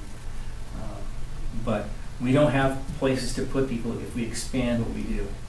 So, and then Commissioner Netherland's concerns, we need to look at what we're doing in North Mason County. So that's a big part of this. This has got to be county-wide. So we've talked about blue zones in the past, and blue zones is kind of on its own course, which is why I haven't included in here. Because it's also being paid for by Choice Health Network. So it really is not going to affect us monetarily until year 3, when we decide to either adopt it ourselves and take over the program or not. So they have 3 years to prove up before we have to make any kind of decision on it. So this year, 1 or 2? Didn't we start doing this last year? We put it on pause because of some of the challenges that the Choice Health Network had this spring. So we put everything on pause until we can get new staffing. They just got a new CEO who came out of public health. He came out of Lewis County. He's the new CEO for Choice, and making great progress there. So we'll get Blue Zones fired back up. We're going to be hiring for a Blue Zone CEO, yes, we can call it, here in Mason County that may live at public health but being paid for somewhere else. So it'll be being paid for by Choice, but might be living with us. So that's another position. What's that? That needs a desk. And that's another desk, right. So we converted this last year. We converted one of our meeting rooms into 6 desk spaces, so we are really, really out of room. Those are pretty much full. Again, just finding some place to go. If we do this, we're going to have to explore other ways to do the business of public health. So how much room are you going to need for that, and can it be done off this location? And that's what we're exploring. So maybe it's something that we work partnership with the hospital on. Some of their buildings that they have moved out of, maybe we can do clinical work there in the future and bring back maybe a family planning clinic there, and then move maybe community health into that building. So you have community health there, maybe environmental health with community development. So trying to keep like things together, and then put community health up there with the hospital. Again, like things together. So it's just something we're exploring, but we're gonna have to do something. And that might be the most cost-effective way to go until we get our new building built between HR and IT. Can it be off? location? Can you do, can you take a program or a few people and put them up in the North Mason building if there was a place that could handle 4? Yeah, we could, I mean, there's some things that could be done that way. You know, it'd be a version of, say, working remotely. You know, but it'd be remote from Northampton County. So it's something we can explore. But we're definitely running out of space to put folks. So This might be another reason why we look into teleworking. There's a lot of state buildings that are empty because they look full-time telework. Yeah, and I will say, in my experience as a board member for another organization, we were finding that our telework folks getting about 10 hours of work done per week. So there are some drawbacks there. Unless you have 365. Yeah, where you can track what they're doing and when they're doing it. Yeah. It's actually the metric side of it, I think, Yeah. is super important. Yeah, exactly. I mean, I hope that other organization, you're all addressing that. Oh, yes. So there are a lot fewer people working there now, and they've been replaced, so it's yeah. It So was if they're only working 10 hours a week, you could cut back on employees. by a factor of 4, yeah. Or 3. So as we're going through some of this transition, we're talking about rebranding public health into more of a focus around chronic disease, you know, the things we know kill us. And I mean, COVID, I think, is here to stay for a while. For foreseeable future, COVID is going to be here. So how do we brand ourselves in something that's not just we do COVID and work on that? So and that's part of it. On here we have a new county website, but it's not the county website. We have life. Health improvement. Yeah, yes, health improvement. So our life, our website right now. Life stories. Life stories. Live stories. The contract on that ends the end of this year, and they're going away. So we don't have anybody to do that website for us anymore. So we've been exploring 3 different contractors to come in and do that. It wouldn't replace us on the county website. It's like it is now. It would be an addendum to what we're doing with the county, and it would house those things like the housing folks and the SUD, substance use coalitions, and the forum. It's a place for all those things to live. It's not on the county website, but it's on a very interactive, very community-based, forum-based website. We're already doing it, but not as well as it could be done. And the cost was surprisingly reasonable. And again, the FPHS blanket will cover that. So it's not something that we have to worry too much about. It gives us a way to actually spend the money that we've been authorized to spend and not have to give it back to the legislature. So, and accomplish something that's useful here inside the community. I think if COVID did anything, it proved to the state how funding for public health is necessary. Right. And, oh, yes. And sometimes I wonder if we've learned our lessons. And we'll see. We'll see, yeah. Some of these other things are already in the works. We've Jennifer briefed earlier on a county-wide munis system to bring those things. I really, really, really want to see a standardized employee evaluation. That's one of my big things, because it's, you know, that can keep us out of litigation. I really would like to see that's kind of a big thing in the background. Drought response plan, I think that feeds into the work we're doing with the Squaxin Island tribe. And given what we have in climate change, I think it's going to be required for us to do anyway. With what I'm hearing coming out of the forecast of what's going to be legislated this next year. So we're tracking 4 bills that will add pieces to the Growth Management Act around water, around climate change, and climate change is going to incorporate drought, so we've got this drought plan. The drought plan was originally done back in 2015, and Commissioner Nevin, I think you were working on that back in the day, and it just never got adopted. I don't know why. But now we just need to update it, and a lot of the information that the Squaxin Island tribe is looking for would go into that anyway, so you're killing 2 birds with 1 stone on that. So, and then the other one that's not on here that's a high priority that we're working on is finishing out the MOU or MOA with the Squaxin Island tribe. That's a big thing. So, and that's something we're just working on all the time with the tribe. So that's the tribe is involved with us now. We're having better conversations than we've had. So, helping us design an RFP to finish up the data work on that. So it's gonna be most likely contracting out for help in doing some of the research and analysis that needs to be done in the document. And a great irony would be Melissa, who just left us, might Yeah. get the job from her new position. So that would make me good. And then again, with the COVID blanket, we're trying to transition people from COVID work, pure COVID work, over into other things. So our COVID nurse is learning communicable disease work, so we have backup. We only have 3 nurses, and if you lose one, you're kind of in a bind. If you have 2 out on vacation or something happens and you're doing communicable disease work, it can be, it puts us really in a bind. I was doing bat work the other night, 8 o'clock at night, doing stuff. So communicable disease piece never goes away, and you just never know what to expect. So as we transition people out of that, we're looking at refilling Melissa's position, which was a health educator. We're redesigning that. And we have the ability through FPHS, if we ask for the dollars, to bring in an epidemiologist or to train somebody that we already have as an epidemiologist. And then we can even rent that person out to other counties. So what type of liability with that? For epidemiologists, yeah. It's mostly data, not so on actionable stuff. It always goes through the health officer. Epidemiologists can make recommendations, but the local health officer is the one who has the liability. So that's where we're at with public health. Questions? So you're looking for a new building, more desks? More programs, newer programs, revitalizing some that have been gone.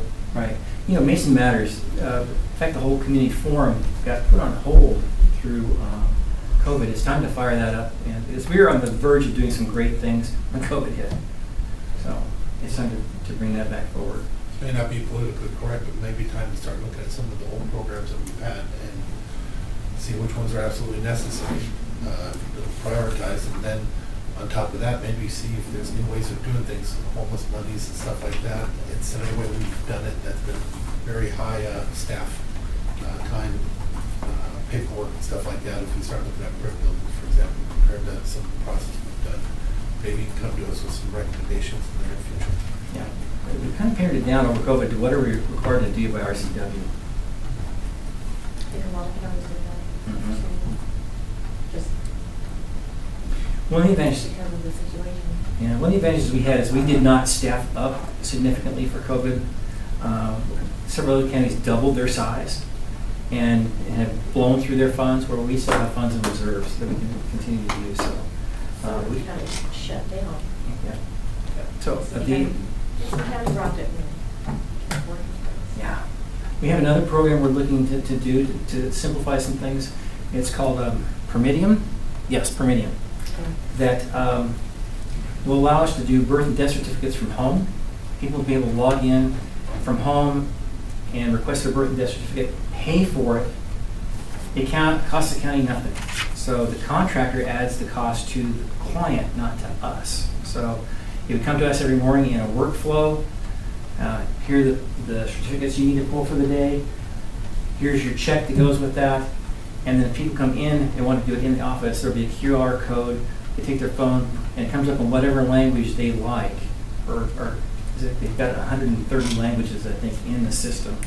So people can select their language and do it in the lobby without having to sit down and try to fill out paperwork and have people help them with the language barrier. So it really goes to kind of our diversity program, try to make this as easy for people to do as possible. We'll still be able to mail out birth and death certificates, or people can pick them up.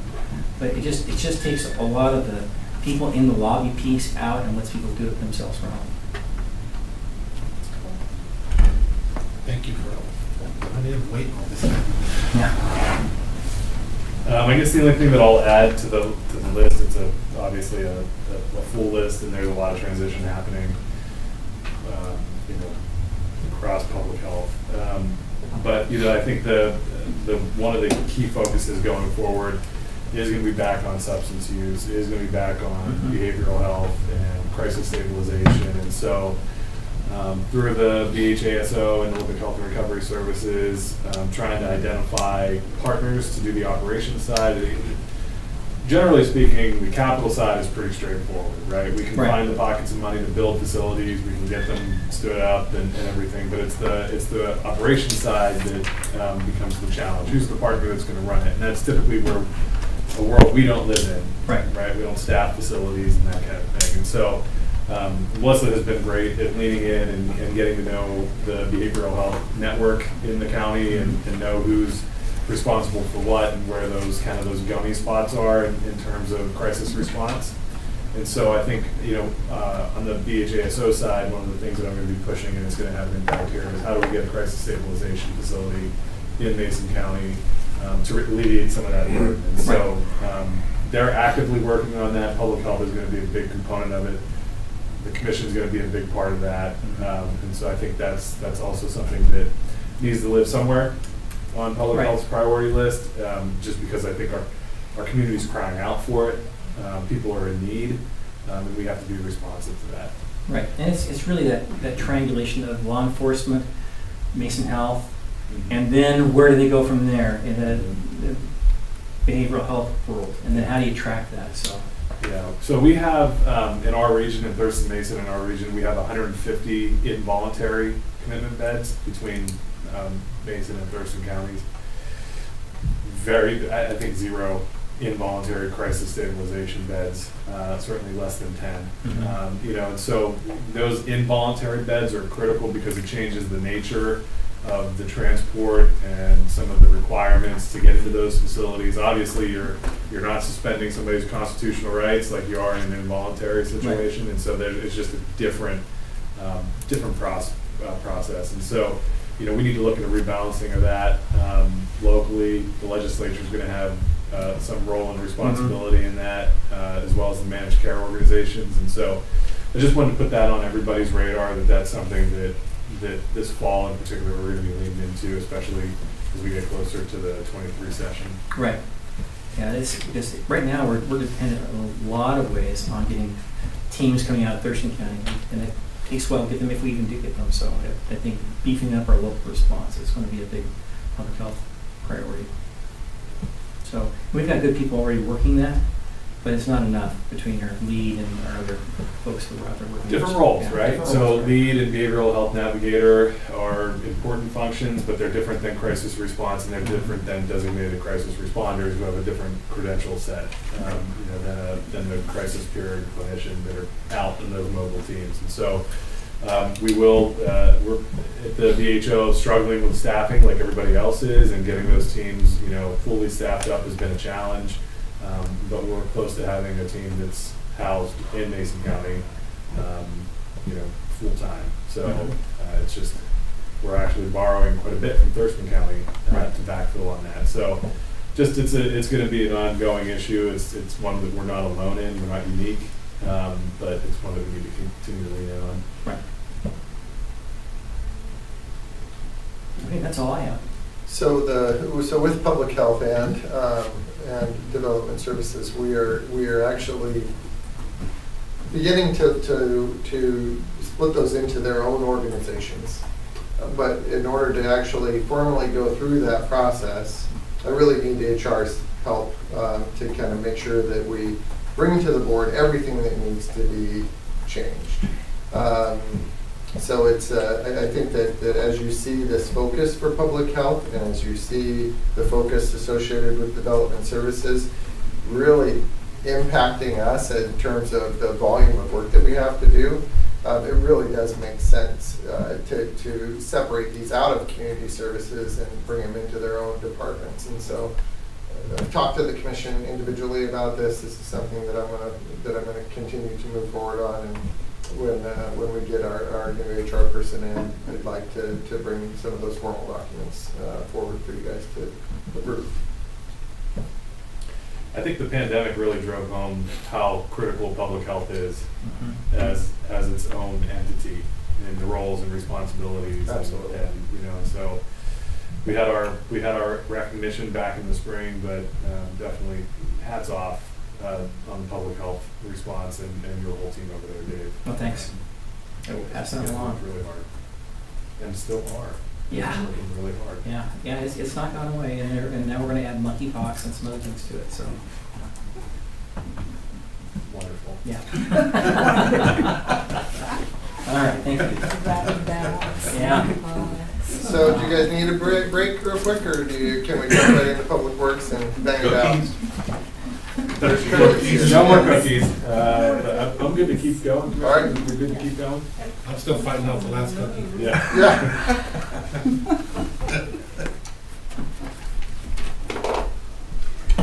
All right, Public Works. Stretching and waking up. Sorry, Commissioner. Yeah. No, I think I'm cookie overdosing. Commissioners, I got a meeting in Bremerton, so I'm gonna have to. Good luck. Later. Yeah. Thanks. And Yeah. I'll I'll hit it just as the traffic starts. catch you firing. later, Yeah. or call you on the way. Yeah, or- it's a simple thing. So. Okay, all righty, dude, thanks. I'm gonna start off just short and simple, Commissioners. Our number one priority is getting some positions filled. And so a great step forward was contracting with TDJ. And I'm happy to say they're on board and underway to start work on some long overdue finance items. And to that end, Commissioner Trask, one of the things he noted was the desire to continue the transition to Munis and get all the departments on that same page. And that's one of the tasks that they will be looking at, is helping us dive a little bit deeper into that and how we can make that migration sooner rather than later. And in terms of we've been doing great in filling on the utility side, and I'm really excited about the team that we've got going now. Really pleased with Justin and Richard's work and their team. And the goal there is just to keep the same players and get some consistency. And that's one of the things that the utility group has struggled with, not in this era, but just over time, over a long time, is just consistency. And so I'm excited and enthusiastic and optimistic that we're getting there. And Were we able to fill the 2 positions? we have. Oh, great. Yes. Great. Yeah, and really, really great candidates. Yeah. Good. Yeah, so excited about that. Where we're struggling, Mike's over here snarling. Have a cookie. Right, have a cookie. It's our engineering team. I think Mike's slightly losing it as he walks out he walks in the morning and says, "Good morning, Alan, good morning, good morning, good morning," to a slew of empty desks. And then he walks out in the evening and says, "See y'all tomorrow." Still trying to stay in. That's right. Keep insane. So, but that said, huge hats off to that team, because despite all of that, every project that's on our annual construction program is being marked off and checked off and getting accomplished, and despite hurdles through local programs and approvals and permits and on and on. And so just really, really top-notch work there. That said, I don't want people burning out and going bonkers and talking to themselves on the way out the door. So that is our number one priority, is to keep pushing on that. Did have some conversation with Kristen Masteller, who she says we're all competing for the same pool, and it's true. So putting our heads together and thinking about brainstorming about how do we bring up young folks, and we also have to be mindful about upcoming retirements and succession planning as well. So we need to really think about how do we recruit, educate, and bring on our young people and keep them enthused and plugged in and be competitive. So we're working on that as well. So can we speak to the superintendents and Olympic College maybe, and even Yes. Pack Mountain? Yeah. And see if there's some trades that we can Absolutely. make a willingness train, or Yep. show the kids how important it is to, or how fun it is to, Yeah. here's a big truck. And although it takes time, those are things that light fires and light imagination, right? Come out and check out what Public Works does, have an open house day. When was the last time we had to bring your kid to work day, right? At least 3 years. Yeah, absolutely. So those are all ways to get that going. I can see Commissioner. Yeah, I've always been a fan of the apprenticeship programs and stuff, and we've talked about them in the past, and I don't know how, there doesn't seem to be a line of anybody waiting to get into those, but we have to, I think, try. Something I'd like to bring up, because I do think this, over and over again, we're in this situation. We do a good job of trying our best to bring people in, but I brought this up before when it comes to jail, and so we need to actually break down and hire some headhunters to go and do it. If we fail, we've expended the money for 1 year, we find that they couldn't do any better than our people, but we're at a critical mass point. We need to have bodies. So I think we should consider spending the money to fill some of these positions that we really need to fill. They're pros. They go in and that's what they do. They bring people in. So yeah, and I thank Commissioners and Mark and our Human Resources team for the professional licensing compensation, the education programs and assistance. So those are all things that matter and help. So we'll just continue pressing. But even when you have that, you've got to get somebody to get that out to the people. Look how well we did with the negotiation specialists. Having pros that actually do it could be really beneficial. Our people, that's part of their job is recruitment, but they are not hired on to recruit. Because they're busy doing the job. That's right. Yeah, especially. Yeah, and I think too, the other thing, and this is I think a conversation countywide, certainly for, departments under our purview directly, but I think it could apply more broadly. But even looking at just summer internship programs, in the financial field, public service is a noble calling and profession, and we're all here because we feel that is an important contribution to our community. But we need to figure out how we get young people also to do that as a first consideration and not a last resort. Mm-hmm. And I think if we're able to partner with we have St. Martin's, we have Olympic College, South Puget Sound, we have good, academic institutions around here where, students might appreciate having some real world experience working in these environments. And then, if they do well at the end of that, at the end of the summer, you send them back to class and say, hey, come back and see us when you get your certificate or you graduate or whatever. We're looking for people that we can grow in their careers here. That's the whole point of the compensation for certifications and education is we want people to come here, build a career and a family and a life in Mason County. So let's look at those options too. So that's our number one in my book anyway. I'm going to turn it over real quick to Mike and Richard to talk about their side of the shop each, and Mike's going to tick off all the fun things he's been accomplishing, and we'll be asking for some thoughts and direction from you commissioners about all those new roads we want to build. I'm gonna go through this real quick because there's a lot of it. I got it printed out and I can give it to you.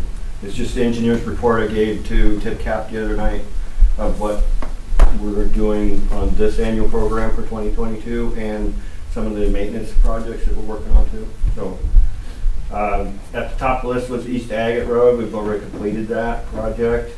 Mason Lake Road is a paving project that's going to be awarded on the 22nd of this month. Sunnyside Road is actually being chip sealed right now.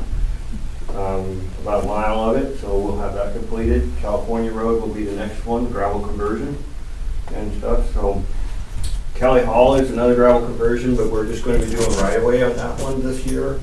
And we'll be actually chip sealing it. North Shore Katy Creek Culvert is going to get installed the week of July 25th, next week. That'll be done with county forces. North Shore Great Bend Culvert is going to be installed the week of August 18th. That also will be done with county forces. So that'll be a stage construction project there. Then we'll get back up to Belfair, Tahuya, the culvert at milepost 6.6. That's road closure. Again, that'll be county forces installing that project too. Uncle John's upper culvert will be finished this week out there on Agate Loop Road. And then Uncle John's lower culvert, we're responding to Fish and Wildlife and the tribe about their concerns of the box culvert that we were proposing. So we think we've got everything answered, but we'll find out. Harstein Island Bridge deck overlay. 22nd. Let's see what kind of bid we got for that. The clear zone projects, there's Camilchi, Highland, Arcadia, Matlock, Brady. Those clear zone projects, that's going to be open on the 22nd too. So all 3 of those, or 4 of those. Log Yard Road and Romance Hill, we're working on proposals for right-of-way dedications from the property owners. The same as Razor Road, we've got a P line through there now, and we're going to write it up and make a proposal to the property owner about them dedicating the right-of-way to us there too. So that was budgeted for this year, so we're going to move forward with it.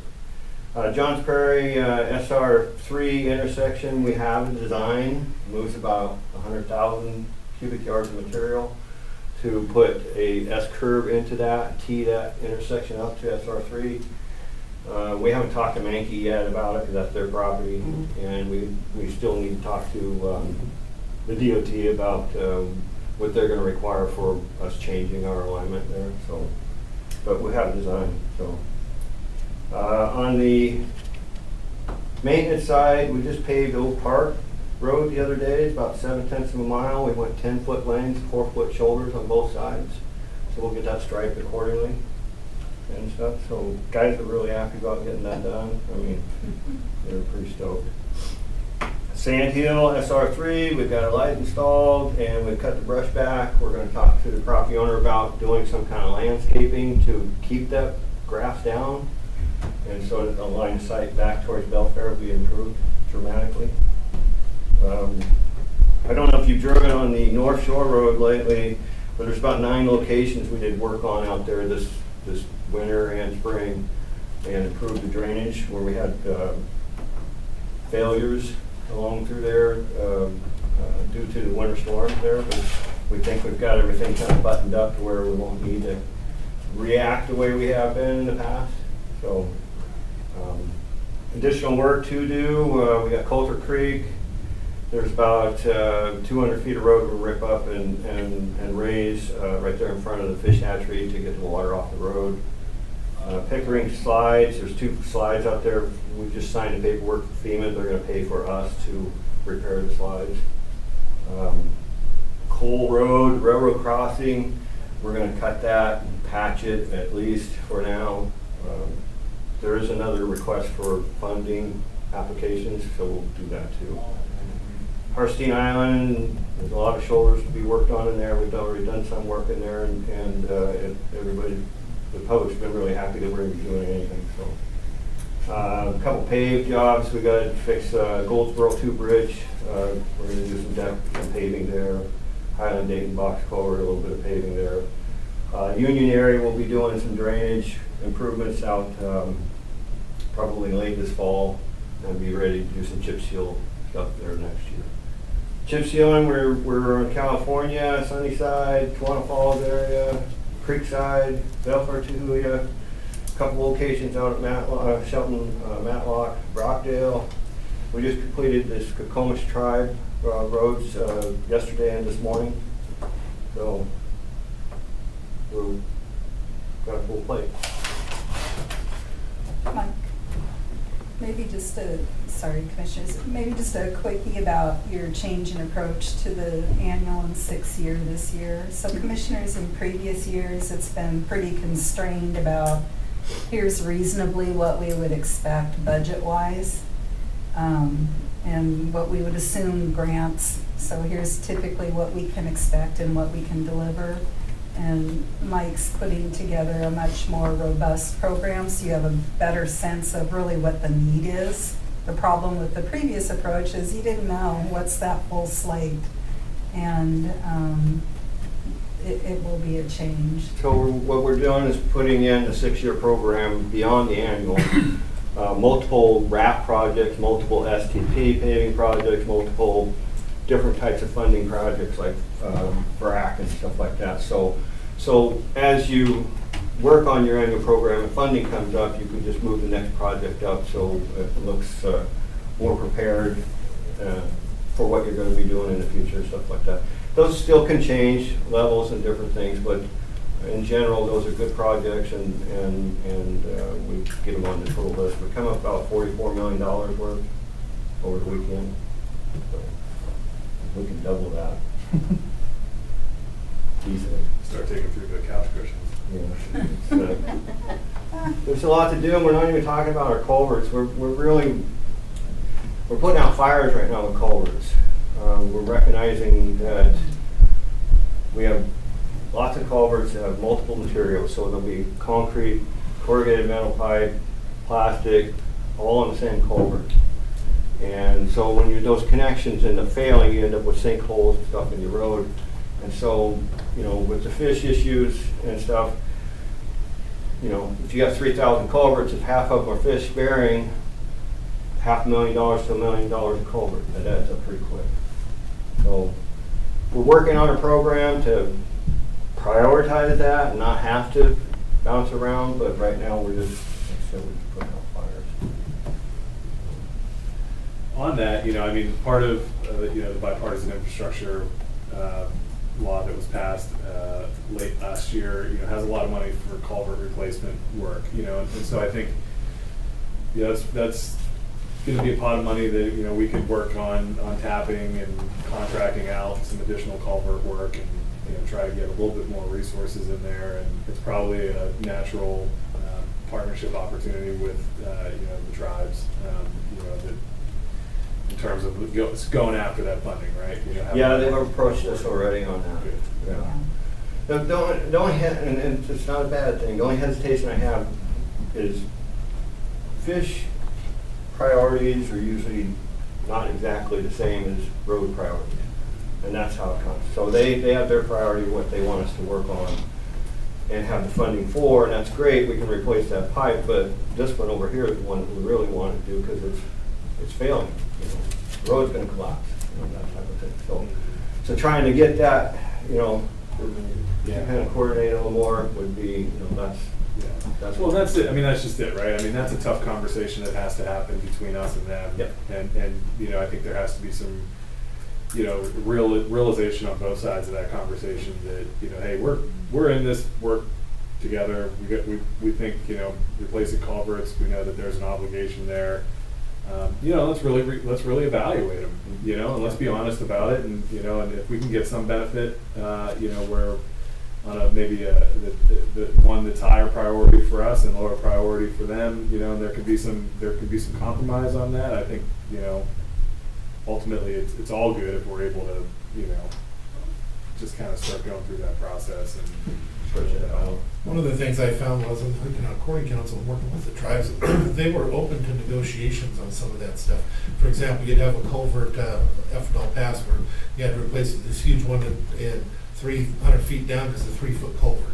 You know, it doesn't make any sense. But we had, I had conversations with them and their willingness to maybe be more aligned with having a smaller culvert up above if we also agree to do the one down below. Mm-hmm. So it still would save us huge amounts of money because the difference between a culvert and a bridge is not even in the same breath. But we need to maybe find the way to start to have that conversations again. I know that I also broached that with them, with the Squatson at the time on the lines that helped us sound. They seem to do it as well. But that's something we have to do. I wanted to give you a compliment from you know, your staff and the people that I've talked to. It's funny because when you first came on, they were amazed that you had higher expectations of them. You expect them to do certain things that they didn't know how to do. But after the time that you've been here, they actually are very proud that they've reached those expectations and they are now able to do things and have a higher expertise and experience than they had before. I'm kind of curious how much money got saved by not going out and having I don't know if you could even do that, but I'm just curious because there's no way that we go and get the job done that we're not saving money somewhere by contracting out with somebody else because they're paying, prevailing wage and everything too. It's not like it's a savings by contracting that. It's just not a way. Well, we save on two ends on the, like the RAP projects, where these two culverts that we're doing, we won't be contracted out, so we save the money there, but we also get reimbursed for our labor and equipment time when we're working on it. So it's kind of it really gives them the pride to do it. No, it does. It actually does. They've come around a long ways. They haven't lost their confidence. They have confidence right off the bat. There were some that thought you were nuts to expect that they could pull it off. But they, I think that one down North Shore, they were pretty sure they couldn't do it, but you're going through it. Good job. Thanks. Anything, are we okay balance-wise on operations side and construction side as far as where our emphasis is, in your opinion? I'd still like to see us start to work on actually establishing the new roads and make it happen. Like I said, the Romance Hill's been in the works for how many years? We should have already established that a long time ago, so they would have had to plan around it. That's my personal belief on it, and I know that's what they told me when we first started. That's why I wanted to staff, actually before you, and we tried to work that out, but it didn't happen. So we're running backwards and having to pay more money than we should have. But we got to start somewhere. We got to pick something to make it happen, and that's up to us, though. That's not exactly on you. We've been telling you, but we're not telling you this is what you do. Yeah. And so how would that look? Oh, I'm sorry. I was just going to say we can come up with a list and actually break it down for a cost and everything there, because we have $4.5 million for new roads, and roads are expensive. So, and it depends on what type of roads that you're working on. So, we have Razor Road, we have Romance and Log Yard, and then there's a couple others that have been on the list a long time, like an extension from Johns Prairie to the state highway, straight off right there at Brockdale. I mean, that would be a good connector road too, because it would reduce the amount of traffic you have on Island Lakewood Road, because you have a better straight connection. But we can come up with different ones of those and then make a presentation to the board. I'd like to have you include road districts in this so that we can afford to actually do them. Razor Road is purple. I would love to see Razor Road done. It would be huge. The response time from 21 minutes down to 7. Crime, everything would change there. But that's also private property, entity that's owned by people, and they're paying right now into road in the road accounts, road funds. It makes sense that they're active participants in the benefit they're going to get through them paying for part of that construction. I don't know what that looks like or how much or what can be afforded at that point, but I know that it can be done. We haven't done that in a long, long time, but it is possible. Look at the bridge on Harsine Island and stuff like that. It has been done. And you're referring to a road improvement district? Yes. Okay. That makes sense to me to at least see what that looks like through these construction, instead of just us doing it. And if we can get the buy-in, that makes a difference on whether or not we get it done. They tell me, the people from Razor Road call me all the time. They tell me, okay, so let's find out if you really are. I'd love to see it happen. Well, we're working on acquiring the right of way through there, and so once we do that, then that would be the next step. Yeah, and I think, just coming up with kind of the matrix, right, for how we decide, how we decide what the priority road construction is going to be. I mean, I don't necessarily disagree that Razor Road would be a good one, but how are we evaluating that, right? Are we looking at this from an emergency response perspective? Really important. Are we looking at it from, because I think the reserve fund was created initially under this Roads for Economic Development. Is it economic development going to be the higher priority there? And I think just, maybe helping us kind of figure out, what are the right elements of making those decisions? How do we rank all of those and weight them in some of those decisions? And I think there's a ton of value in emergency response and some of those other things. I mean, that's huge. But just kind of helping us develop that process. We just don't really have it. We got some money, But we really don't know what the criteria and the right way to evaluate that That's is. the way to put it. Yeah. Well, and just for history, that road was actually included in the economic development package when we first put it together. And that economic development being considered not that a store would open up, but that it would open up for housing and other things, and maybe eventually even a change in the boundaries of the UGA to take up that one area up there. But it also provides a natural way to get through with other issues to get all the way through to Olympia, going that way, without ever, after getting off Highway 3 just above Belfair. We don't like to talk about that much, because if they called it what it was called at one time before, which would have been a bigger highway, and I don't want to do that. It was called the 101 connector, and I haven't said those words in years because all heck's gonna break loose just for saying it. But this is a smaller version, this is a residential version of that. The idea to allow people to be able to get around when they need to, be able to get all the way to Olympia instead of Highway 3 when something does happen. That was part of the economic development aspect. Council, we'll take a look, because we know that the freight corridor is going in, so where's that priority? And do we work on those roads so that when they get that done in 2027, then we're ready, to divert traffic and help relieve some of the traffic up there. And then, in conjunction with the freight corridor, is there a way that we can put something on our website so that links to DOT, so that people can, because I had a lot of questions about the freight corridor, and is it really going in? So if we could add something to our page, taking them to that link, I think that would be great. Or with WashDOT, Yeah, to Mason County projects. Yeah. We could do that. Thank you. Thank you. You're up. Richard. All right. Oh, wait, that's for last. No, you're one after me. All right, let's start with solid waste. Let's start with Kate. Post landfill closure monitoring. We're hoping, hopefully if Dave was still in the room, environmental health, we're waiting on their response to our last tech memo from parametrics to hopefully get us out from underneath that. We won't have to continue with our post-closure monitoring, which will then give us a bunch more projects. We have to mow and remove the brush that's currently located on it, and remove the gas collection and wasting system, decommission the gas and gas monitor and groundwater monitoring wells, and then fence the site. Along with that, for solid waste, next year we have to update our comprehensive solid waste management plan, so that's going to be a big deal, especially with hopefully the closure being done. It's going to have a lot of acreage to determine what we want to do there. So after it's released, so to speak, what can we do with that? Or does it just have to You need a deadline? Dog park.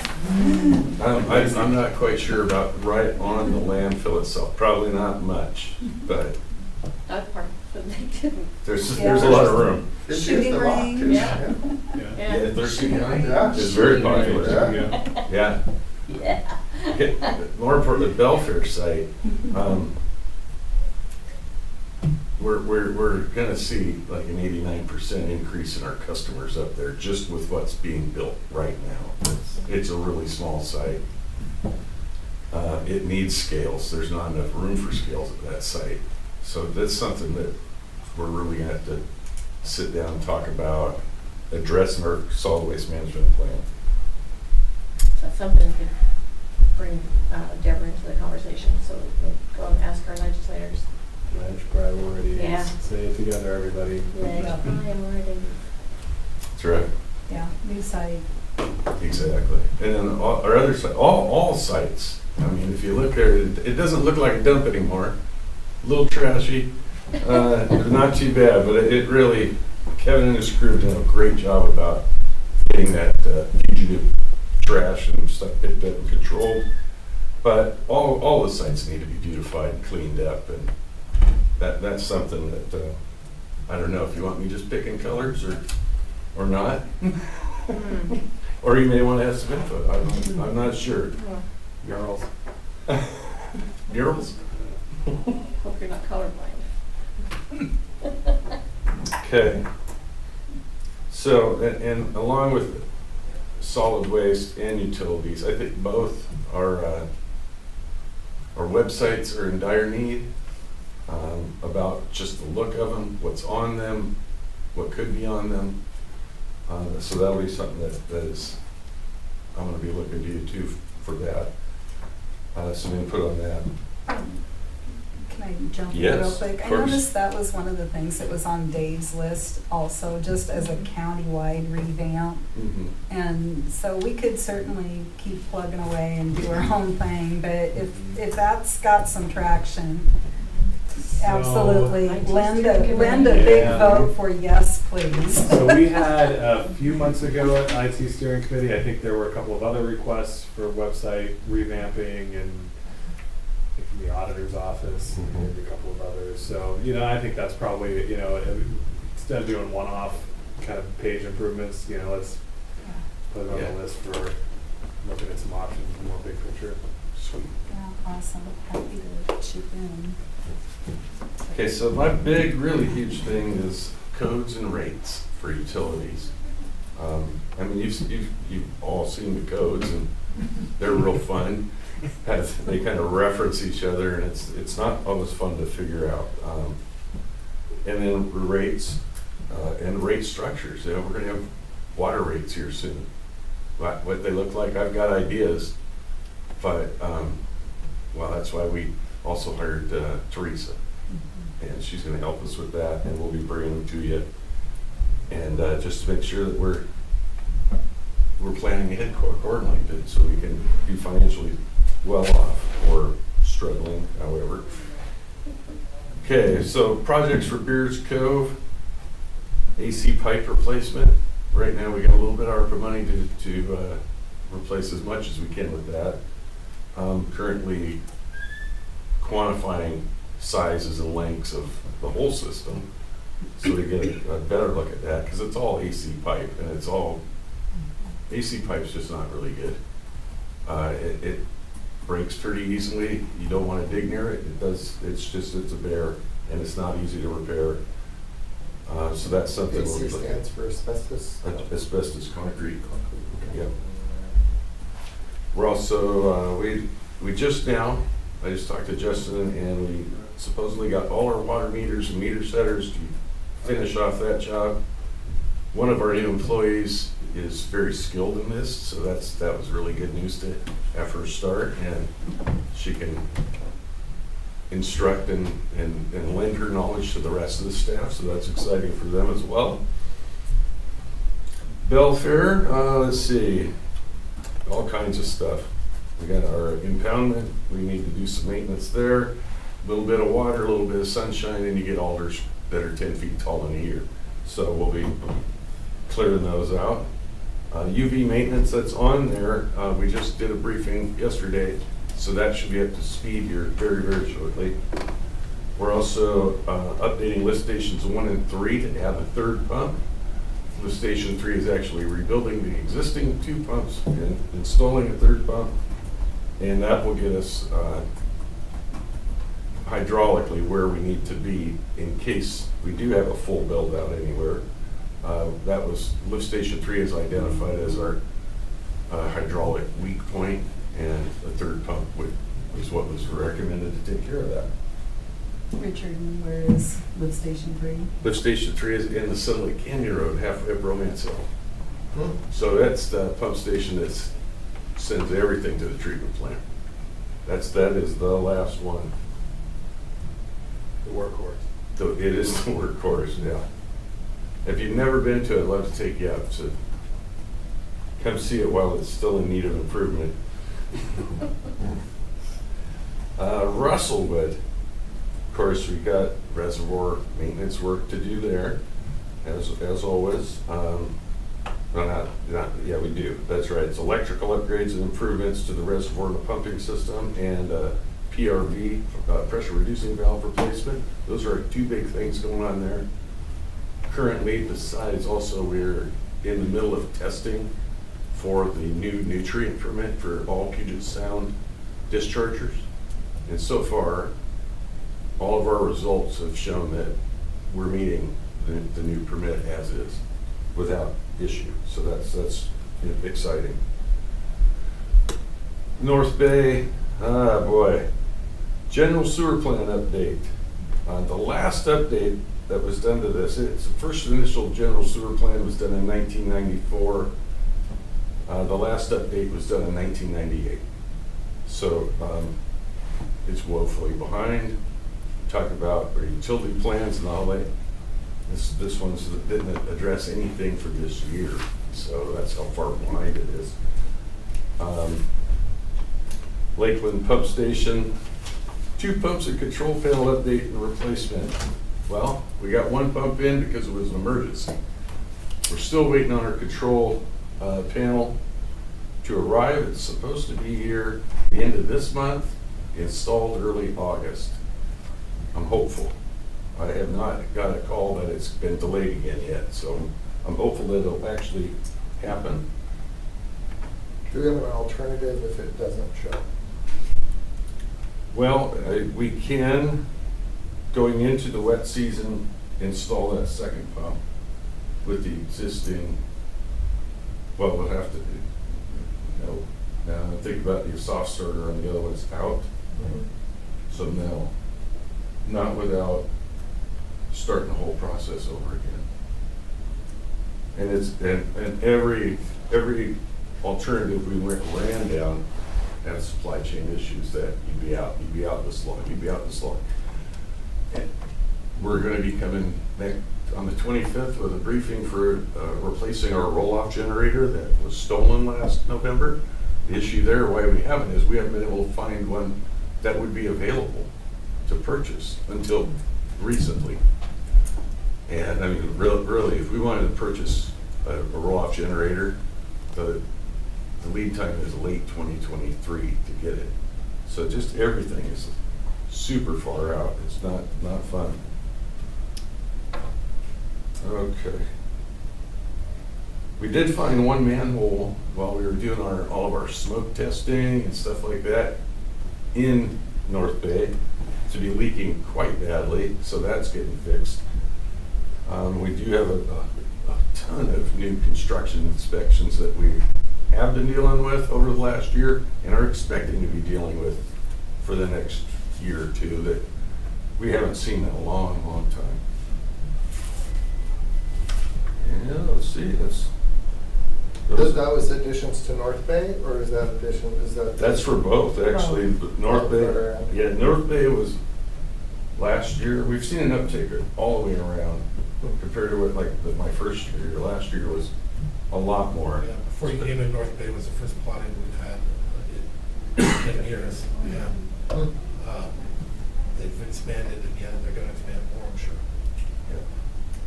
Well, and that's something with this. So with North Bay, the general sewer plant update, Lakeland Village, they've got another 80 acres or something they're developing and planning on moving forward. This general sewer plan, we're going to be looking at capacity issues there too, and there's footprint issues, and our current filters that we have take up kind of a larger footprint. There'll be possibilities to stay within our same footprint, gain capacity back with different technologies. So instead of what we like to call the carpet filters, maybe go to a micro filter or something like that, more of a US filter kind of cartridge style or not. There's a variety of different options to choose from or to consider.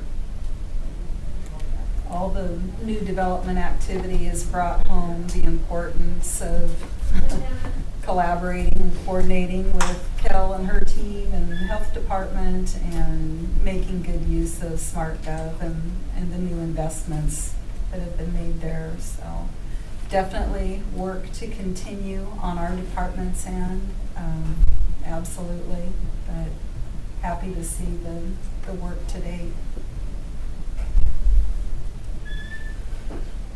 So my priorities that I'd like to see,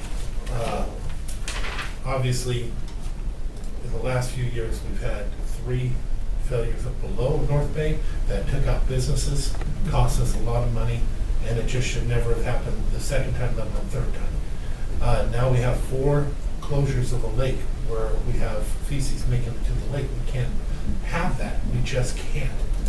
You know, we're the ones supposed to be protecting them from that. That's why we have these systems. So we have to prioritize, in my opinion, even if we have to find new ways of doing it, it has to be done, because we can't let it go into that lake again. Right. Russellwood.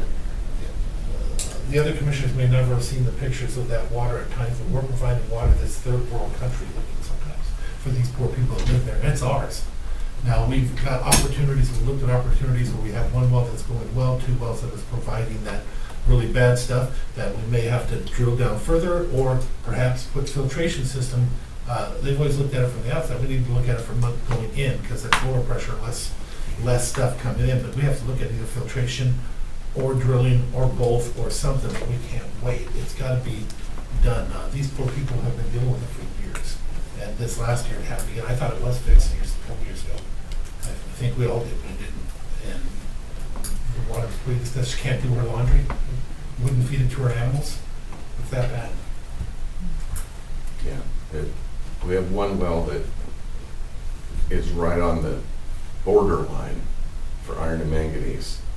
We have one that's, the manganese is off the charts, comparatively still not a health hazard, but still it's a nuisance hazard. Yeah, I mean, it's not a confidence booster, for sure. It looked like my tea. Yeah. It really did. Yeah, it's pretty dark. And it varies, I mean, it varies from day to You guys day. did get it too? Okay, so yeah, we can't do that. We just can't. No, I agree. Now drink it. Yeah. Let me know when it starts looking like whatever Diane drinks in the morning. Yeah, all that great stuff. Actually, though, it's really good. I'll bring you some for your birthday. Yeah, Save it. It's actually really good. I just had a hard time getting past, you're eating something great, it doesn't look right. So, you know, I agreed. We own these systems. We have to be, you know, absolutely responsible for, you know, if we're going to take credit for the good that happens, we need to be there and be responsible for when it doesn't go the right way. And so I full confidence in you and your team that you're going to get these projects implemented and get some of the situations turned around and keep people's drinking water safe and recreational water safe and provide top quality service. Big picture, long term. Do we want to stay in the water business?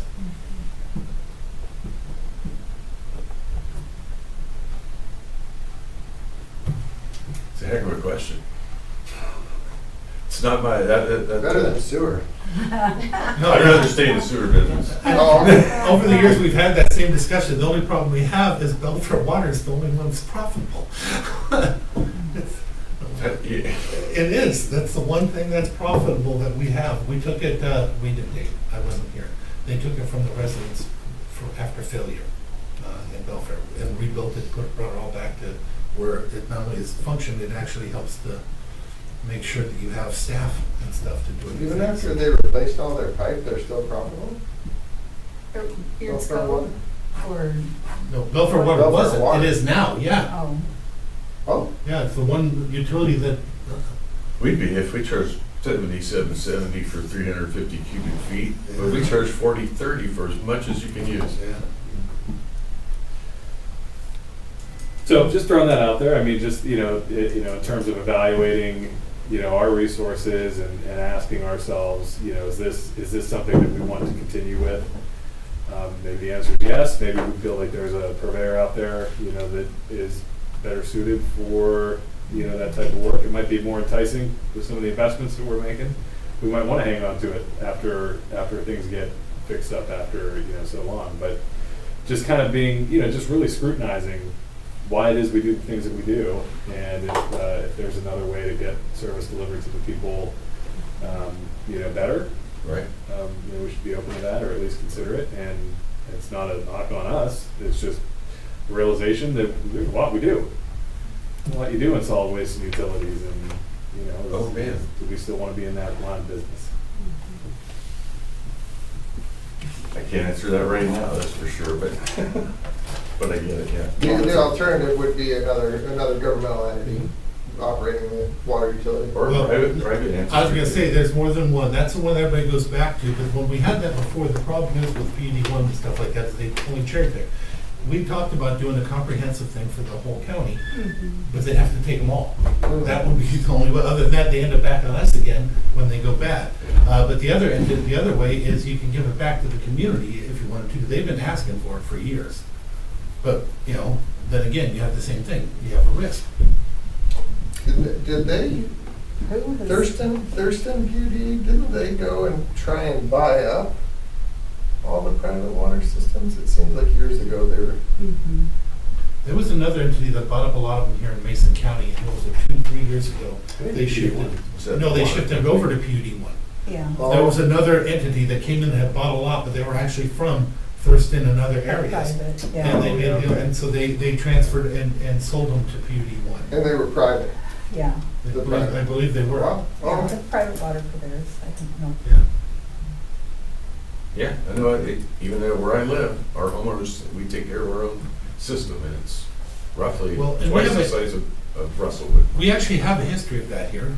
Before I came in again, Hartstein Island, we had both the water system and the sewer system. And we ended up giving both of those to the community. Yeah. So just another lens to evaluate, you know, is we kind of just keep looking at, you know, just keep looking at that business. Yep. And is that something we want to hang on to? Sweet. Your turn. I think I've been interjecting the entire way. Sorry about that. But I think one of my priorities is the waste, the Hills Hill and Sand Hill. And even the Union. If we can make them easier for people, and I don't know, I'd love to see them open on Sundays too. Yeah, I mean, that just, even that, what, I get people all the time saying that, you know, that's when they're home. Yeah. Right. We have the commercial during the week, but homeowners are there on Sundays. Saturdays, they load up their trucks, and Sunday they go out and take it, and they're closed. And historically, we had talked about that one time about giving up a day, but we learned we can't give up Mondays because the commercial entities all come in. Yeah. I don't think we ever found a way to do it, but. I don't know if giving up a day is an option. I think maybe adding a day. Yeah, I don't disagree. well, yeah, that's something we'd love to evaluate, actually. We've got a lot coming in. Last Monday, or no, let's say the 15th, no, the 5th of July, 15 semi-trucks were loaded that day, almost 2 an hour. Hey, so that's a lot. That's almost a little over 50 tons an hour coming in, all day long. And we're not gonna, I mean, garbage is not gonna be the spring clean. No. You can, I think a little beyond that. Yeah, I think I we're think it's beyond just spring more- cleaning. We're getting close to averaging 6 a day, And that's every day, even the days we're closed. something I was wondering, commissioners, is that a regular report, whether it's a monthly report that you would like to see? I mean, we've got it, we get them monthly, they're great. It's just trends year over year. What are we looking at on the solid waste side? Well, when we look at, you know, one of the things that we kind of let off was, what today on was, you know, key performance indicators, okay? Yes. So year over year, month over month, what is our garbage telling us about level of service? What is it telling us about the economy maybe more broadly? And, you know, and so I think being able to, you know, just use that as one piece of data that we're using to kind of evaluate how things are going, you know, or what you all need in order to make your you know, processes run more efficiently. What's that? I use the term tipping point. But you know, what is that level where we do need to add another day of service, or we need to increase staffing, and you know, so what are those factors? And I think that, you know, volume is a huge driver in need and level of service. Right. Well, and like I said, Belfair's open 4 days a week right now. That's not going to do it here shortly. So, And that's with them having a relief valve by going up to kids out and stuff like that. Yeah. But if we ever get scales, that will change a lot. Yeah. Because it's not a fair, it is not the same charging structure as you get trash down here. People are very upset when they go to bring it to Sand Hill, and they feel like they're way overcharged, you know, and sometimes they also get charged according to the person that's there. We've had that conversation before, and it should never be that way, but this person says, well, if it meets my standards, it's at that. And they actually say that. I don't know about now, it's been in the past, literally getting phone calls, what do you mean if it meets your standards? They get mad. They call guesswork out of it. Yeah. Yeah. Cool. Yeah, and then Richard and Kevin, at other technologies, just things that will help get people through the line quicker and more efficiently. And hats off, TJ's gone, but IT's been super helpful in getting internet and systems in place for us to remotely do time cards and just improve our reporting capabilities in some of the outer stations. And that's been very helpful as well. That was one thing for trailer park. Yeah, 3 times it went in that. Yeah. It won't. I guarantee it won't come back through that toilet again. But still, that doesn't, you know, the pump station's behind it. You and I were walking in at 2 o'clock in the morning one time. Yeah. Remember? Yeah. 2:30. Possibly something to think about is a standby generator, dedicated standby generator for that site. It's a real tight site though, so just finding the space for it and Security. yeah. So yeah, securing it for sure. Yeah, I think we found well, I shouldn't say that. I won't. But every possible weak spot at those 2 lift stations that could have occurred, whether it's power outages or pump failures or sensors or on and on and on. So we've built in lots of different backups and redundancies, and knock on wood, we've ticked off all those possibilities. But, So we've got less than 10 minutes left, and I know that, I'm not sure if the commissioners have a meeting with me yet. We do it MTA. MTA? At 4 o'clock. Oh, at 4 o'clock? I've got a 3:30 meeting with Tim Whitehead that I need to go to. So could you wrap your stuff up real quick and then give me 5? Absolutely. Okay. Yeah, very quickly. So many of the things, commissioners, that you led off with this morning are great. Having a strategic plan, performance indicators, you've got some great ideas about things to be able to start reporting back out to you and get a sense from you whether or not we're hitting the mark on what it is that you really want to get reported back on. We didn't touch on it, but the code unification, we're wrapping up changes to the road standards. I know Richard's made great headway on the utility codes, so we should be prepared to bring those back to you sometime later this year. And if those have implications for rates or fees or recommendations there, we'll wrap that in as part of our budget proposals, if that sounds okay time-wise with you. And then Mike left you a game plan for addressing criteria for identifying and prioritizing how to look at new road construction and what that might look like, so we'll bring that forward. And what else? I think high level, that's it. On the wrap up of, just for IT, that we say, we have a horrible, it's really hard to be able to read our agendas and stuff like that. It comes up, it's done specifically in a way so that there's handicap access, but all we have to do is do what the state's doing. They give you an HTML or a PDF.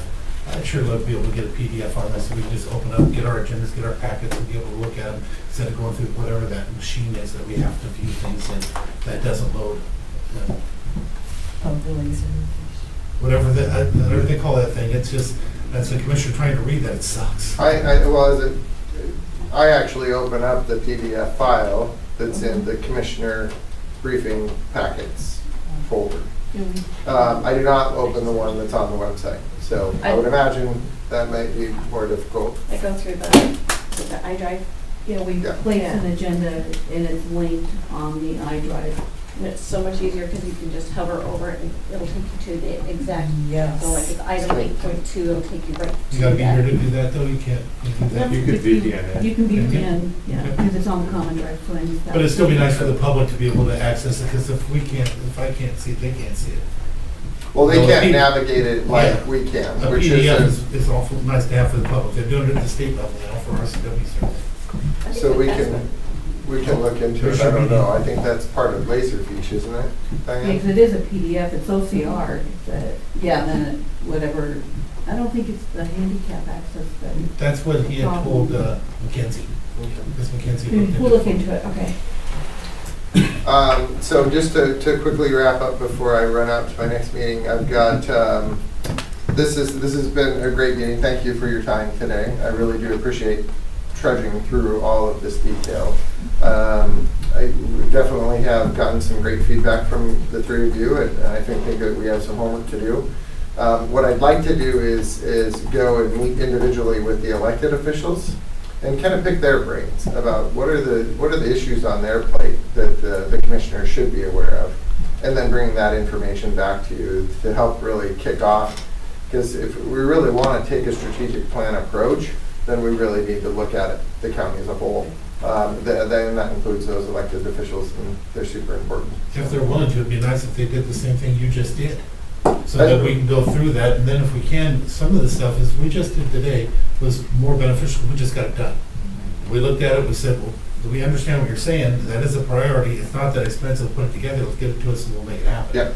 And I'm sure the electeds would appreciate that same type of treatment if we get it. So I like this, I think this was a good format, you know, in just evaluating the individual work plans and stuff like that. There might be some value in having the electeds go through a similar priority process and then having us meet with them outside of a regular briefing and give them the same opportunity and time, separate from a briefing, separate from a budget workshop, to really walk through some of these items that are important to them.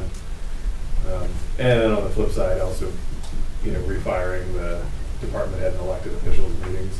Mm-hmm. And when we have that, we should be down there, I think. Yeah.